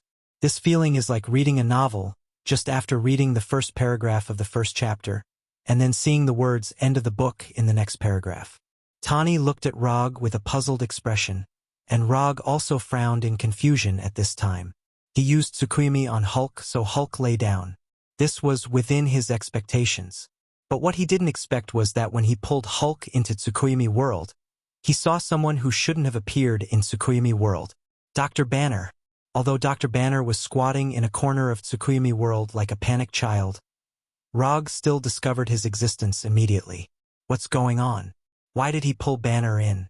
This doesn't make sense. Although he didn't know why Dr. Banner appeared in Tsukuyumi World, after sensing Dr. Banner's existence, he didn't even think about it and created a pure black space without any light for Dr. Banner and locked him inside. After dealing with Postdoc Banner, he refocused his attention on Hulk, who was tied to a huge cross. Then, he used Wooden Arhit, who was about the same size as Hulk, to beat him for 72 hours. After the inhumane beating, he lifted the effect of Tsukuyumi.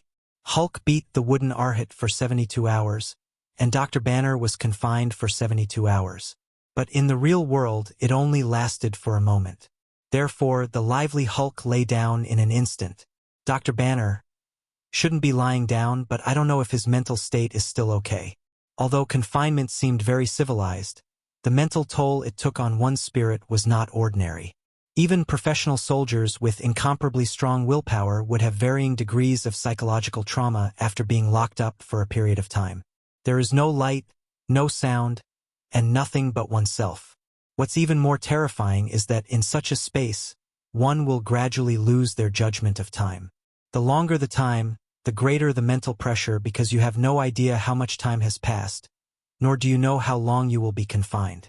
That kind of helplessness and depression is enough to break anyone's mental defenses. If it doesn't break through, it means that you haven't been confined for long enough. Generally speaking, the confinement in the military. But considering Dr. Banner's and mainly Hulk's, he's Hulk, Rog only locked him up for 3 days before releasing him. Although it was not long time, it was enough time to leave a deep impression on him. After personally casting Tsukuyumi once, Rog gained a better understanding of the illusion spell. There is no doubt about Tsukuyumi's power, but the side effects are also extraordinarily great. Even though he now had a mortal Hashirama's body that hadn't completely evolved, he still felt mentally exhausted after casting Tsukuyumi. Hulk and Banner stayed in Tsukuyumi's world for 3 days, and his mind also stayed in there for 3 days. This is also an unavoidable small flaw of Tsukuyumi's powerful illusion. But fortunately, he only felt a little mentally exhausted, and there was no real physical damage. Mental exhaustion is only a small problem. What he is more concerned about now is how Banner came in. Normally speaking, he only used Tsukuyumi on Hulk, so Hulk would be the only one who was pulled into Tsukuyumi's world, but Banner came in with him. Although the place where he came in was different, it was still in Tsukuyumi's world. Is this a side effect of sharing a body? Or does Hulk and Banner have a mysterious mental connection? If the conditions permit, Rog doesn't mind finding out the answer now. But unfortunately, the actual environment here doesn't allow him to do so, and he still has a commission to complete. Because his stamina hasn't been consumed much, the current Hulk won't return to Banner's appearance for a while.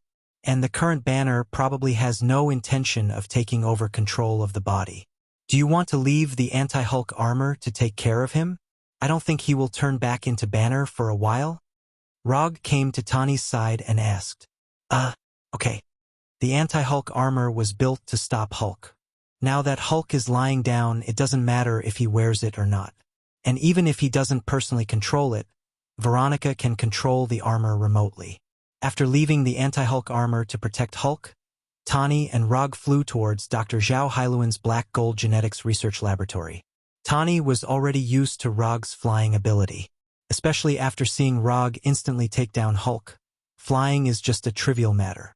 Dr. Zhao Hailuan's Black Gold Genetics Research Laboratory wasn't very far away, but on the way to the laboratory, they were harassed by Ultron's robots. These mass-produced robots didn't cause them much trouble. The only result was that they conveyed the message that they were on their way to the laboratory to Ultron. On the way to the laboratory, they happened to meet Walter and Pietro, who were fighting Ultron's robots. Tani didn't know Walter and Pietro. He was just a little interested in the superpowers displayed by Walter and Pietro. They are my new friends, brother and sister. The man is called Pietro and the woman is Walter. They are... Before Rog finished speaking, Walter, who was attacking the robots with crimson energy on the roof, threw an energy blast at Tani. Tani didn't expect Walter to suddenly attack him, especially when Rog was introducing the two of them. Not only did Tani not expect this, but Rog also didn't expect Walter to attack without warning. Caught off guard, Tani was sent flying more than 10 meters away. He then adjusted his flying posture. If not for Mark 43's strong defense, Walter's energy attack might have directly hurt Tani inside the battlesuit. Tani wasn't the kind of person who would take a loss silently. As soon as he adjusted his flying posture, he threw 2 arc pulse cannons at Walter. The arc pulse cannons were very fast, but Pietro was even faster. Pietro instantly came to Walter's side and helped her dodge the arc pulse cannons. Boom! Boom!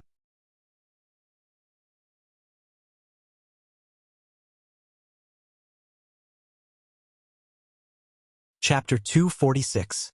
It was Wang De to attack without saying anything. Facing Walter's attack, Tani did not show any weakness and immediately counterattacked. This was also very normal. Looking at Tani flying in the air, and then at Walter and Pietro on the roof, Rog decisively chose to watch from the side. Fight as long as it was a little more intense. After all, they could not kill each other. Tani was very experienced. The Mark 43 had its own advantage in the air and firepower. Walter and Pietro did not have much actual combat experience, but their abilities were strange. Even if they could not defeat Tani, they would not suffer too much damage. Rog, what's wrong with your two friends? Tani's tone started to become dissatisfied. When they were young, their parents were killed by a missile from Stark Industries, so... Roger gave a simple explanation. As for the rest, even if he didn't say it, Tony would still understand. As expected, after hearing Rog's explanation, Tani put away the weapon on his suit and did not plan to continue attacking Walter and Pietro. Stark Industries had closed down the weapons manufacturing department, but the damage that had been caused could not be solved by closing a department. Let's go. Don't waste time here. The longer we delay, the more likely it is that Ultron has a new body. With that, Tani turned around and continued flying toward Dr. Zhao Hailuan's lab. Seeing Tani leave quickly, Walter and Pietro were stunned. This Tani was very different from what they had imagined. This small interlude came suddenly and ended quickly as well. The first meeting between the siblings and Tani also ended in a relatively peaceful way. In the following time, Tani and Rog did not mention what had just happened, as if nothing had happened. This was the tacit understanding between adults. At the moment, Ultron was uploading his computation matrix to the new body of the Cradle of Regeneration. He knew that Tani and Rog were on their way to the laboratory, but he still had no intention of uploading the computation matrix. Although the androids outside weren't very strong, they had the advantage in numbers. It shouldn't be a problem for them to stop Tani and Rog for a while. When they were still a few hundred meters away from Dr. Zhao Hailuan's laboratory, Tani and Rog were already ready to attack. Tani, in particular, immediately activated all the long-range weapons on Mark 43. Various types of small missiles were launched directly. Boom, boom, boom, boom. Dozens of explosions rang out, and the robots exploded one after another like festive fireworks. The small missile launched by Mark 43 was not big, but its power was not small. And without exception, all of them were equipped with tracking and locking functions. Stark's products must be the best. How could a weapon that Tani could attach to his battle suit be an ordinary weapon that could be seen everywhere? I'll leave these small fries to you.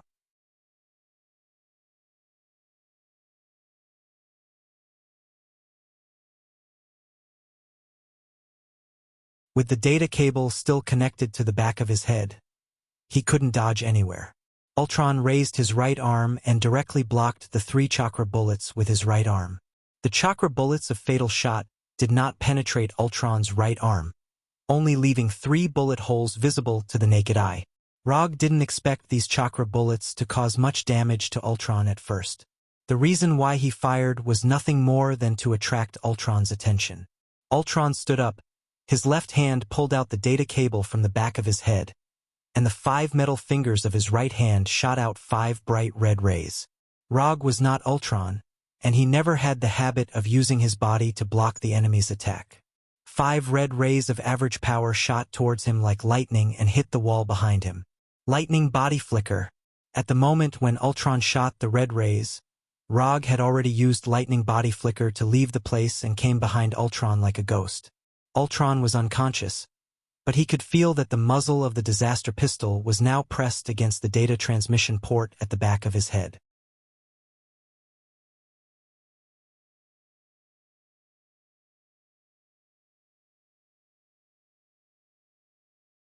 Chapter 247. Normal people will feel some tension and fear when a gun is pointed at the back of their head. But unfortunately, Ultron is not a normal person, he is not even human. Although the data transmission port at the back of the head is also a relatively fragile and important area, it is nothing more. He can even change his body at any time, and it is impossible for him to be afraid of this so-called threat. You are very fast, but you should know that this is no threat to me. Ultron's so-called no threat, of course, does not mean that Rog's speed is not a threat to him, but refers to his action of pointing a pistol at the back of his head. I know. Although he said that, Rog decisively pulled the trigger. Bang! Bang! Bang! It was another 3 consecutive fatal shots. The chakra bullet exploded in the back of Ultron's head, blowing out a palm-sized gap. The huge impact from the head made Ultron involuntarily take 2 steps forward, and then suddenly turn around, and the back of his right hand lit up with a blue-white light. The moment the blue-white light lit up, a powerful attraction suddenly enveloped Rog, trying to pull him to Ultron. Bang! Under the huge pulling force, Rog's body instantly turned into a white smoke and quickly dissipated in the air. Shadow clone. From the beginning, it was Rog's shadow clone that fought with Ultron. Although it was the shadow clone that fought, the disaster pistol in the shadow clone's hand was the genuine original, not a replica simulated by Chakra. Others may not know the power of the disaster pistol, but Ultron obviously knows. Although there is no video data of Rog's battle with S.H.I.E.L.D., and the losses caused were counted on Hydra. But when Ultron was collecting information about Rog, he happened to see the original battle record in S.H.I.E.L.D.'s secret data. Therefore, Ultron is one of the few who has really seen the power of the disaster pistol. Although the size of the disaster pistol is not quite in line with Ultron's physique, and he also has a lot of weapons on him, he doesn't mind accepting such a powerful weapon. The Calamity pistol quickly flew toward Ultron's right hand under the pull of the powerful gravity. However, just as Ultron's right hand was about to touch the pistol, a figure suddenly appeared above his head. Odima Rasengan. Boom! The 1-meter diameter Odima Rasengan instantly hit Ultron's metal head. The terrifying impact and distortion force made him crash through the floor and fall all the way from the laboratory on the 3rd floor to the basement. Flying Thor 2. It had always been Rog's habit to leave the Flying Thor technique on his commonly used weapons. Furthermore, no one had ever stipulated that the 2nd stage of the Flying Thor could only be used by the Flying Thor.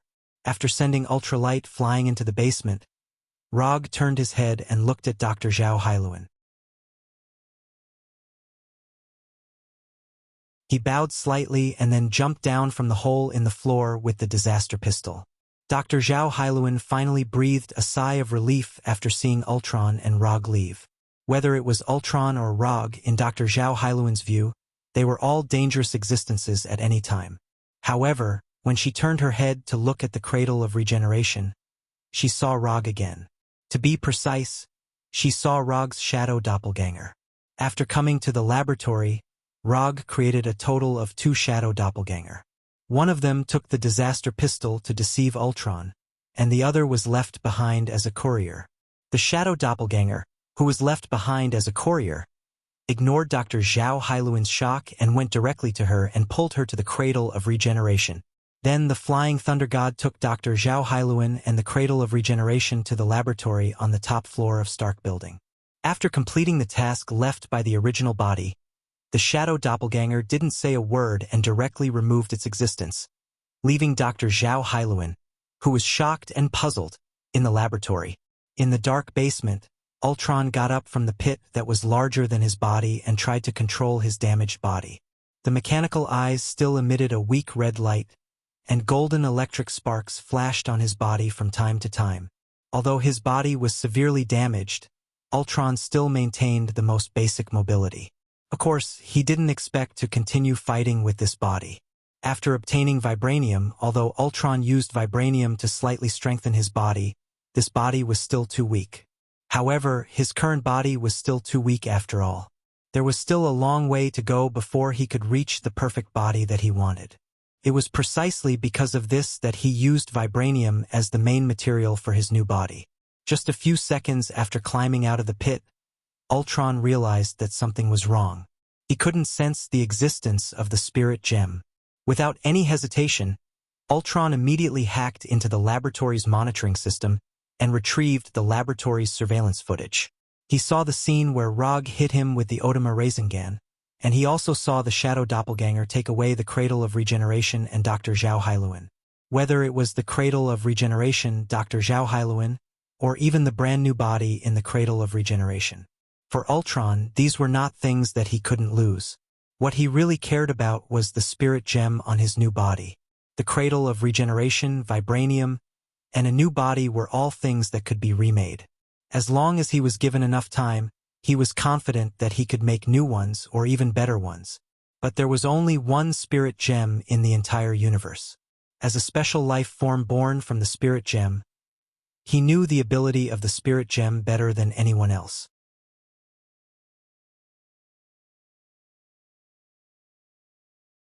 Using the same spirit gem, Loki could only bewitch the minds of 2 or 3 people at a time. In his hands, he could bewitch thousands of intelligent life forms at once and plunge the city into chaos. If there was enough energy supply, he could even expand his influence to the entire Earth. This huge gap, in addition to his strength being stronger than Loki, was more important that he knew how to use the power of the spirit gem to the greatest extent. Your goal is indeed the cradle of regeneration. Ultron looked at Rog, who was only a few meters in front of him, and said unhurriedly, "Isn't it obvious? Just like you said, I can't stop you, so of course the target can't be you." Like Ultron, whose tone didn't change, Rog's tone was as calm as ever. The two of them were like 2 old foxes hiding their own thoughts. Tony Stark is responsible for restraining the robots outside, and you are responsible for taking away the cradle of regeneration. It's a simple and crude plan. But with the strength of the 2 of you, this is indeed a very effective plan. Ultron didn't seem to care that the cradle of regeneration was taken away, and he still had the attitude that everything was under control. Do you think I can't do anything if you bring the cradle of regeneration to Stark Building?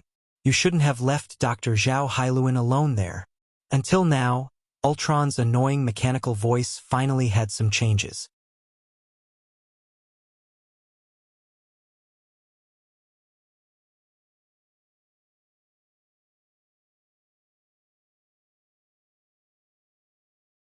Indeed, Dr. Zhao Hailuan had shown the nervousness and fear that an ordinary woman should have. But unfortunately, Rog could see at a glance that Dr. Zhao Hailuan's expressions and small movements were all faked. As someone who often used illusions to intimidate the enemy, how could he not tell if a person was really nervous and scared? You know something is wrong with Dr. Zhao Hailuan? Of course I know. I also know that she is now operating the cradle of regeneration to assist you in remote data uploading. Hearing this, Ao Chuang finally couldn't sit still and stood up with a swish. You should sit down. Since I know this, do you think I'm not prepared? Roger stretched out his finger and gestured to Ultron. His performance was not over yet. How could the audience leave now? When Ultron sat down again, he said again, "Back to the topic just now, in order to prove that you are stronger than us, you have to complete the body transformation in soul. Do it while we are aware of it." But here's the problem. Although you are confident, you are not blindly confident. You know that it is difficult for you to completely stop the Avengers or me. So, you are prepared for the next plan. You caused a commotion in the city. On one hand, you wanted to divert the Avengers' attention. On the other hand, you wanted to weaken the Avengers' strength. Just as you planned, America's Rogers ran to command the army. Hulk was affected by the mind gem and directly stopped Tawny and the other two. Of course, you took my arrival into consideration. You knew that Hulk couldn't stop me for long. Sooner or later, I would come to you with Tawny. So, you arranged for the robot to deliberately lead Walter and the other two to the roof. Tawny saw them and they also attacked Tawny. This was all part of your plan. But you missed one thing. Tawny is more magnanimous than you think. Walter and Pietro are also more rational than you think, so they didn't really fight. Speaking of this, Rog summoned a bottle of Fat Otaku Happy drink for himself. It was frozen. There were many unexpected things in his psychic scrolls, and the frozen Fat Otaku Happy drink was one of them. After taking a sip, he continued, "Of course, you also know very well that even if Tawny and Walter fought, they would at most buy you some time. So, this wasn't your final preparation. I won't mention the process of entering the lab because no matter what, I would eventually come to the lab and officially meet you. You knew that I came for the Cradle of Regeneration. You also knew that I would definitely be able to take it away. You also knew that I would definitely bring the Cradle of Regeneration to Stark Building. So, you pretended to resist, allowing me to easily take the Cradle of Regeneration away. The only thing you weren't sure about was whether I would take Professor Zhao Hailuan away. But according to your calculations, the possibility of me taking Professor Zhao Hailuan away is very high.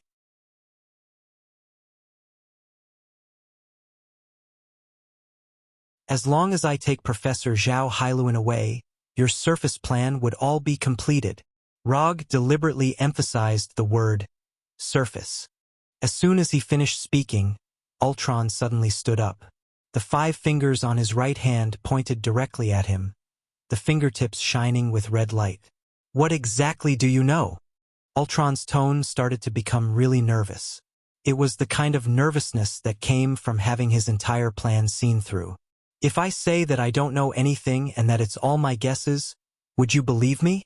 As he spoke, several vines surged out of the wooden chair behind Ultron. They wrapped around his body and right hand like pythons, forcefully pulling him back into the chair. "The real show hasn't started yet. As the only audience, how can you leave?"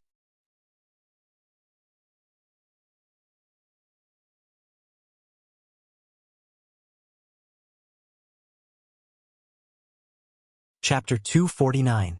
Finally. "I see that you are really nervous. It's not easy."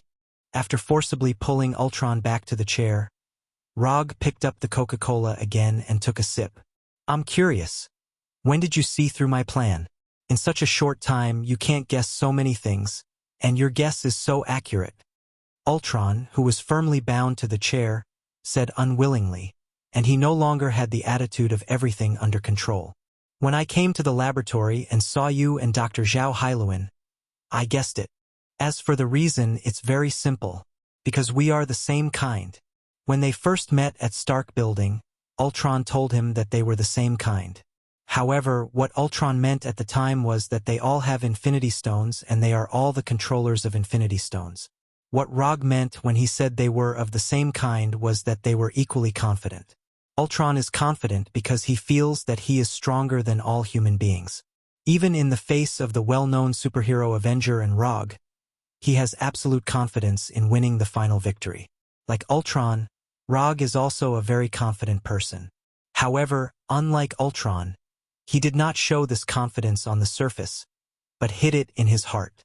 As a traveler, and a traveler who has seen the future of this world, of course, he has the confidence to make a name for himself in this world. What's more, he still has the existence of the system. If in such a situation, he still has no confidence and feels that he can't surpass others, then he might as well give up early. Ultron's confidence is shown on the surface, and Rog's confidence is shown in his heart. Although the places shown are different, this does not affect the fact that the two of them will have very similar thinking. So as long as Rog put himself in Ultron's actual situation, it was easy for him to guess Ultron's plan. After all, if he were Ultron, he would make a similar choice. Then, the next thing is very simple. In the case of knowing Ultron's plan, even if he only knows 70% or 80% of it, it is enough to formulate a countermeasure. Since you have guessed that Zhao Hailuan is my backup plan, but you still have no way to stop me from leaving, you still can't beat me. After understanding where the problem was, Ao Chuang calmed down again and said in a calm tone, "That's enough. At this point, there's no need to continue acting for me. Your acting is a little too much." Before Rog finished speaking, Ultron tried to connect to the internet and leave here. Then, he discovered a terrifying truth that could completely penetrate his mental defenses. His networking mechanism had failed. This is impossible. This is absolutely impossible. Did you find out that you can't connect to the internet all of a sudden? It must be very exciting. Compared with the panicked Ao Chuang, Rog was unspeakably calm at this time. Now it was time to reveal his trump card. How did you do it? The failure of the network mechanism meant that he could no longer leave this severely damaged body. Ultron was completely trapped in this body. This explanation is a little complicated, but you have enough time to listen to it slowly, so I've decided to explain it to you. After all, this is also my confidence. Villains died because they talked too much. This kind of thing would never happen to Rog. Although in Ao Chuang's view, he was a typical villain. To be honest, for a strong artificial intelligence like you, I really can't stop you by myself. If I want to completely destroy you, not only do I have to eliminate you and all the robots you made, but I also have to erase all traces of you on the internet. Only then can you completely disappear. This kind of thing, I can't do it, but someone can. After that, Rog stretched out his finger and pointed to the hole above the basement. A figure with red skin and a mind gem inlaid on his forehead floated down. Illusion. The person who floated down was none other than Illusion, who had the ability to restrain Ultron's networking mechanism. This is impossible.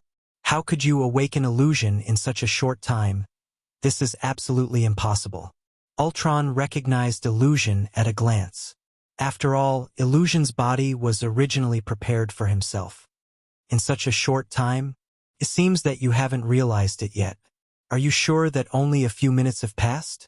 Rog took out the reality Rubik's Cube, then continued, "This is the reality Rubik's Cube, and inside it is the reality gem.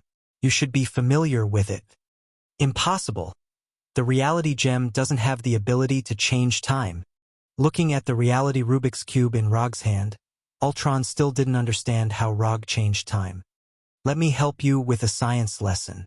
Have you heard of the time dilation effect? The first is the time dilation effect of high-speed motion in special relativity. The second is the gravitational time dilation effect in general relativity. These two time dilation effects can bring about changes in time, and more importantly, these two effects are caused by the objective existence of physical laws.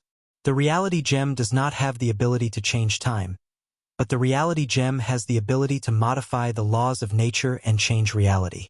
Although Rog didn't explain the principles of these two time dilation effects in detail, it was enough for Ultron to understand what was going on. In your perception, we just sat down and talked for a few minutes, but in fact, 3 days have passed outside. Whether it's Dr. Zhao Hailuan or your real backup, the Sokovia meteorite, they've all been taken care of. And I might as well tell you that all your doppelganger robots outside have also been destroyed. As long as the illusion clears all the traces you left on the internet and then destroys your current broken body, you can say goodbye to this world completely.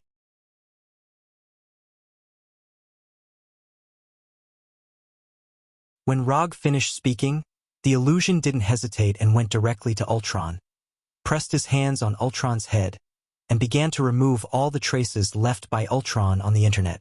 After the appearance of the illusion, Ultron's ending was basically determined.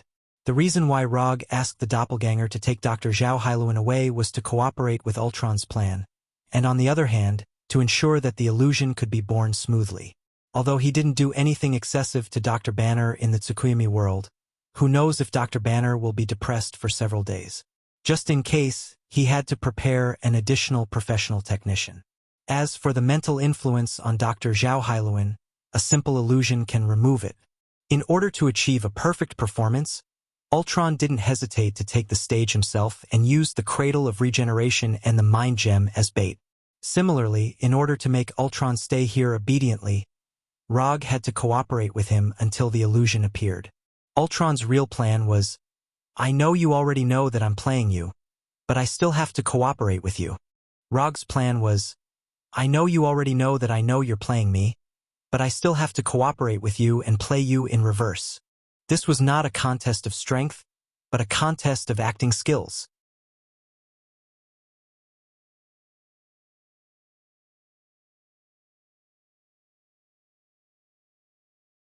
Chapter 250. Rog was not very concerned about how Illusion was going to clean up all the traces of Ultron on the internet and shut down the networking mechanism of Ultron. When Illusion began to touch Ultron's head, he silently ended the gravitational time dilation effect created by the Gem of Reality. The reason why he used Otama Rasengan to hit Ultron into the basement was that the basement would not be as spacious as the laboratory above.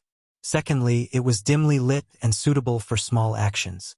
Besides, he made a chair with wood release to sit down, not to create an atmosphere or to pretend to be cool, but because using the Gem of Reality was really tiring. Judging from his own timeline, he and Ultron had only stayed in this basement with gravitational time dilation for a few minutes. However, from the outside world, he and Ultron had stayed here for 3 days and 3 nights. If it weren't for the fact that the Gem of Reality only affected this small basement, the chakra in his body would have long been drained by the Gem of Reality. In the original timeline, why did Thanos make the Power Gem the first target? In addition to the clear location of the Power Gem, the main reason was that the Power Gem could provide him with enough power to drive other Infinity Gems. Rog did not have a Power Gem, so he could only use his own chakra as an energy source to supply the Gem of Reality. The reason why he sat and chatted with Ultron was not that he was lazy, but rather, he really did not have much strength to stand up. At this moment, he felt for the first time that second-last chakra was not that sufficient. Illusion's touch of Ultron's head did not last long. It only took a few seconds for Illusion to clean up the traces left by Ultron on the internet. The moment Ultron was completely removed from the network, Illusion didn't hesitate. He exerted force with both hands and crushed Ultron's metal head. Go back first. Remember to remind Tani to give me my reward as soon as possible. Rog sat on the wooden chair and said slowly, Okay, Mr. Rog. Illusion turned around and glanced at Rog before replying in a tone similar to Jarvis. After Illusion left, Rog finally did not have to continue to maintain such a calm appearance. He sighed wearily. Even though he didn't really fight, this feeling was even more tiring than fighting for 3 days straight. After resting alone in the dark basement for more than 10 minutes, he finally left this alternate battlefield with the Flying Thunder God. 3 days were enough for Fu Lien and the Konoha Intelligence Agency to finish everything. Rog summoned 2 Shadow Clone Jutsu after arriving in Seoul, but when he left Konoha HQ, he had already prepared 5 Shadow Clone Jutsu in advance and gave them the corresponding tasks. He didn't know what Ultron's plan was, so he could only leave behind enough Shadow Clones to see what was going on.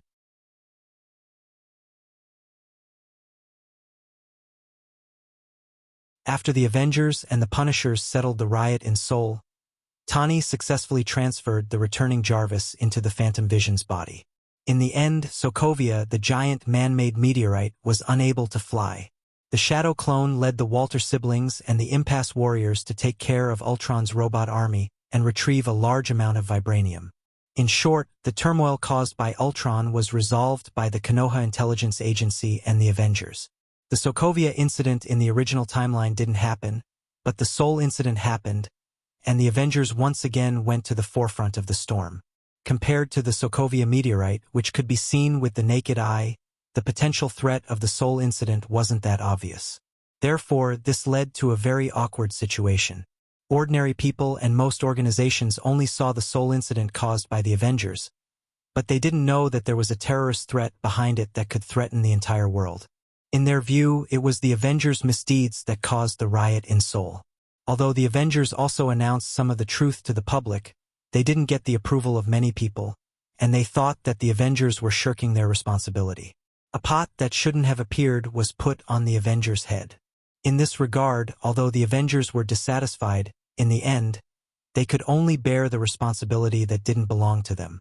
The Avengers have a lot of experience in fighting supervillains.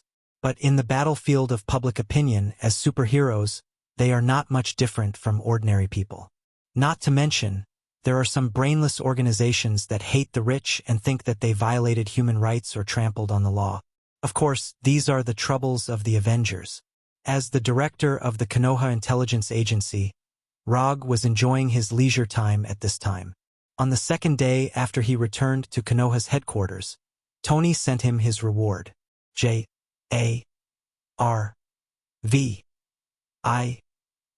became part of the Genjutsu, and Tani gave himself a new artificial intelligence female assistant, Friday.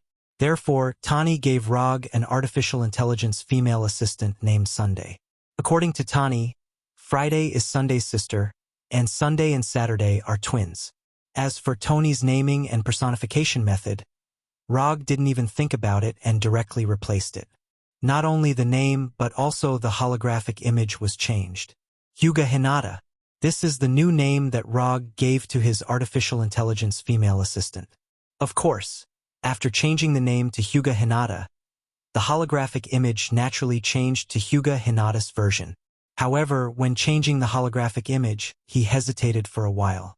Should he use the 16-year-old Hinata from The Gale? Or change it to the 19-year-old Hinata from the movie The Last? Or change it to the 32-year-old Hinata from the movie The Last?